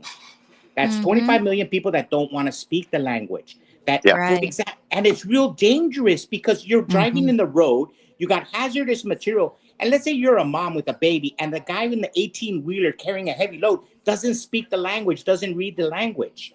You know how dangerous that is? Just in safety. And so it's very important to assimilate now. And so the comment and the question that person did is correct. But the sheer volume of non-English speaking people is a safety concern. Yeah. So my response to that would be, again, you have two sets of people, which Jesse had very, very well outlined. You have the folks that have come over here. For example, when I was in high school, my best friend, he was Vietnamese. His name was Quang Quoc. And smart kid. And back when I was at JW, I actually had a Bible study with Quang. And I would go to his family's house. And in his family, he had him, his older brother, his sister, and then he had his mom and his dad. Now, his mom and dad were first generation Vietnamese immigrants. In their house, they spoke Vietnamese because they were very comfortable with that. I'm sure that when they went out in public, I don't even think I even heard them ever use English. So, but the next generation, Quang and his brother and sister, they were assimilated. So yes, there is that comfortability that some have that come over, and yeah, the next generation will be fully assimilated. But then you go back to the point that Jesse made, that over the last, let's say 6 years, there's been such a massive flow of illegal immigration into this country, and these people don't want to assimilate. So it's two separate situations. I'm gonna let Joseph. Ask Jesse something? Wait. Yeah, because I know Joseph wanted to say something, and then it's about to be midnight, so I wanted to move on to yeah, we need to get on to Epstein. Yeah, and we didn't even talk about the new party. I really want to ask Jesse one more question before we move on, if that's all.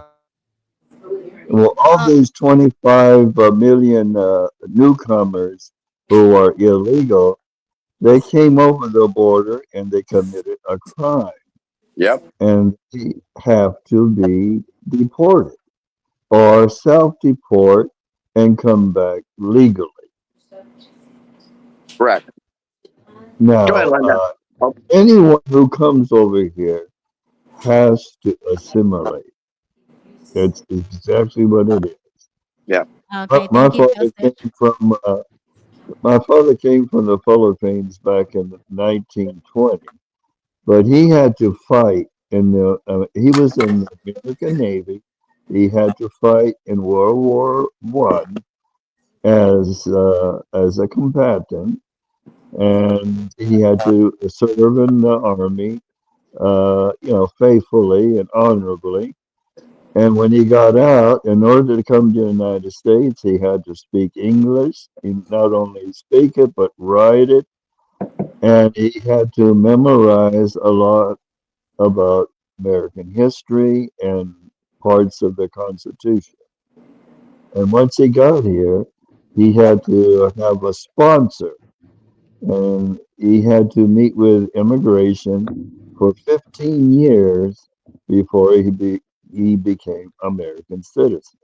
Mm-hmm. So Yeah. before he even came over here, he was able to speak English and read and write English. Right. Exactly. I'm gonna let Linda ask her question, and then we're gonna move on to the next subject. Go ahead, Linda. Okay, and yes, Joseph, thank you for saying that, because it takes time. The whole process of becoming a citizen when you're not documented, there's a whole process that goes through it, and so they have to learn English. They have to learn about the history, and that's part of becoming a citizen. And in my opinion, some of these people that are being picked up are in the process of becoming a citizen, but they're just closing out the case and then they're being taken. And I think some of them are actually on the right route. So that's my opinion. But Jesse, when that person at that car dealership started talking to you in Spanish first, was he younger than you? Yes. Is it not true that those that are younger will speak to those that are older in the native language as a form of respect? You know what? Yes, you are correct. Cannot argue with that point. The reason I know this is I grew up in Los Angeles County. And one day I asked somebody who was speaking Spanish to an older person, I said to them, don't you know we wetas think y'all are talking about us when you speak Spanish? And I got schooled. I was informed that that was a custom, that if they're speaking to somebody older, they'll speak to them in their native language. It's a respect thing. And so, yeah, I don't know if it was a respect thing from that person or not, but that's Linda, just one of the things I learned about the culture. Yes? Linda, you are keen observing. Yeah, but you said the guy didn't want to even talk to you after that. Beautiful observation. Yes. Thank you. Who didn't want to talk to me? Did you say that to me, Joseph? No, he was saying that the guy didn't want to talk to him afterwards. Oh, okay, that's right. Yeah, that's a different flavor. Definitely. Yeah, Because I I offended him. I offended him. So Mhm. Linda, you could be you're striking on a very cultural thing. Yes. So he might have actually experienced that as you're reprimanding him. Yes. Maybe. I agree Yeah, with you. okay. Beautiful. Very good. That was all I wanted to find out. Okay, thank you for letting me ask that question, y'all. Yeah, Thank you. and I would have never thought of that unless you would have brought it up. Jesse, weren't you an elder one time? So Yeah, but Jehovah's Witness elders don't listen.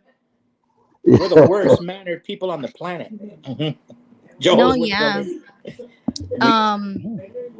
No, yeah, you guys are making really great points, because I used to go to school in Chinatown in Manhattan, and I was the only Latina girl in a school of 99% Chinese, and there was like maybe one other, black girl, me, and that was really it. And the Chinese girls would bully me because I guess I wasn't Chinese.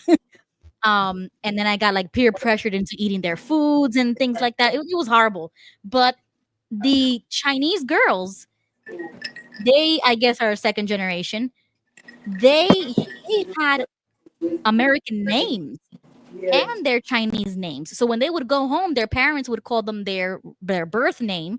But when they would go to school, they would have American names like Ashley, Emma, Ooh. like common names in America.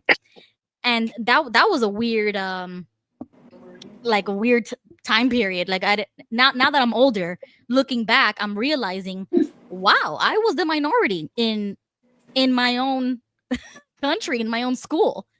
How crazy is that? You're what But Elvis it called. happened. You're what Elvis called. I'm a stranger in my own hometown.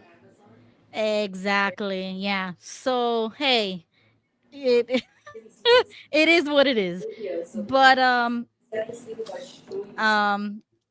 we're gonna move on to the next subject because we didn't even touch on the Epstein problem. List, no list. There's a whole back and Yeah, forth we're with getting ready that. to go there. And then I mean, we could do the American Party real quick because that's a quick opinion. Elon just mentioned that if if the big beautiful bill passed, that he was going to start a new political party and he was going to name it the American Party. But what's so ironic is that this guy is not even American. He's South African. And like how that funny, clip that I played earlier, it's just at this point it's just comedy at this point. But if anybody has an opinion, let me know in the chat. I know Jimmy had one, so we'll go we'll go down the line. Go ahead, Jimmy. How do you feel about a new political party? The thing is there's many third parties already, and historically, they don't do well in the polls at all. I think that the one that had the most success was Ross Perot back in, was it 92? 93. Where he got like 23% of the national vote. And he's a billionaire. Yeah, I don't know I think he just ran as an independent, Ruby. Oh, okay. Go ahead. Yeah. So, but this whole thing with Musk, me personally, I think it's a complete distraction. I think it's a waste of time. I think it may expose some rhinos. We just kind of see who gravitates towards that idea. So maybe it'll expose some rhinos. But I'm with you. At this point right now, with everything else going on, this seems like a comedic part of the movie. I mean, yeah, I am aside from Elon's idea, I am a supporter of third party. I would recommend it more than the two party system because of how corrupt both are. I mean, maybe they're all corrupt, but the fact that nobody else wins except if they're a Democrat or Republican, that's a problem for me. We should have more third party people running and winning. So I personally agree with it. Go ahead, Jimmy. I got a question for you, Ruby.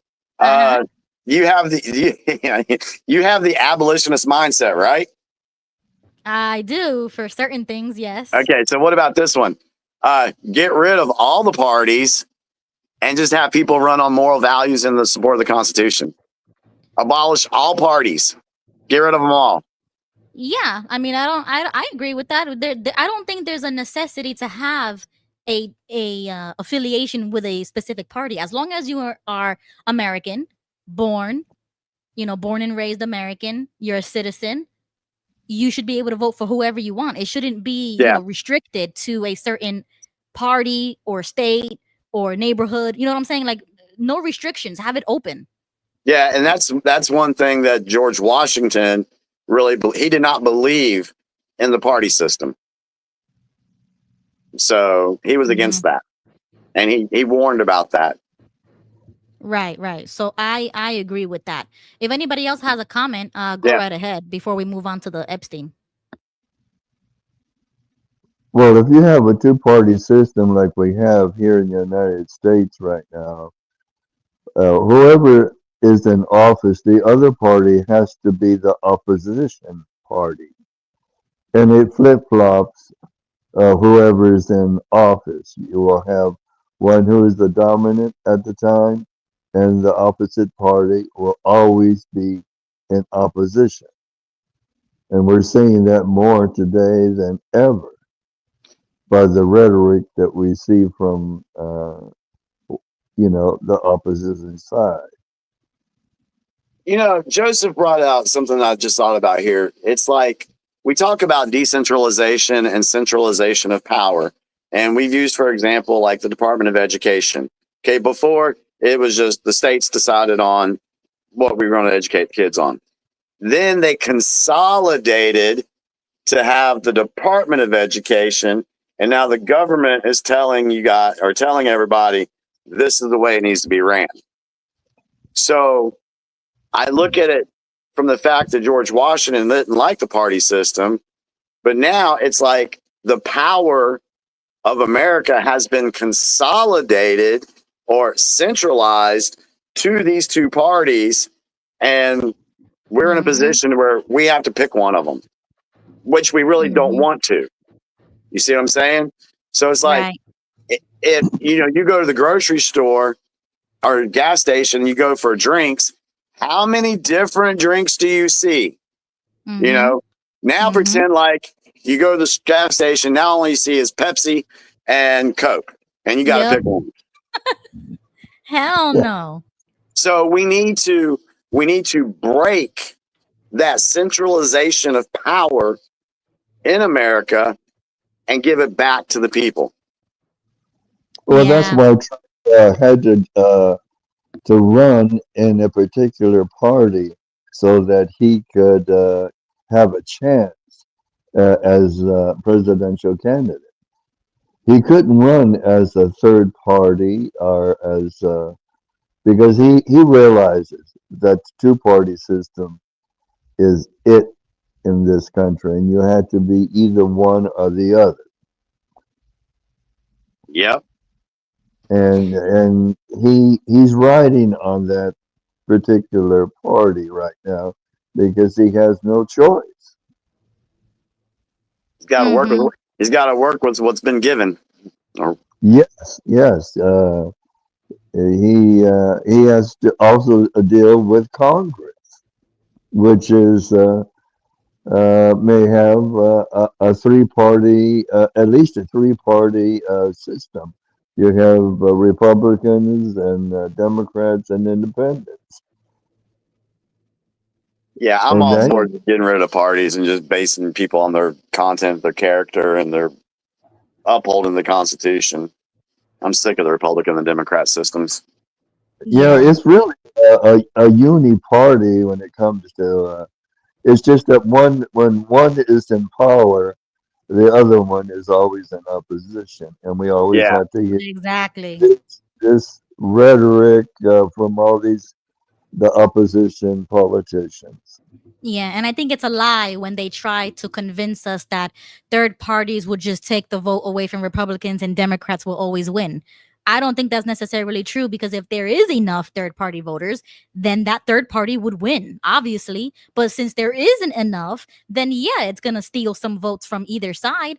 But that should be up to the person. So who cares whether or not the left or the right wins or loses? As long as you voted according to your values and morals of that party or whatever, you should vote it no matter what. Like, who cares if the Democrats lose or the Republicans lose? I don't care. I would still vote the way I'm going to vote no matter what. And if more people voted like that, then that party would win. If it's independent or, whatever other party it is. I don't know what that fear is.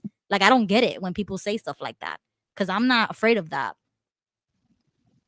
More voices is a threat to their system. Exactly. Okay, so we're going to talk about the Epstein list, okay? Let me just play the clip, because this is what bothered me so much. This was posted today. A lot of people have been saying what this tweet quotes. It says, "This is the worst response I have ever seen by President Trump. Probably the only bad response I have ever seen from President Trump."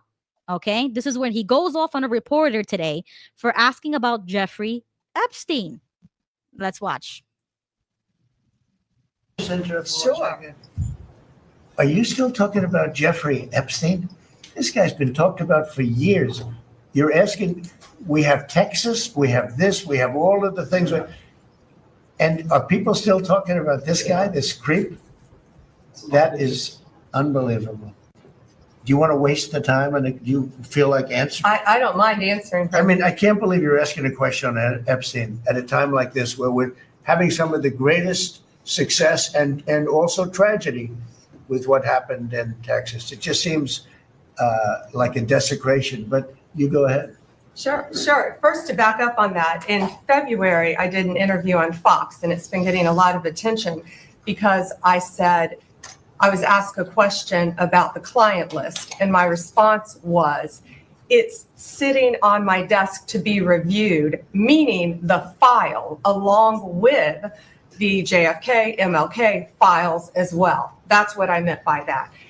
Also, to the tens of thousands of video, they turned out to be child porn downloaded by that disgusting Jeffrey Epstein. Child porn is what they were. Never going to be released, never going to see the light of day. To him being an agent, I have no knowledge about that. We can get back to you on that. And the minute missing from the video, we released the video showing definitively the video was not conclusive, but the evidence prior to it was showing he committed suicide. And what was on that, there was a minute that was off the counter. And what we learned from Bureau of Prisons was every year, every night, they redo that video. It's old, from like 1999. So every night the video is reset, and every night should have the same minute missing. So we're looking for that video to release that as well, showing that a minute is missing every night. And that's it on Epstein.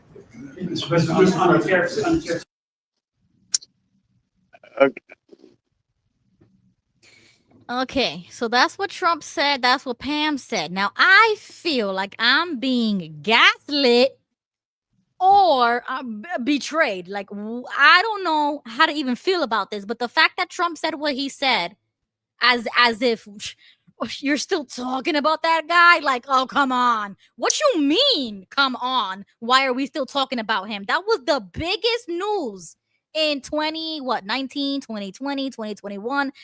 We are still talking about it because we don't have the information. We don't have the list. We don't have the black book. We don't.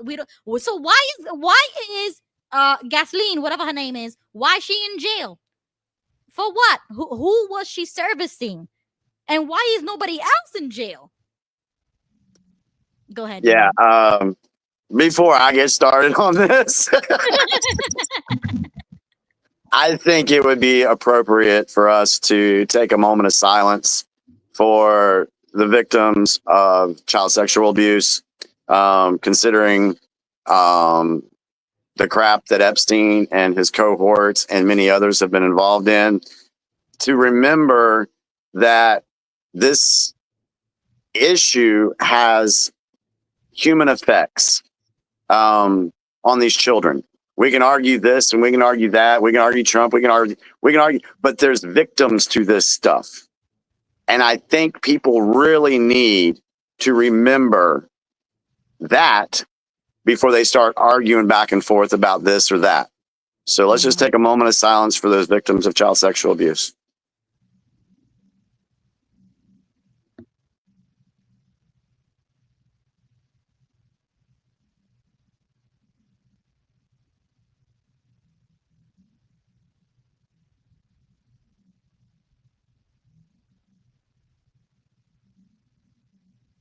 All right. Thank you, everybody. All right. So let's get into this Epstein thing. When I got the news Sunday night, I was apparently there when it broke. I was online. My wife sent me a video. And it was this girl dancing. And in the dancing video, it had this whole thing where the DOJ and the FBI have come out and said that there is no client list and that Epstein really did kill himself. And at first I'm like, what in the hell is this? All right. So there's two sides of me on this. Okay. You have the one side of me who is, all right, I'm sick of the movie. I want to see arrest. Bring it on. Quit the games. Let's get down to the nitty gritty and get this over and done with and expose it all. So I'm upset about that. I want to see this crap happen. However, That's the emotional response, in my opinion. And for me, that's the emotional response. The other side of me is okay, all right, why is this happening? What's going on here? Let me dig and find out why this stuff is playing out the way it is.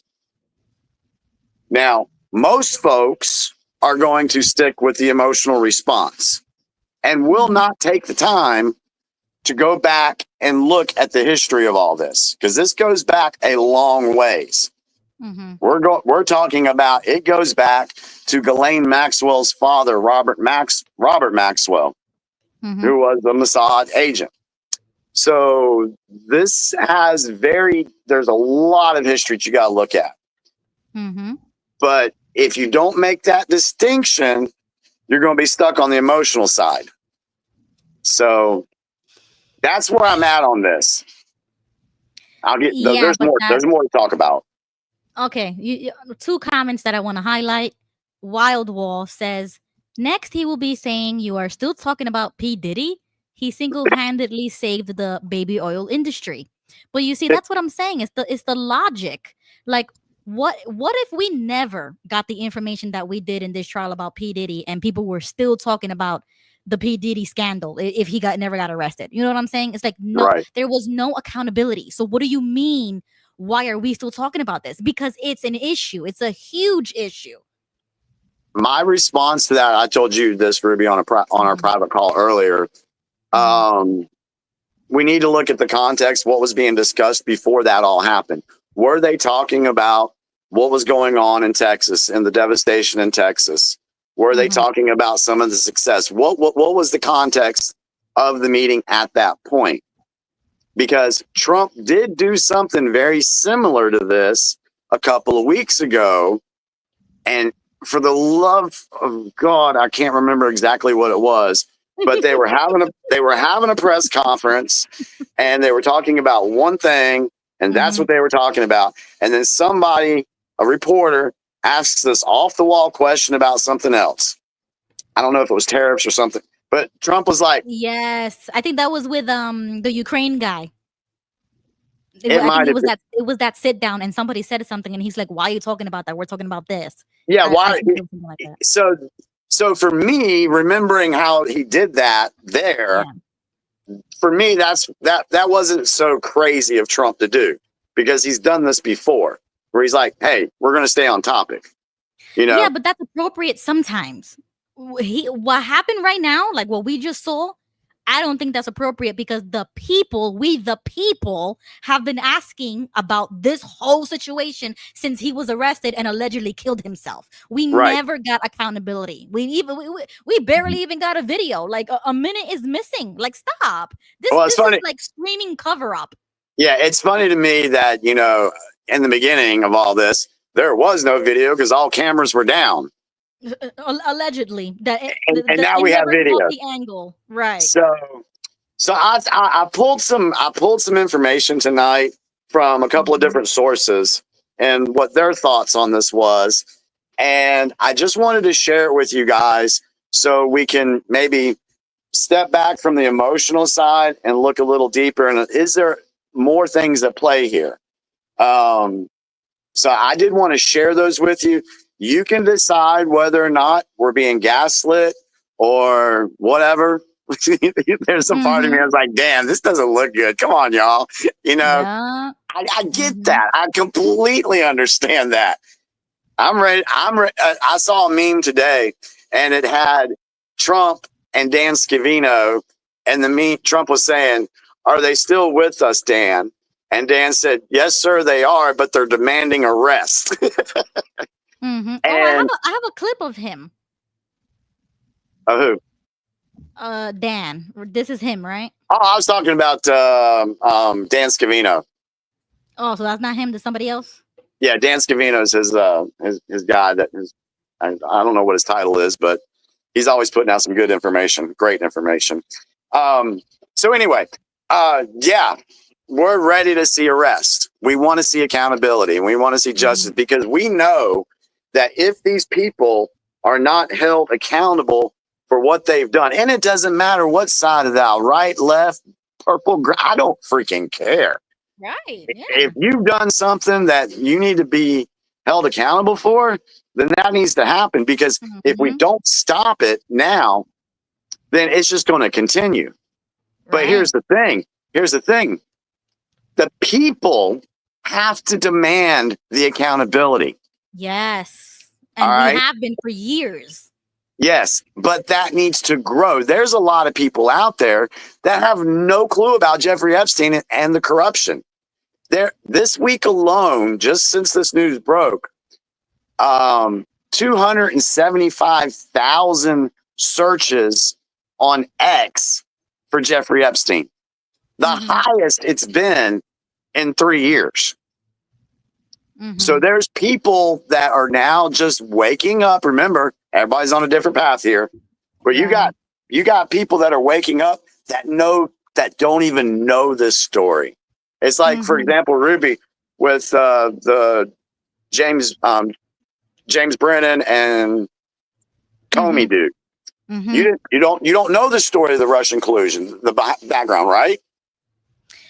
So I know of the collusion. I just don't know the names connected to it, as if they were you know, Well, Jimmy, involved. the charges with Brennan and Comey, John Brennan, they lied to Congress. Yeah. So That they have the evidence for that. Correct. But my point being is, there's a lot of people that don't know about that story. So same situation. A lot of people don't know about the Epstein stuff right now. And we need the country, the majority of the country, to demand accountability. Okay, so tell me this. Why is it that all these political commentators, influencers, you know, YouTube people, everybody was on the same bandwagon of accountability? Yes, we need the files, we need the list, we need this, we need that. And then now all of a sudden, when was it Pam or whoever, the DOJ released that there was no supposed list to even begin with. And now all those people all of a sudden do a 360 and say, maybe there wasn't a list. We should be thankful for what we already have. I mean, the whole hype about those influencers getting that binder from the White House, that was theater. Exactly. That's what I'm trying to say. So That was all theater. of that just gaslighting us, just bringing up the hype as if we were going to get information, and now you're trying to tell us that there's nothing to see here? I'm sorry, I don't believe it. Yeah, so first off, I'm going to give my personal opinion on this whole Epstein stuff, and then we're going to get into what other folks have been saying, and then we got a clip. You still got that clip bookmarked, right? From the And We Know episode, where that guy was talking. Where did you send it? I sent it to you in the X DMs. Okay, I'm going to go there now. Let me see. But we'll play that clip too. But here's my yes. Okay, go ahead. So my personal thing on this is, I do believe that this story is nowhere near over.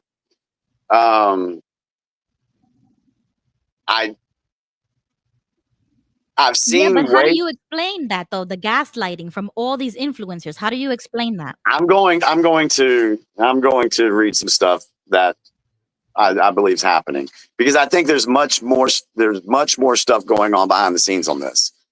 And it's not just here in the United States, because Jeffrey Epstein was a worldwide asset for Mossad. So that's why I think after we talk about some of this stuff, maybe that will answer the question on, okay, why is this happening the way it is? Because we all know that nothing appears or seems to be as it appears. Right.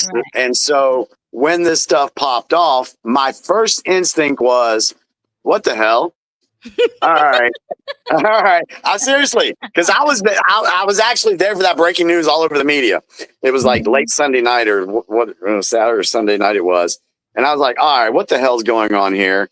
My other thought was, who is a trap being set for? That was my other thought. I'm like, somebody's getting, I kept saying, it's a trap. the guy from Star Wars. It's a trap. So there's that thinking, because my brain always goes towards the conspiratorial side of things, right? Yeah. So Sorry, Jimmy. No, go ahead. so I'm going to try to explain that a little bit, but I'm gonna let you go through. Okay, yeah, this is the problem, right? I could agree with you that maybe there is something deeper, a bigger picture to see. Of course, there's always something deeper and a bigger picture. But how do you excuse the whole momentum that these people were giving us to then just let us fall off the cliff with nothing and treat us as if we're stupid to believe that there was no list or that there was no information, that it was just child porn, and that's why they're not going to release it? I don't believe that. And for them to actually be, oh, we're the administration of transparency, and I'm sorry, Yeah. it's hypocritical, or you just really do think we're stupid, just like every other politician, and you're no different than everybody else. Like, they're really trying. Well, Ruby, nobody has been indicted yet. She cannot release information that their attorneys could use against the case. So there's going to be some silence from Pam Bondi until some people are indicted. And But then what about Maxwell Gasoline? She's already in jail. She was already taken, and and the yes, judge took the little black book, so, allegedly, and that it's sealed. Like, nobody could see what's in that. Like, what is that? I heard it was like able to be auctioned off like a month ago. The little black book. Did anybody else hear that? well, No. one of the, I think the pilot or Butler, he had a copy of the black book, and he wanted to sell it, but it was confiscated. And Okay. but like I say, there's so many people on that needs to be indicted who are high profile people. You're talking about ex-presidents and Yeah.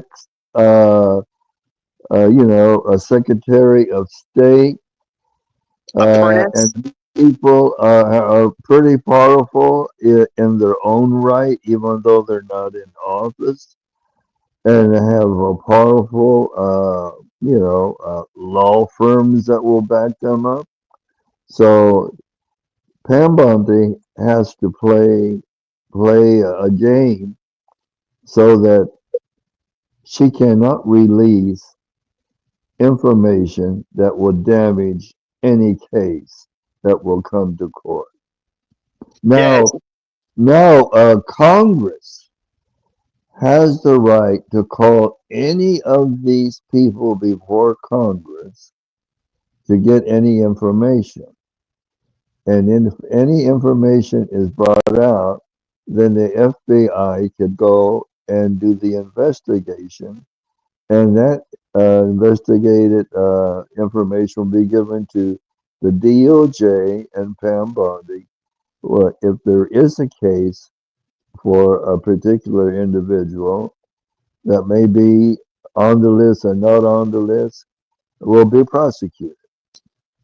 There's also the fact that if these allegation of crimes and everything on these individuals reaches a federal level, to the point of RICO cases, trafficking cases, and things like that, treason, because we know pay to play and all that stuff, if that's all involved, then all the information, all the files, everything goes to the military, and the military conducts the courts.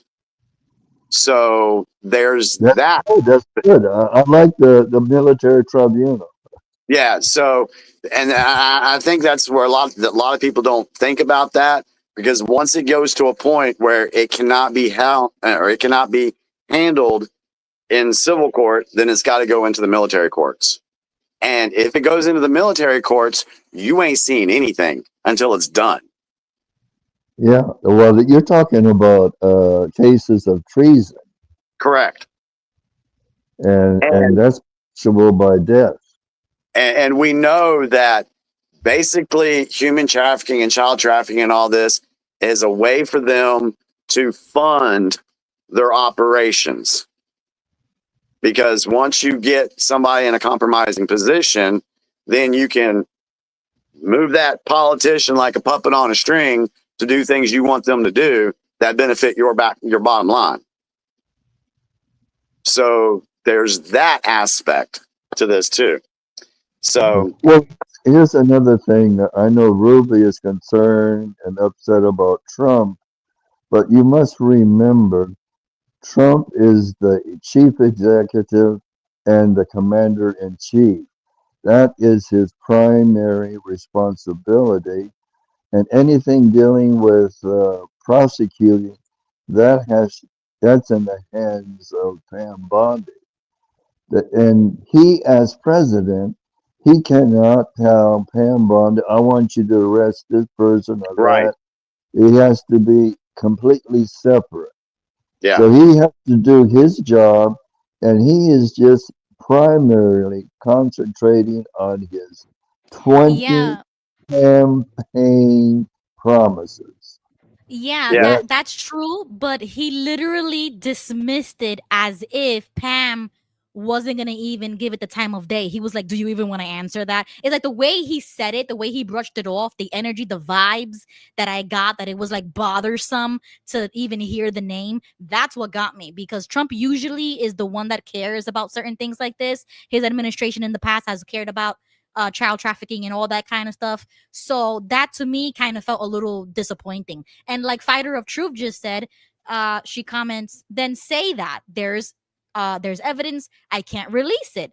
Not just saying there isn't one, because you see, that's the thing. They were misleading people to believe that there was a list and that they were going to release it. Then they give the binder phase 1 with the information that the internet already had that was unredacted. So that was all BS to begin with, and people saw right through it. And coincidentally, most of these influencers were Jewish. So please, the story writes itself. I'm sick and tired of it. I'm done with it. And I'm disappointed in Trump once again. And that's why I'm switching my party. I am not gonna support Trump because of the carelessness that he's projecting, as if he doesn't care. Because I think that he does care. I really do believe that. But he's not showing that right now. And whether or not he's playing a game or trying to out people out or whatever, you see, I don't care about those political games. We, the people, want to protect children. We, the people, want accountability. So we don't really care about those games. So that's just where I'm coming from. Here again, that's the FBI and the DOJ has to do that. Yeah, more is corrupt the people. The FBI. chief executive. He's concerned about fulfilling his 20 promises for the country. He cannot influence Pam Bondi whatsoever. Yeah. He can't turn to her and say, okay, Pam Bondi, this reporter said this. I want you to start working on it or release this. He cannot do that as president. Right. That is her responsibility, and that's why she was chosen for that. And see, Now, sorry, Joseph. Well, she never said the case was closed. It's not. Yeah, this is not done and over with. This is not done and over with. That's why. That's why I put out the anything. Yeah. What's that, Joseph? This is bigger than anything because it involves international networking. Yes. So what I want to do real quick is Ghislaine Maxwell. She was at one time a JW. I don't know if she was or not. I know Sarah Kellen was. She was involved. That was Ghislaine Maxwell's lieutenant. Yeah. Sarah Kellen. She. Well, that's how she got some of these women who were either put on probation or disfellowshipped are ostracized from their family, and she groomed them. Yeah. Yeah. Yeah. If folks haven't gone down and learned the beginnings of all this and how it came to be, I highly advise you go do that. Because it's deep. There's so much at play here.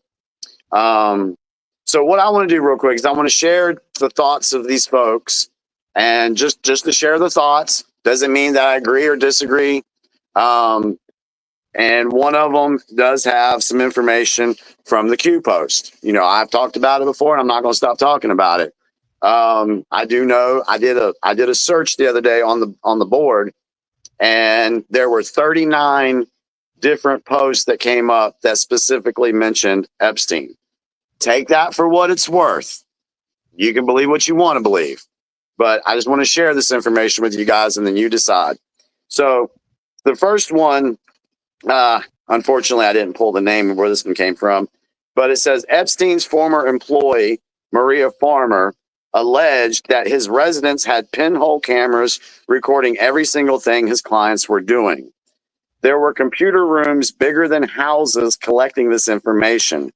This was obviously used to garner blackmail and hold leverage over these people. All of Epstein's residents, this is her quote, all of Epstein's residents had these mechanical rooms and tunnel systems. I know this because Epstein told me. These rooms were enormous, bigger than houses. I have no idea why anyone needs so many computers in one room.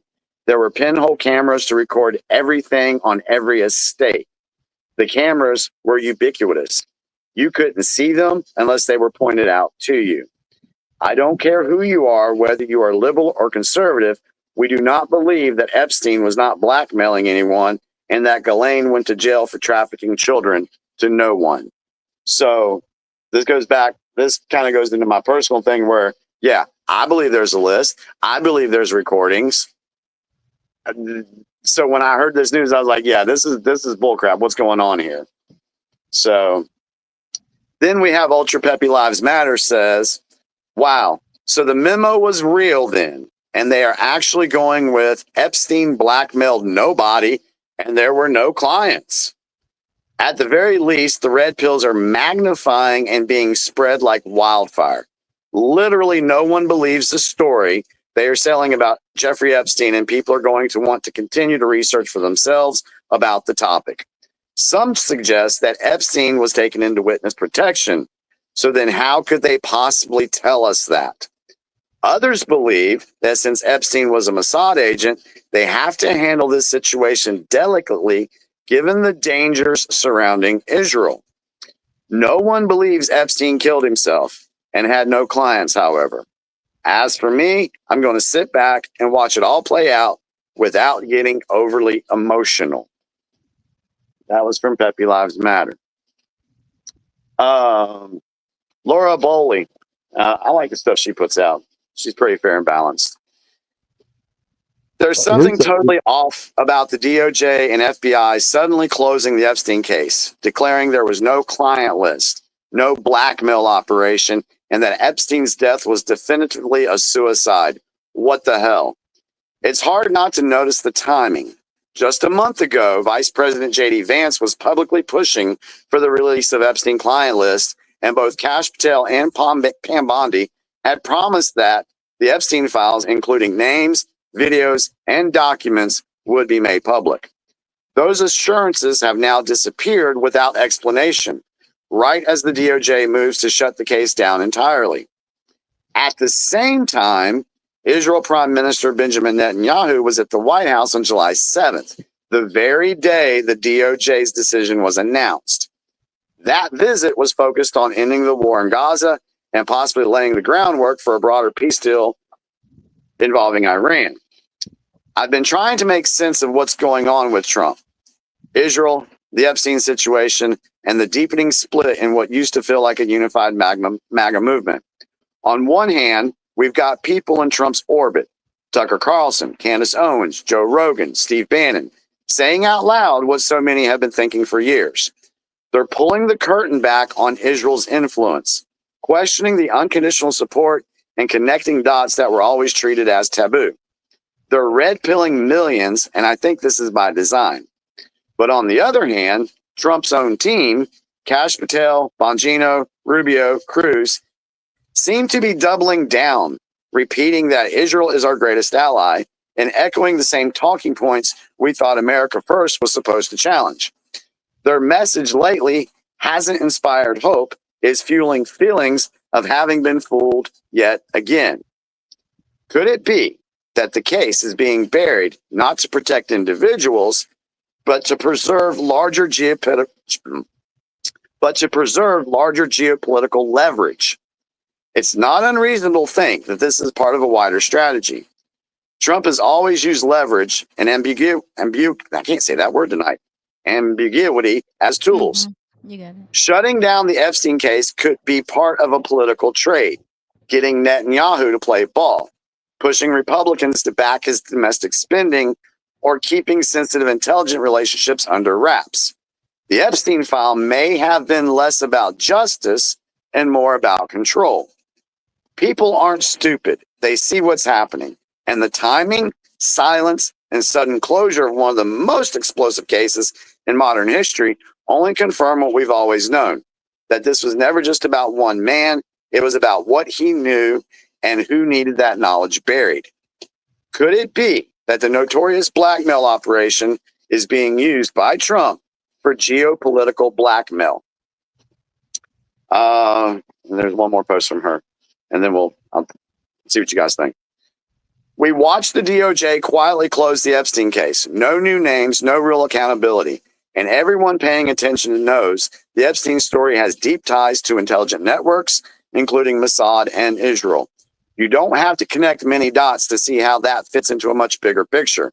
And Trump's base knows this. We remember what was promised, drain the swamp. So why does it now feel like he's protecting parts of it? And then there's Trump himself. His body language has always suggested he's not exactly fond of Bibi Netanyahu, and there are moments where it feels like he wants to say more but doesn't. He criticized Bibi publicly before, especially over how the Gaza conflict was handled. But when it comes to actual policy, we're still sending aid, still defending foreign interest, while Americans suffer at home. What happened to America First?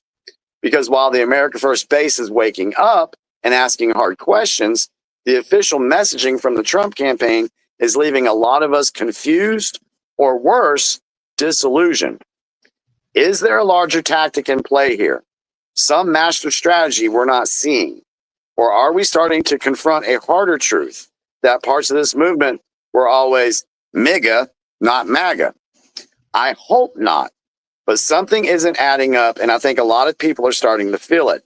I think we deserve some answers. That was from Laura Boley. Thoughts? Well, some of my friends, we had discussions very similar to this, who are MAGA people, and they got to the point they almost convinced me that Trump was a traitor to the America First movement. But if you really look at it, he is, the chief executive, and he is just primarily concentrating on his 20 campaign promises. That's it. He cannot influence Pam Bondi or any other department head. Right. So it's up to them whenever they have these meetings to update everybody on how the case is going. Right. And if Pam Bondi fell in that, then somebody needs to talk to her to not to leave a lot of people hanging and disillusioned. Right. Thank you, Joseph. Ruby, you got that clip from And We Know? Yes, I do. At the 27 and 50-second mark. Yeah. How long you want me to play it for? Till that guy's done talking. Okay, perfect. This and is just another containability. perspective, Now, with folks. that being said, this video happened to pop up in my on X, and I thought you guys would find it very interesting. Just something to consider. What if what's contained? Whoa, can you guys see me? Yeah, I can see you. Oh, my computer went black. Uh-oh. What the heck? What the hell was that? The video that you're Okay. showing right now just went black, but we could see everything around it, like the background picture and the circles of all of us. We could still see that. Yeah, I just can't see your screen. Oh my gosh. Okay, my whole computer went black and it's not refreshing. So I'm gonna be back in 1 second. I'm gonna exit and come back.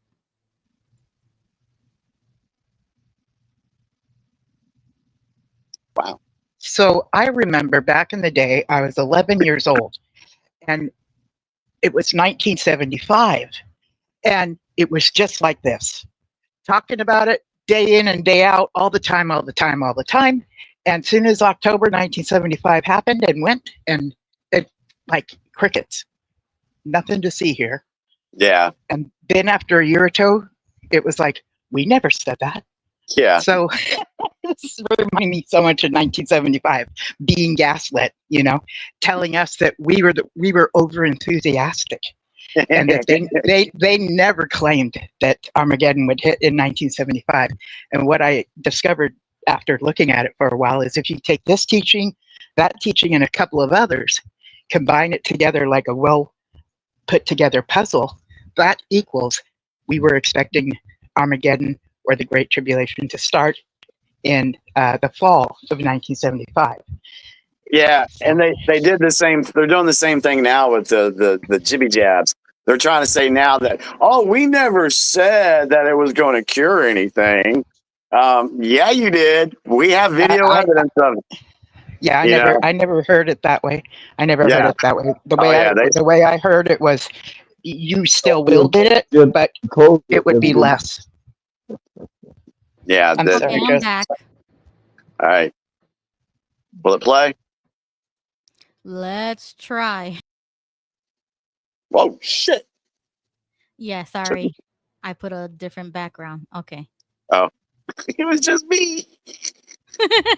Okay, let's try this again. Now, with that being said, this video happened to pop up in my on X, and I thought you guys would find it very interesting. Just something to consider. What if what's contained in not just the Epstein files, but the entire Pandora's box that gets opened with the initiation of the full and unredacted release of what is known in the intelligence services about the Epstein files and everything and everybody involved? What if it's known that that is such a bombshell that it can really only at this stage be used as leverage to try to smoke out all of the other collaborators? What if there's an optics game being played with the media and with the public? And yes, we are collateral damage in that optical war, but maybe there's a reason, and that the information is being baited and put out and retracted, and oh, we're going to release it. No, we're not going to release it. Oh, it exists. Oh, it doesn't exist. Oh, Epstein killed himself. No, he didn't kill himself. On and on, we're going to keep going. But what if there's a reason for that? And the reason for that is not what everybody's jumping to conclusions to, which is that everybody's evil. There is nobody helping or trying to get this information out to the public. And we're all just being completely psyoped by a dark, evil force that doesn't want this information out. There could be elements of that going on, but maybe there's a lot more at play that we just are failing to even imagine. And maybe the calculation was made by some sort of, I don't know, quantum supercomputer or something that can get the most possible accurate outcome if this does hit the public worldwide, this information. And all the outcomes were already known. Well, in fact, you wouldn't even really need a quantum supercomputer to figure this out. We've got the entire track record of human history at our disposal, and so would anybody that would be calculating all of this. They would understand human behavior. They would understand the track record of human history, and they would understand human psychology, specifically how mass formation psychosis forms and what leads to civil unrest we have that documented. So whether we're talking some kind of advanced computer AI that's doing calculations, whether we're talking about people that just have all the psychology manuals on the desk, we're in the same boat here.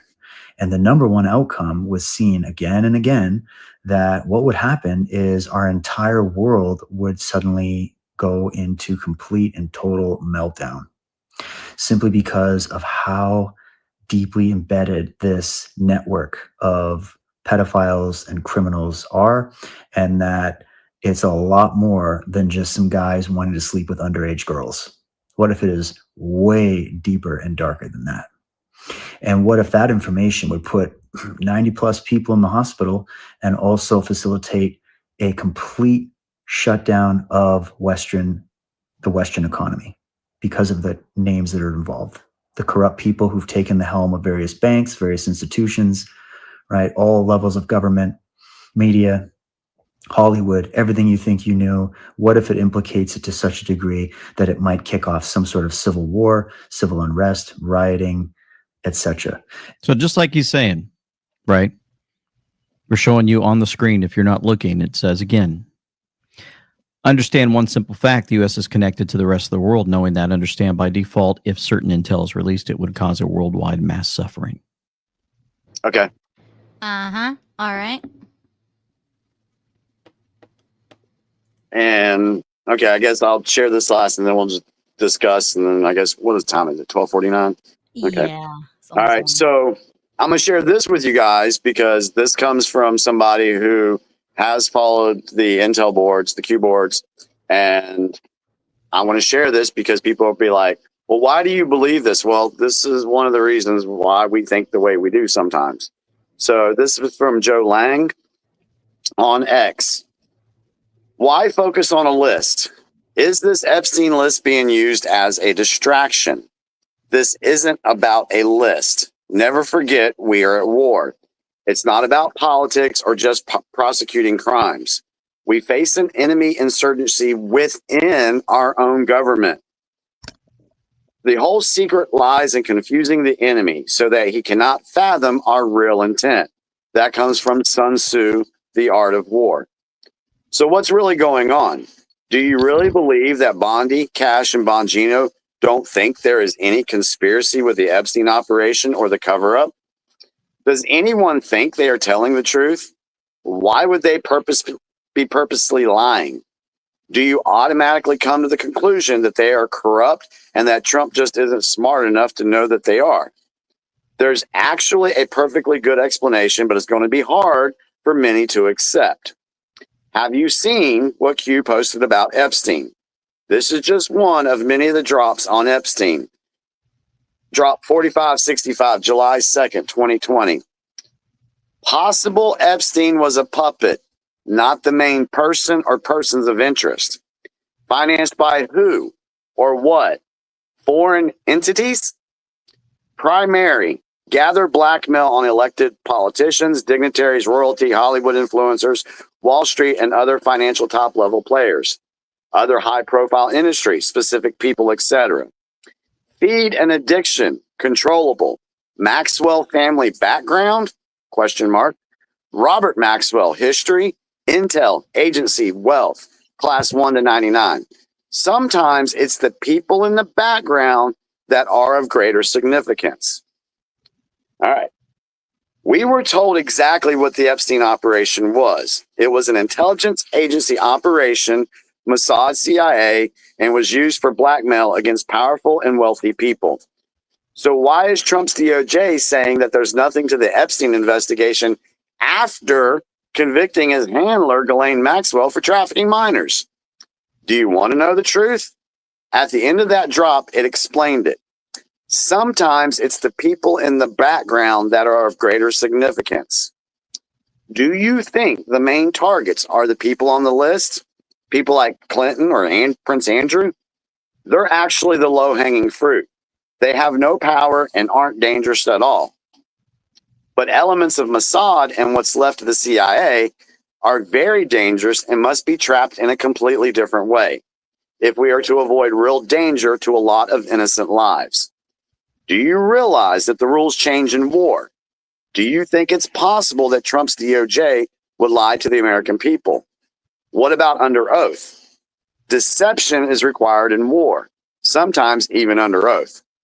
Do you think Trump's DOJ would lie under oath in order to prevent the enemy from knowing the plan? Have you seen Q Drop 3015, March 9th, 2019? It says, it's strange credulity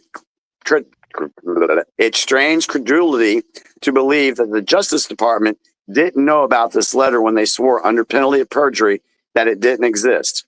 You don't exactly forget about a formal directive to investigate Hillary Clinton signed by Jeff Sessions, he added.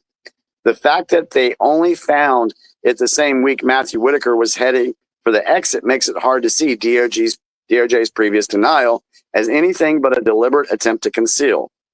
Sessions and Whitaker shouldn't escape accountability for skipping town. Scaramucci model, how do you keep a secret? How do you prevent leaks? Q. This is important. How do you keep a secret in wartime? Prevent leaks in a war against an insurgency. Matt Whitaker was Sessions' chief of staff, and they both said that a document requested by the courts didn't exist. That document was signed, ordered by Sessions for Huber to invest Hillary in Uranium One.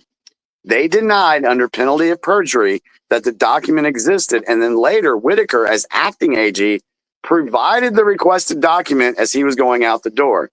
Why? The investigation was over. Why did they lie? For the exact same reason that Bondi, Cash, and Bongino are lying. To protect an ongoing RICO investigation in a time of war. What was that document again? Can you repeat that?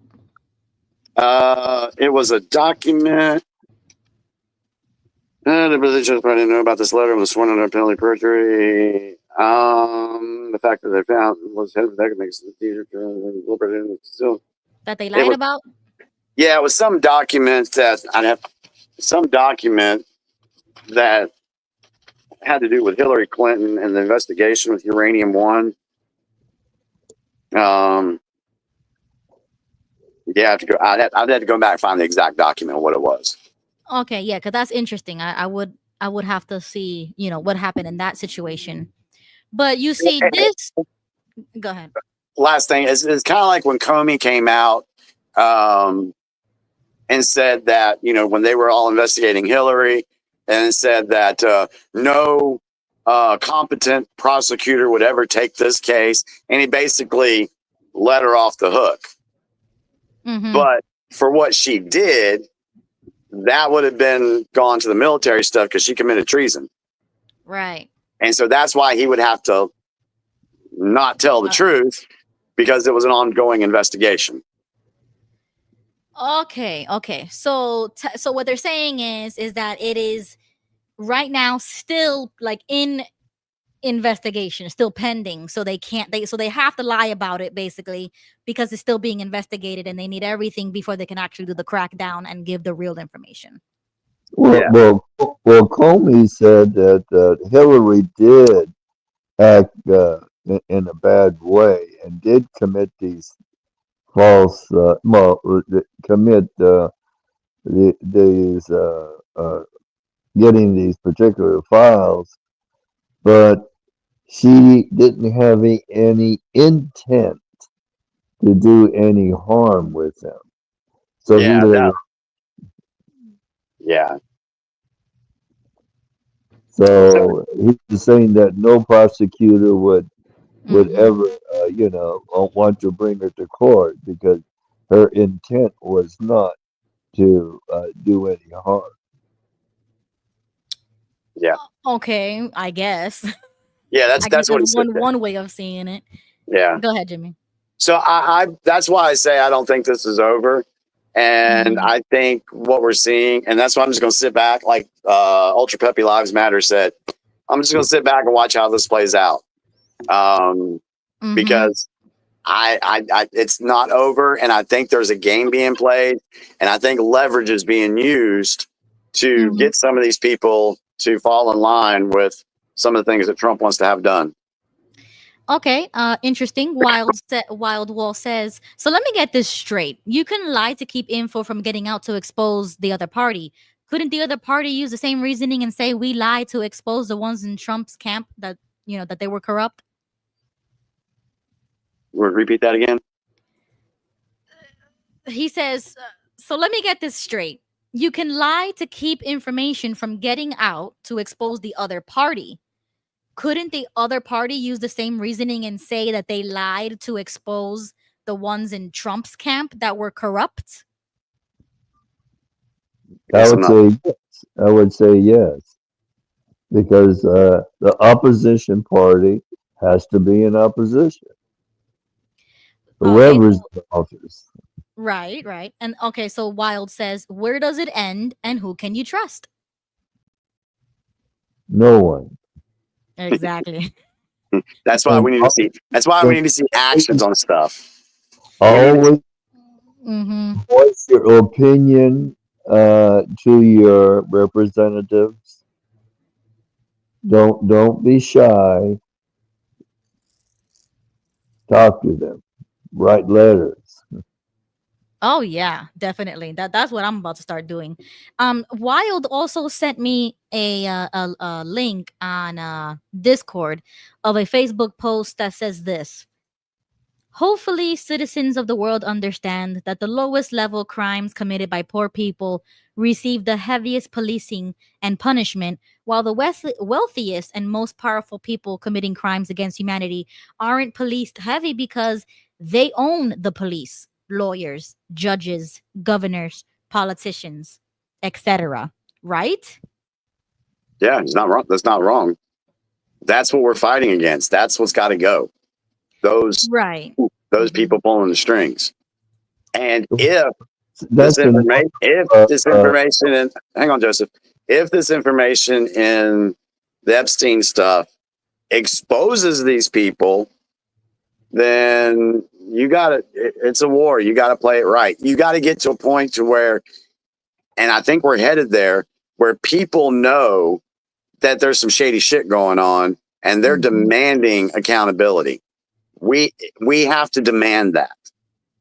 So it's not, I don't fault anybody for getting upset and saying, oh, well, we should see this. We should see this now. I get that. But I think there's other stuff at play here too. Go ahead, Joseph.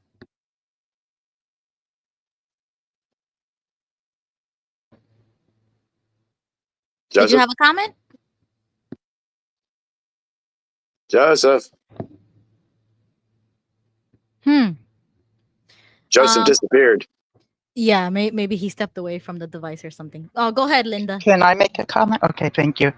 I don't believe for 1 minute that he committed suicide in that situation. What? I said me neither. Okay. I thought you were telling me to do something so it'll sound better. Okay, so my previous partner worked at a hospital, but it was for the criminally insane. And they had to walk by everybody's place where they slept every 15 minutes to make sure they were breathing. So I know that they are, highly monitored. I don't know about the place he was in, but I would assume that as well. And she started to explain to me as well what it would take to choke someone, and that sometimes they try to use the shower curtain pole that goes across the top. That always falls. It's very hard to commit suicide in custody like that. But I mean, yes, it does happen. But and I just think he was too powerful to just all of a sudden be gone. I wouldn't be surprised if he just is somewhere else with a different identity. I don't know the whole story around him or anything, but that's just my intuition. That's just my opinion. Exactly. That's Agreed. Yeah.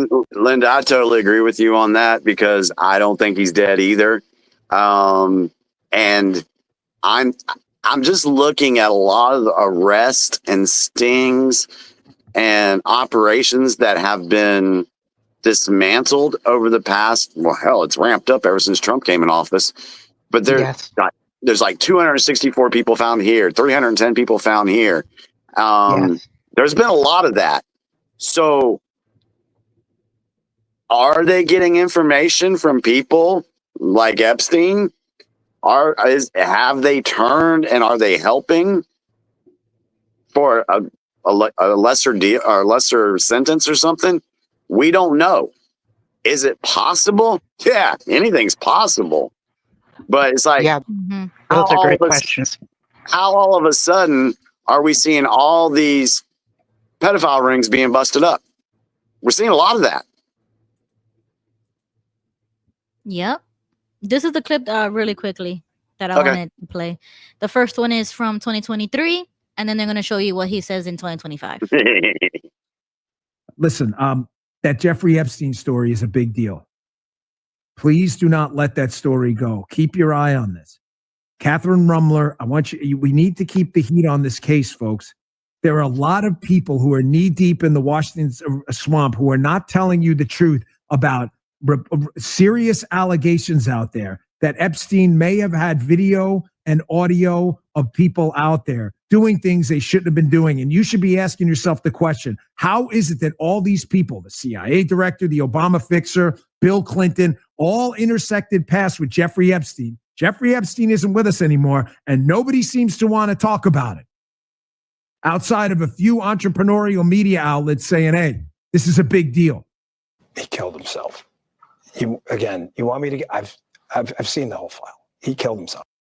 Listen, that Jeffrey Epstein. That's what gets me. That's what gets me. I mean, even look at the body language, his eyes. He almost looks like a puppy. Like he has to say this. Like if he's forced. Yeah, maybe. Body language is insane. Because when he was a podcaster, he wasn't privy to some of the information. You know, now that he's in there, now there's more information. He's like, oh, shit. I got to say this. God, I know somebody's going to pull a clip of me saying this, what I said a couple years ago. So, yeah, he looked dejected when he had to say that. Really quickly, I am loving the comments from Valiant Thor. Welcome to the chat. This user says, if the raw unedited intelligence is released about Epstein, it would collapse the world economy in under 72 hours. The Epstein information is a bargaining chip with a fail-safe mechanism built into the heart of the global order. Bongino and Patel wanted to burn the whole thing down until they realized the fire would consume everyone they loved first, and so the lions fell silent. The Epstein information wasn't just a ledger, it was a nuclear-level blackmail weapon, coded, protected, and booby-trapped with geopolitical implications. I agree. And then the last comment, he says, if the Epstein information was released, the big beautiful bill wouldn't have passed. Correct. Welcome to the stage. How's everyone doing? Easy. Welcome. How's Who's everyone this? tonight? We're good. Who is this? Speak easy. I go Okay. by. Cool. Welcome. Thank you. I was listening in on the conversation, and I'm interested in this topic, and I wanted to actually ask you guys what you guys think of this. Maybe you guys will think differently. So, like, if I was to, like, just say, like, Jimmy or Dallas here, if I was to set you up with an underage girl unknowingly to you, should you be punished for that or only me? Unknowingly? Yeah. Okay, so you set me up with a 15-year-old and I didn't know. Yeah. And then I use it for blackmail against you now, where I'm like, hey, you slept with an underage girl. You don't do what I want, Jimmy. I'm gonna tell everybody you did this. Should I be the only one in trouble in that situation? No, I think both people would be. I think both because I would have. Hopefully, somebody would say, "Hey, how old are you?" I mean, Right. Yeah, of It's your course. responsibility Protect us. to make sure that this person Yeah, is it's yeah, it's behaved. my yeah. So I think if that were to happen, then both of us should be at fault. Mm-hmm. Yeah, so okay, I get what you're saying. So like you're saying if you didn't do like a due diligence, what if you did ask uh the girl, she said she was 19, and then they had some fake proof even of this girl's age. Then should you get in trouble? Yeah, it would suck, but yeah, I mean, Really? Even though you I didn't. would, I'd be like, man, I didn't know, but I don't think, I mean, yeah, that shit would suck. It would depend on the situation, though, because if she did indeed bring false identification, then that's not the man's fault because he vetted, he tried, he did his due diligence, but she lied. So that's a different story. Right. That's kind of like where I was thinking about this. And even in a situation, because like I'm sure a lot of people here as adults have been in a one night stand situation where you guys didn't ID each other before it happened and everything.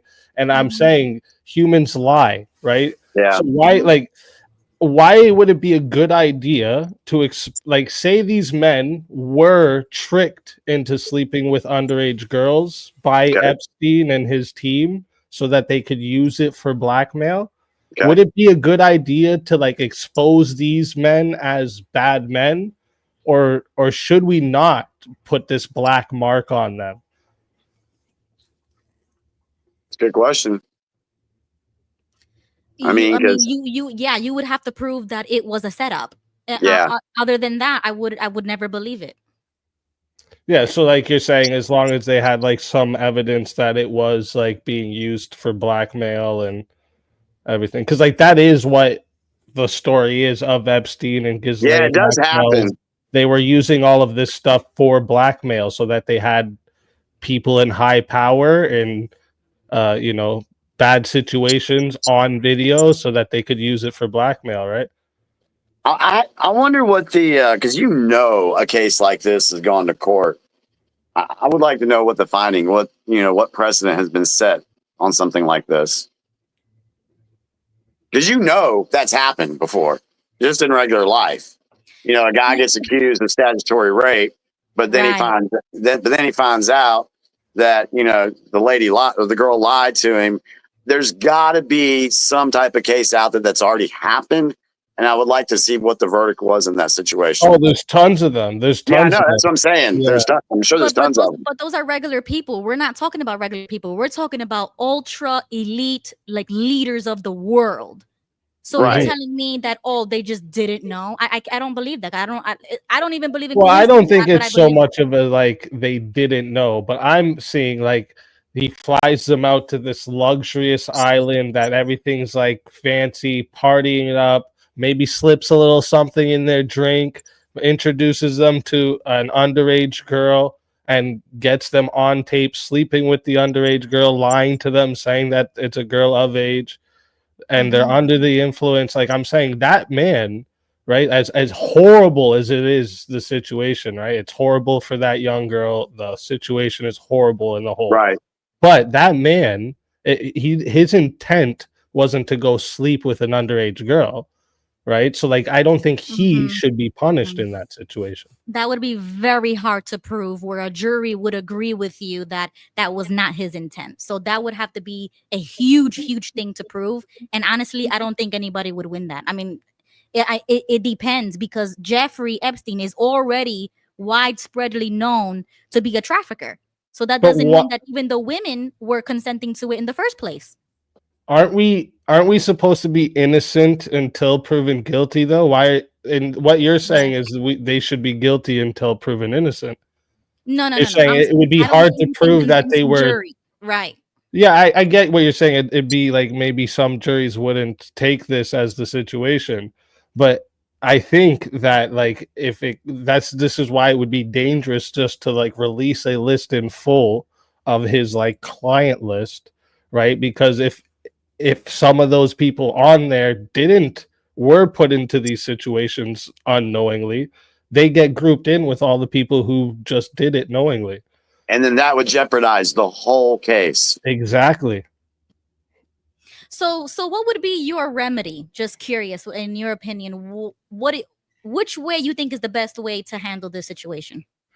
Well, the people that were in charge, like Epstein, Ghislaine, and his team, these people should, of course, be held accountable for sure. And then these other names that they have any connections to, I say the investigation needs to be concrete before their names get put out anywhere.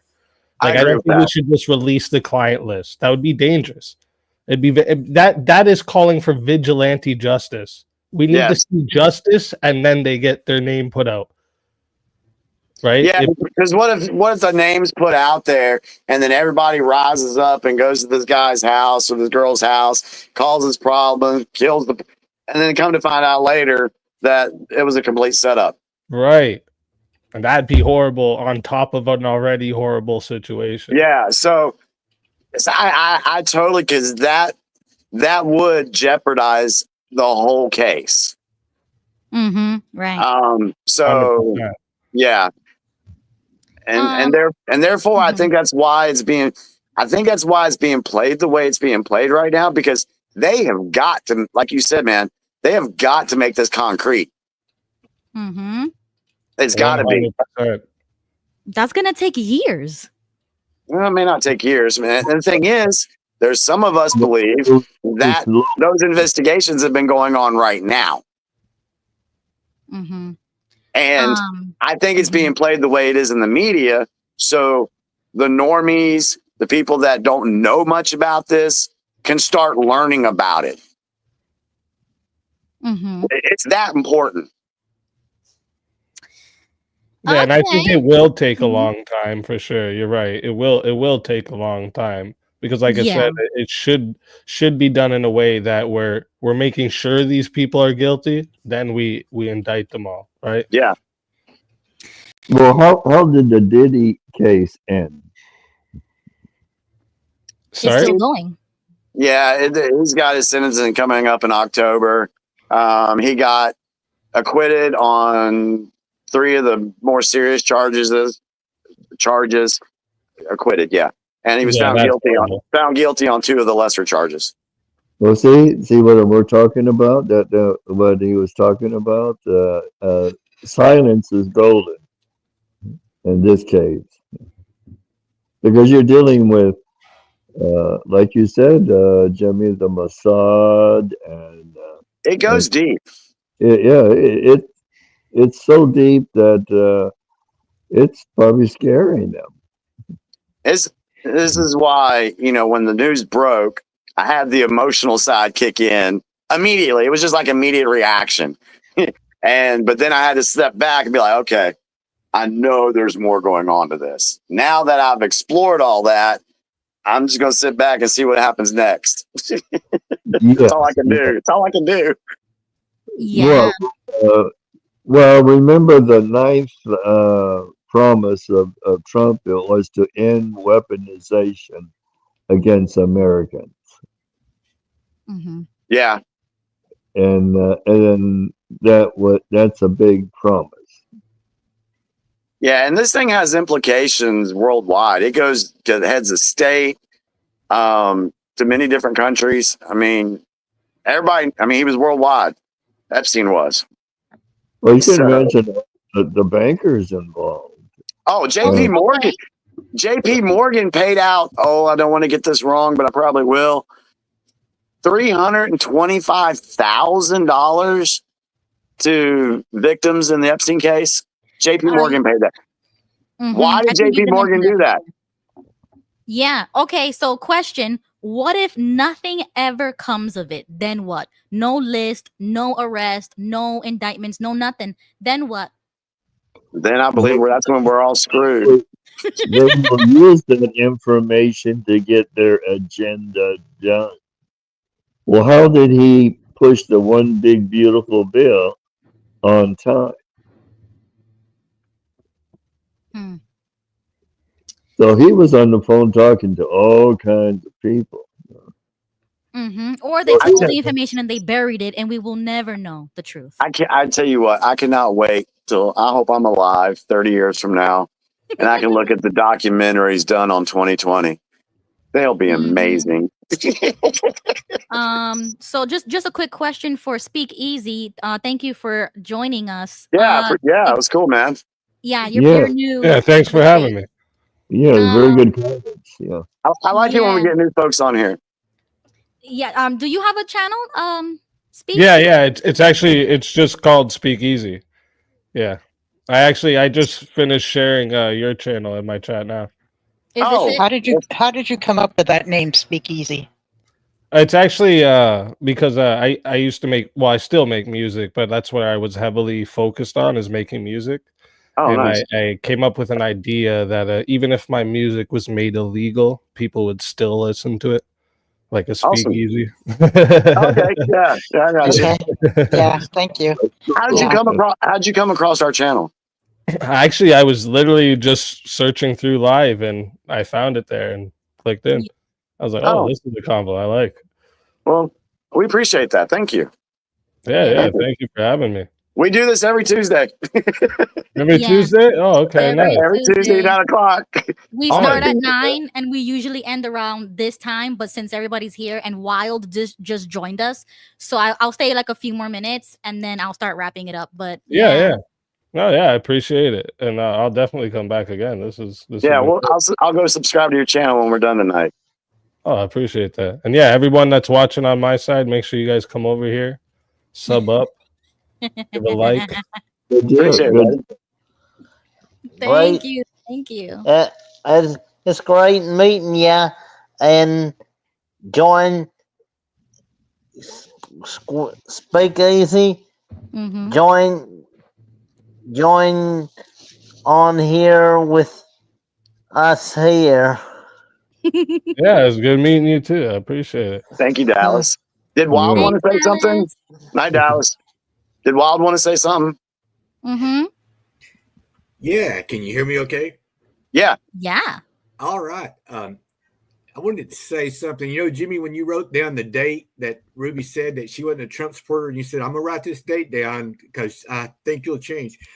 I want to go on record as tonight. What is tonight's date? July something. July 9th. Is it 9th? Oh, well, technically, yeah, the show started on the 8th and now it's the 9th. Yeah. When it was June 9th. So it's June 9th. Yeah, we'll put it 9th. But I want to go on record on the 9th as saying, I will say that at the end of Trump's term this time, there will still be no arrests, no lists from either there will be no lists released from either P. Diddy list or Epstein Island list. I've heard this stuff so long, so much, and they're working behind the scenes. This is war. You can't let them all know your business. But what Elon did told me what I needed to know when he released that picture, and he was in cahoots with Trump. I mean, buddy to get him elected. We all know that. That's a given. His money, his fame, everything. His X platform definitely helped Trump to get elected. I do know that. And Yeah. I'm not an anti-Trump guy, but I'm telling you that list will never be released. If there was never a list, it should have never took this long to do. To say, oh, there's not a list. There was never a list to begin with. We didn't find nothing.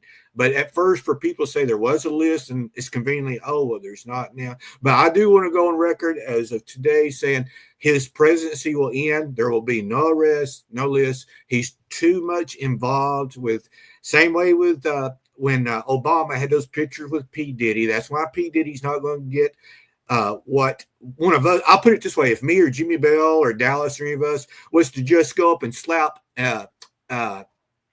not even a minor, but just an of age girl's butt in public, they would slap us in jail right now and get us for sexual harassment, this and that. And it wouldn't take years. I'll tell you that right now. It won't take years.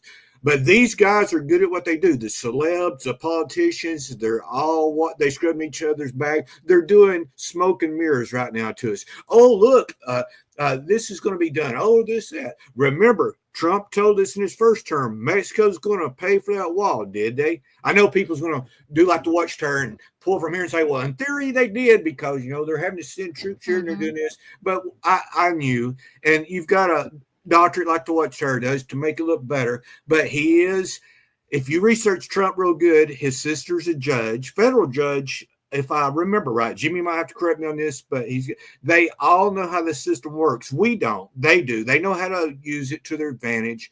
And I'm not bashing Trump as an anti-Trump, this or that. I actually think he was the better candidate because Biden was do nothing. He was Sleepy Joe.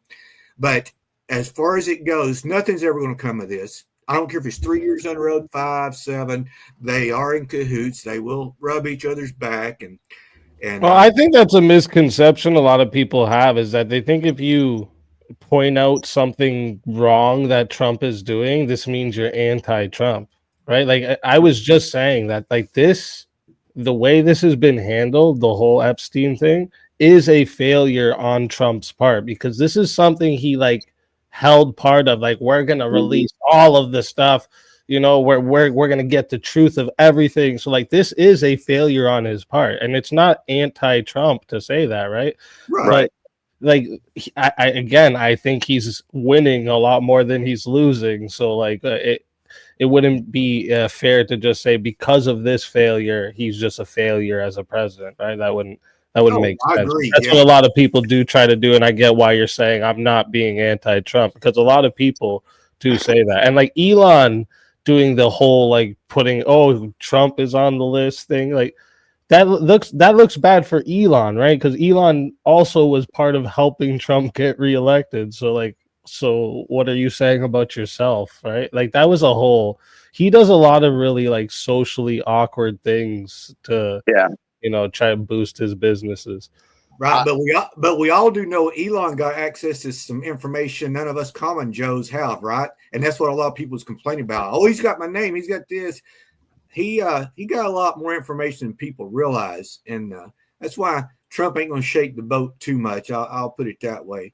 But as I say, I'm just saying that those lists will never be released. There's going to be scrub-a-dub-dub on names. They already have been on both parties. Don't get me wrong. This ain't just scrub. I mean, we're still waiting for to find out who shot JFK. So there you go. I get what you're trying to say here. I do get what you're trying to say here. What about There's certain things that seem to just get completely buried and we never see them again, right? And we're like, what happened there? What happened? Right. This is why I think it's so important for the people to demand accountability instead of waiting for it. Instead of just waiting for the politicians and the courts and all that, we need to demand the justice and accountability for any wrongdoing by these people. Yeah. Just a quick question for Speakeasy. If you don't mind, can you kind of describe where you are on the political spectrum, or if you're affiliated with a party, or if you voted, who you voted for, etc.? Yeah. So I voted Trump, and like that's what I do on my channel. Is like I'm a conservative commentator, so I'm definitely on the right side. Okay, but the right wing is huge. What would you identify as? Yeah, I would say I'm conservative. I'm a Christian, so I follow God, right? Like I'm not really Mm-hmm. because there's obviously I'm not like far right wing where it's like radicalized, but like I'm a Christian, and I live my worldview by Christian ethics. Okay, interesting. It's cool, yeah. Okay, let me ask you this then, Speakeasy. As far as you voted for Trump and stuff, and I understand why. But what about his relations and the little cover up with Stormy? What was your feelings on that?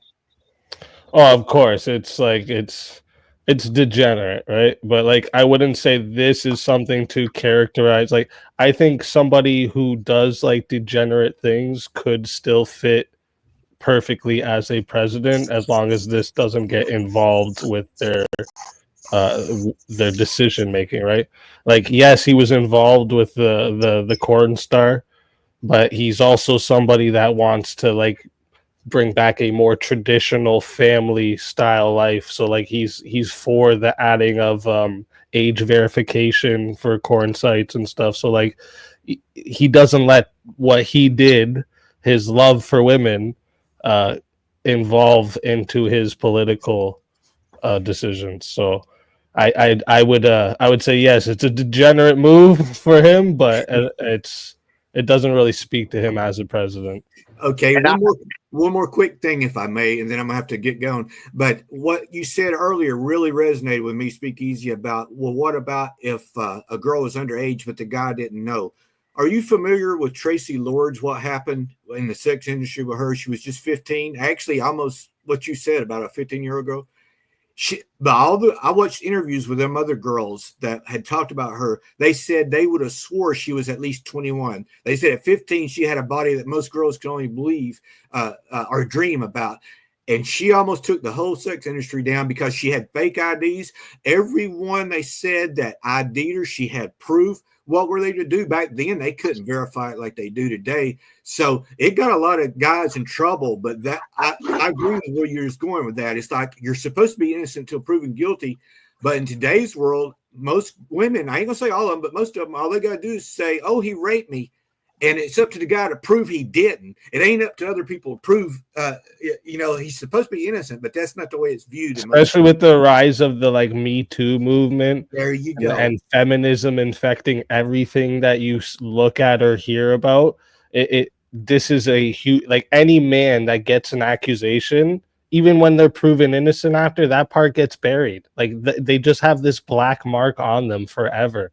And it's a real big problem, especially for men, because women get these accusations. You'll hear about it all the time, teachers sleeping with their students and stuff like this, and it doesn't stick on them nearly the way it does with men, right? And it's just the way it is. And I think this is why it's really important to make sure. This is why I was saying, I get our want for the list, but I want that list when we make sure that whole list is all guilty people that we need to shame and condemn. Yeah.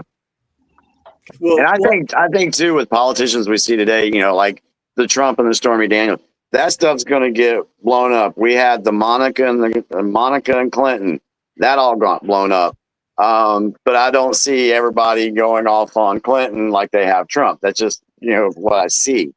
But we also don't know, because we didn't have the media back then, of what some of our old senators and old presidents, back in the 30s, the 20s, late 1800s, we don't know about their personal lives.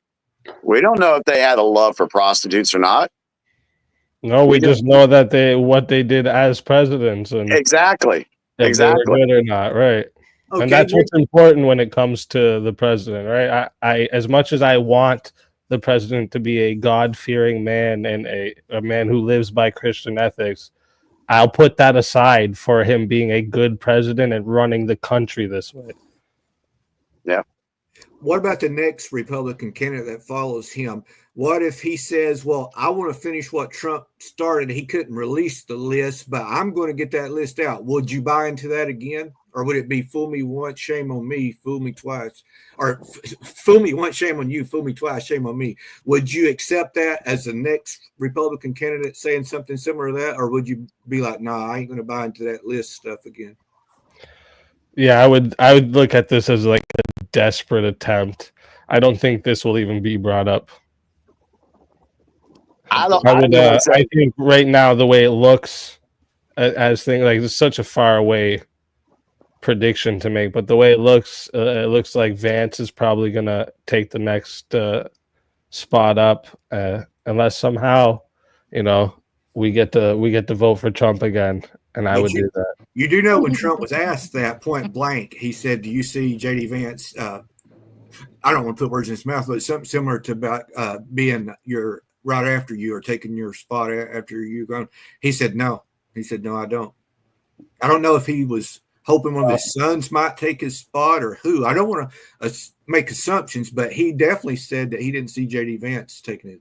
Well, his sons are pretty high IQ'd individuals, and it would make sense that he'd want his family to continue running too. So that's what I was thinking. I thought what he would do is a smart move is, take advantage of everybody wanting a woman president and make one of his daughters run.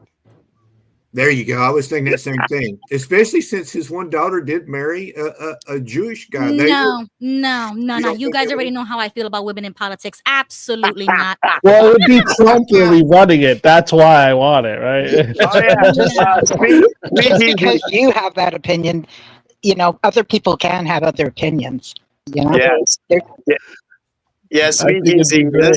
Since this is the Trump first would time really you be the showed up one on behind the puppet master, you know? It'd be Trump running everything, but he'd take his daughter and then say, yeah, we have a woman president. Yeah, since this is the first time you've joined us, you haven't gotten to know us yet on where we stand on things. Ruby believes in some, dare we say, some radical ideas. Not radical. Extreme. Okay, I am an okay, we'll say extremist. extreme. Me, not so much on some things. So Hey, I'm the same way. I think we should repeal the 19th. I'm with you here. Okay, women shouldn't be even voting. It's actually what's run us to a bad place. So I'm with you there. I That's just think offensive. That's like if the we're going to most be in the world ridiculous thing. of Wow. modernity, we have to take advantage sometimes. And if you want to get the left on our side a little bit and get their votes too, you just make Trump's daughter run and then have Trump really run everything. No. Linda wanted to Lord. make a comment. Linda, make your comment. I think he was about to say something. Go ahead, Linda. Women have had the right to vote for only 100 years. And it took 100 years of suffrage for us to be able to vote. And the sacrifices that were made, women lost their children, they got kicked out of the house. Just to hear someone say that he doesn't believe women should vote I get that he gets to have his opinion, and I respect that he gets to have his opinion. I just don't respect that opinion. That's where I'm coming from. That's fair, but I think a lot of women would disagree with you back when they were Sure they could. vote, right? A lot of women didn't want the right to vote. So, like, I'm sorry, I think, I interrupted you when you were getting ready to say back when, and can you go ahead from there? yeah, I was saying back when the suffragettes were going around, saying we need women to help us so we can get the right to vote. Most women didn't want this right to vote. Like, they didn't want to have to deal with all this stuff. And like, to be fair, I don't think a lot of men should vote either. So like, I'll be fair. Oh yeah, it's equal opportunity. Are you familiar with the suffragette movement? Yes. Are you talking A about lot of those history women? we're taught too is like bogus. Yeah. My question to you is that, and I'm just trying to get clarity. Are you under the impression that the women that were involved in suffragettes to get the right to vote, that are you saying that they didn't want the right to vote? No, I was saying the majority of women were not involved in trying to get the right to vote. Okay. Yeah, like when they went around trying to get the votes of women to say that we want the right to vote, most women didn't sign. They're like, nah, we don't want to do that. You know what? I don't even know. I would like to know who started that movement. What was their affiliation? What was their agenda? I don't know who it was. Well, it was also associated with the black men getting to vote as well. But I would like to know if that was being pushed kind of like feminism is today. Well, what I would suggest for you guys is a great book called Occult Feminism by Rachel Wilson, and it will give you all the history of exactly what you're asking for right now. What was it called? Occult what? Occult Feminism. And the author was? Yeah, The Secret History of Women, Women's Liberation. Who was the author? Rachel Wilson. Okay. I'll go look that up. Great book, and it'll give you all of the answers to what you're asking right now. This is the thing. Feminism is actually was a plot to poison society, to take apart families and break down society how it is. And it's why so many people today are very individualistic. They want me, and family doesn't matter anymore. And they tell men and women, you guys are the same. Actually, you know what? You can be each other. Men can be women and women can be men. And this is where it all started. We've talked about that before. Yeah. How do you feel about this comment? If it wasn't for women, Trump wouldn't be president. How would you answer that? Well, I would actually disagree because we've seen the biggest turnout, especially this last election. We've seen the biggest turnout for men voting. Finally, like men came in hard for Trump this year. They knew that like that was the whole too big to rig thing. Everyone was like, listen, we have to go out and fight this time.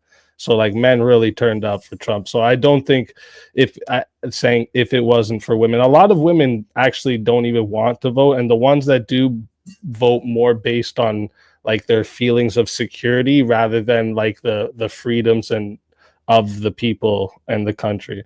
And this is where you get into this like you're controlled in everything you do. I'm curious as to like before women got human rights, they were considered the property of men. Are you familiar with that? Is that something that you would promote, or am I way off? So sorry, you're saying like women used to be the considered property of men? Correct. Yes. Yeah. So that's biblical. I think you have like a misconception here, right? Like they weren't like legally written down as property of men, right? And like a lot of people think like women couldn't work. That's false.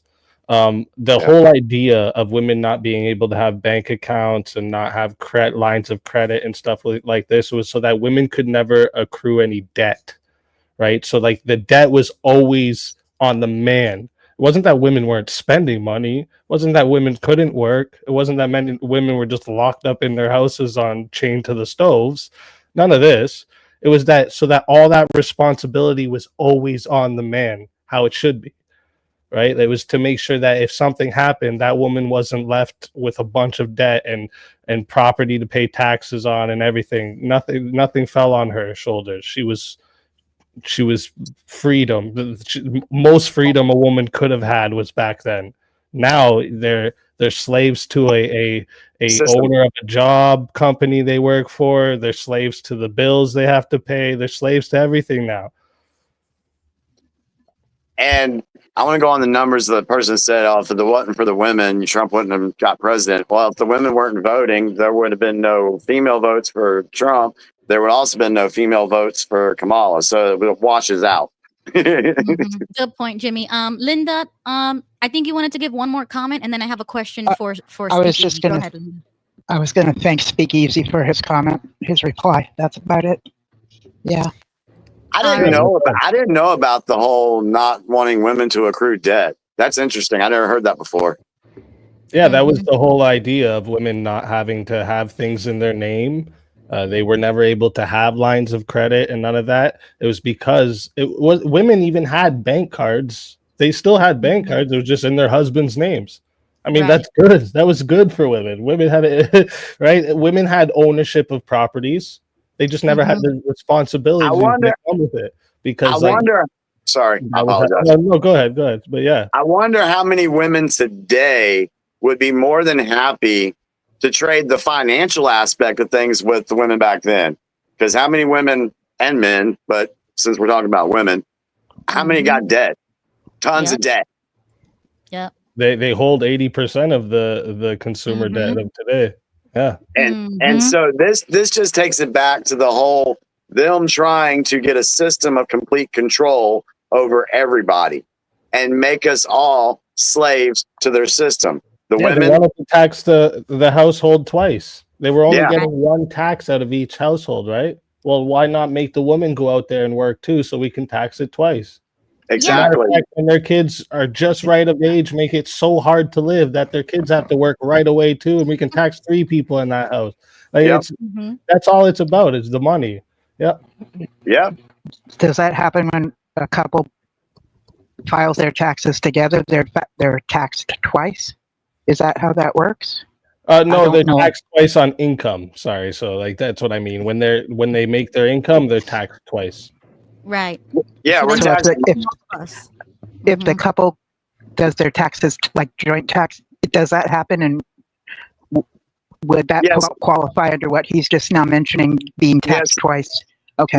Yes, Linda. Because, for example, my wife, when she gets her paycheck, she gets taxed. Okay, all year long.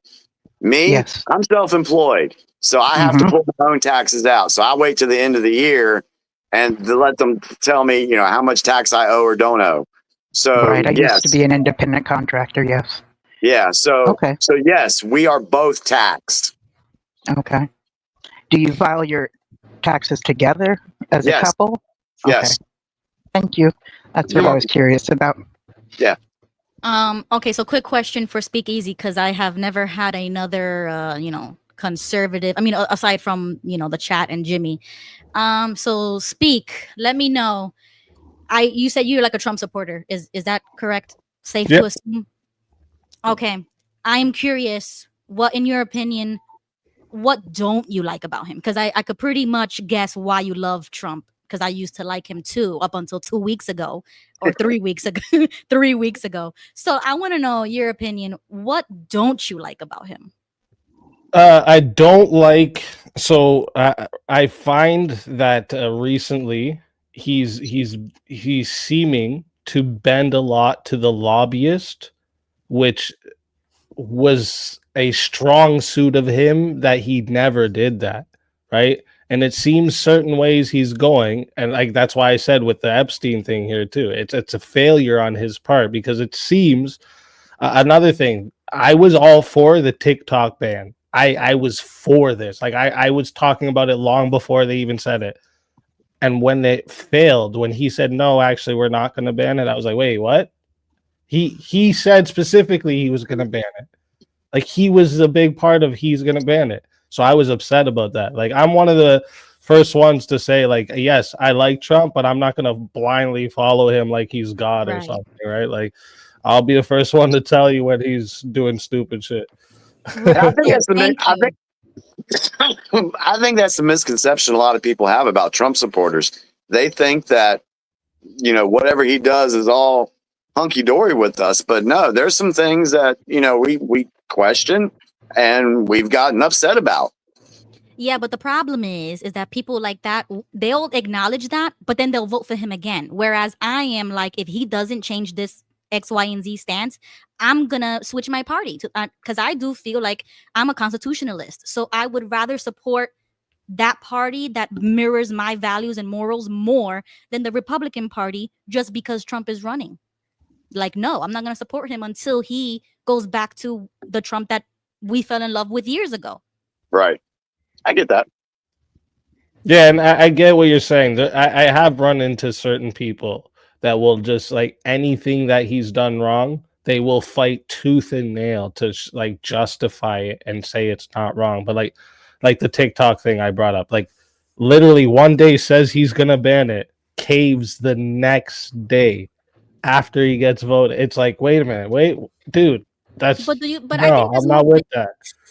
But I think that's more of like a business angle. I want Trump to be America first. If it doesn't benefit Americans, then why the heck are you signing a specific bill or supporting anything that has nothing to do with us? Like the anti-Semitic bill a long time ago that they pushed forward. That was like the first strike. Then he talked about the 500,000 Chinese students. Like, what the heck is that? And then what was the next thing, Trump? It was like a list that I'm sick and tired of him now. And I told Jimmy long time ago, I'm off the train. I don't like him anymore. I appreciate him, right? I appreciate Trump, but I'm ready to move on. I think the guy for us is coming. I just don't think Trump is the guy. Okay, I get what you're trying to say. You're just saying he hasn't satisfied all of what you expect and what you want the president to be. Right. Yeah, I was disappointed by the things he's been saying and doing when I would have thought that Trump would have said absolutely not. Just like how he's hardcore with the border and illegal immigration, have the same energy when it comes to these like Chinese students. I thought they were our enemy, first of all. Well, that's the thing I was talking about, where I see him bending to the lobbyists, because now he's saying we're not going to go after farmers and we're going to help the farm workers have a way to stay here and stuff. And it's like, wait a minute. One, the farmers and the hotel. What the hell is he talking about? Everybody needs to go. So why would he even say it? And this Yeah. is Trump who we talking about. When he said they're Maybe because murderers, it's affecting his friends and the money that his friends are getting, and possibly himself and his hotels he's and already in office. hospitality businesses. Right, What? but he's Yeah, I already think in he's office. bending He's a not little running bit to the anymore. lobbyists here, where he's like, okay, well, you know what, for farmers, we'll give them a way to stay here and this and that. And it's like, well, dude, you said you were just gonna make them leave, so just make them leave, right? Like, do what you said. So I get what you're saying, yeah. Oh, and when he dragged Thomas Macy the other week, like, aren't we all on the same side? Like, aren't we supposed to be on the same side? And Thomas Macy, arguably, sorry, I don't know how to pronounce that word. Isn't he like more America first than Trump? Like that Well, could be Trump debatable. dissing his own team isn't nothing new of Trump. Right? Yeah, that's He's not very new at all. vocal about anything he thinks is going wrong. He just he just says it. Because Yeah, I did would you say watch we the have to take Republican away any primary in 2015? social media from any president. That would help their terms a lot better if they just during their presidency they had no social media access. Yeah. No, I think he just singled Thomas because Thomas disagreed with him. Anybody who disagrees with him, he gon' drag you, and that's not okay. Like, So you still think he was a better pick than Kamala Harris? Listen, they didn't even try. Okay, the Democrats are lazy, or they're doing it on purpose to them. They're shooting themselves in the foot. They didn't even try. Like I said on another stream, they had Andrew Yang, and back in the day when I was like blue pilled, I would have voted for Andrew. You know what I'm saying? Like, it was a great guy, and Bernie was okay back then. You know, like there was a whole frenzy when he was running, right? So I was on that boat. They were great in my opinion. Bernie's almost as bad as Biden now, though. You know what I'm saying? Yeah, I realize that now. Bernie doesn't know where he is almost now. He's getting to that point. Like that last Joe Rogan appearance showed that he's just like, he's not in there anymore. Yeah. But they're not even trying anymore. Like they could really get a great person. I believe in the Democratic Party. If they really tried, they can do it. I think they're just not doing it on purpose, or I don't know. So is there like a specific person you've heard of and have in mind, or you're just saying like these candidates just they ain't it? That's what you're saying. Nah, they all suck. They all suck. Well, I could agree with you here, right? Like if I was to be completely honest, right, our decision is between Kamala and Trump, and it's not like we had the best decisions in the world. But I still think out of the decisions we had, we did make the best decision in the world, 100%. I think Kamala would have we would have had another 4 years of complete toxic mess of kids being transitioned, and our border would have been wide the fuck open. Yeah. So Open it overwhelmed the no country. more borders, guys. Can America? Let's go. Yeah, it would have overwhelmed the nation if that would have happened. Well, Yeah, hey, it's no. almost 5 hours. I can't believe we've gone almost 5 hours tonight. Yeah, almost. So I'm gonna start wrapping it up. But Speak Easy needs to join us again. I definitely will. Yeah, or maybe just watch like our past episodes when I said some crazy stuff. You might understand me now. But Yeah, I'll definitely go check out some stuff, and then maybe I can we'll bring up some combos in the future. And if you like debating this kind of stuff, I do like a show once a week called Verbal Combat, and it's a open panel blood sport debate. And like the chat is also able to do attacks on the panelists while they're debating, so they can like mute people, put them in 1v1s, all this. And then at the end of the night, the winner gets usually it's $150, a custom character, and then a couple promotion on my Discord channels and my YouTube. But this week, because the prizes has rolled over a couple weeks, we're at $600. So whoever wins this week, it's a $600 prize. Really? Yeah, you might enjoy it. You might enjoy it. And my crowd teams seems to lean more to the right, so people on the right do get heavier votes from the crowd to win. So you'd probably do good there. Are you on Facebook? No, I just on YouTube. I have an Instagram. If you're just looking for I don't have Instagram. Contact. I'm not, I have my I'm not email hip like that. If you go to my channel, my email's there. If you want to just send me an email. Yeah, man. Okay, cool. Yeah, this is his page, just in case anybody is interested. And I did post it in the chat. There, that's it, right? I think that's it. That's it right there. Yep. Okay, so I'm gonna share it in the chat just for whoever is still here after almost 5 hours. I cannot, man. Or you have Discord? Do you have Discord, Jimmy? I do not. Oh, okay. Yeah, okay, then email me then. All right. Jimmy needs to get on Discord, don't he, Ruby? I know. Yes. Yeah. Yes. I try to. I'm on so many different things. But Jimmy, on Discord, you can share stuff. So Trust me, before I started streaming, I hated all the different things too, but I realized it's a good way to connect with people, so I had to get All right. I have to jump on there. During the summertime, I just don't have a lot of time, and I find sometimes I can have an addictive personality, so I can find myself always on something. But in the wintertime, I got more time to do stuff like that. Yeah, I mean, there's always something to do here in the summertime. Where are you from? So I live both in America and Canada. I travel back and forth from Michigan to Toronto. Are you dual citizenship? Yeah. You are? Okay. Yes. But are you American? Yeah. You're American, right? Yeah. You were born in America. Oh, no. I was born in Canada. But I have here you're going to have some good conversations with Ruby in the future. Lord. I will be there for that one. That's okay. My chat reams on me for being Canadian all the time. It's okay.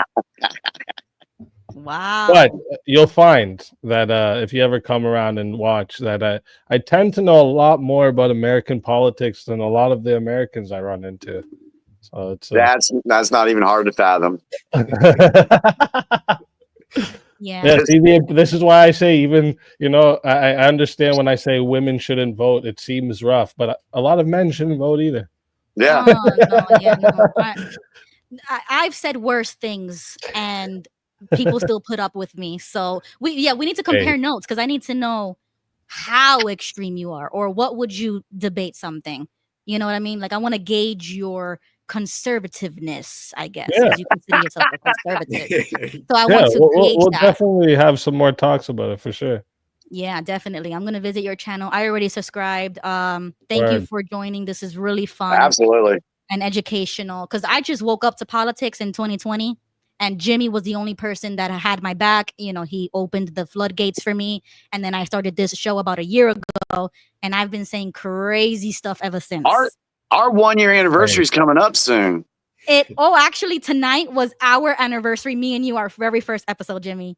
Are you serious? On the 9th, 1 year ago today. This was our 1 year anniversary show and we didn't know? Yes. I knew, but since you brought it say up, anything? I just did. You reminded me. So I was After meaning 5 to tell hours? you. Yeah. So 1 year when Jimmy voluntarily became a co-host on my show, he just hijacked it and now it's Jimmy and Ruby Quinn. But before that, it was just me saying outlandish stuff because I'm still exploring myself politically and my identity politically and who I would vote for, who I would not vote for. And, my followers or viewers have been watching my journey through that. Jimmy is a little bit more established. So I follow Jimmy and then I go, I go left field a lot. And then he kind of gears me back and, we go with the flow on here. The biggest thing that I tell her, Speakeasy, is don't freak out over every little news thing. When a story pops, don't freak out. I sent her a message the other night on the whole Epstein. I said, don't freak out, Ruby. Right. Yeah, so we're still learning. This is a community of also ex-Jehovah's Witnesses. I don't know if you know about that religion / cult. So yeah, I know about that cult. Yeah. Okay, yeah, so we came from that cult.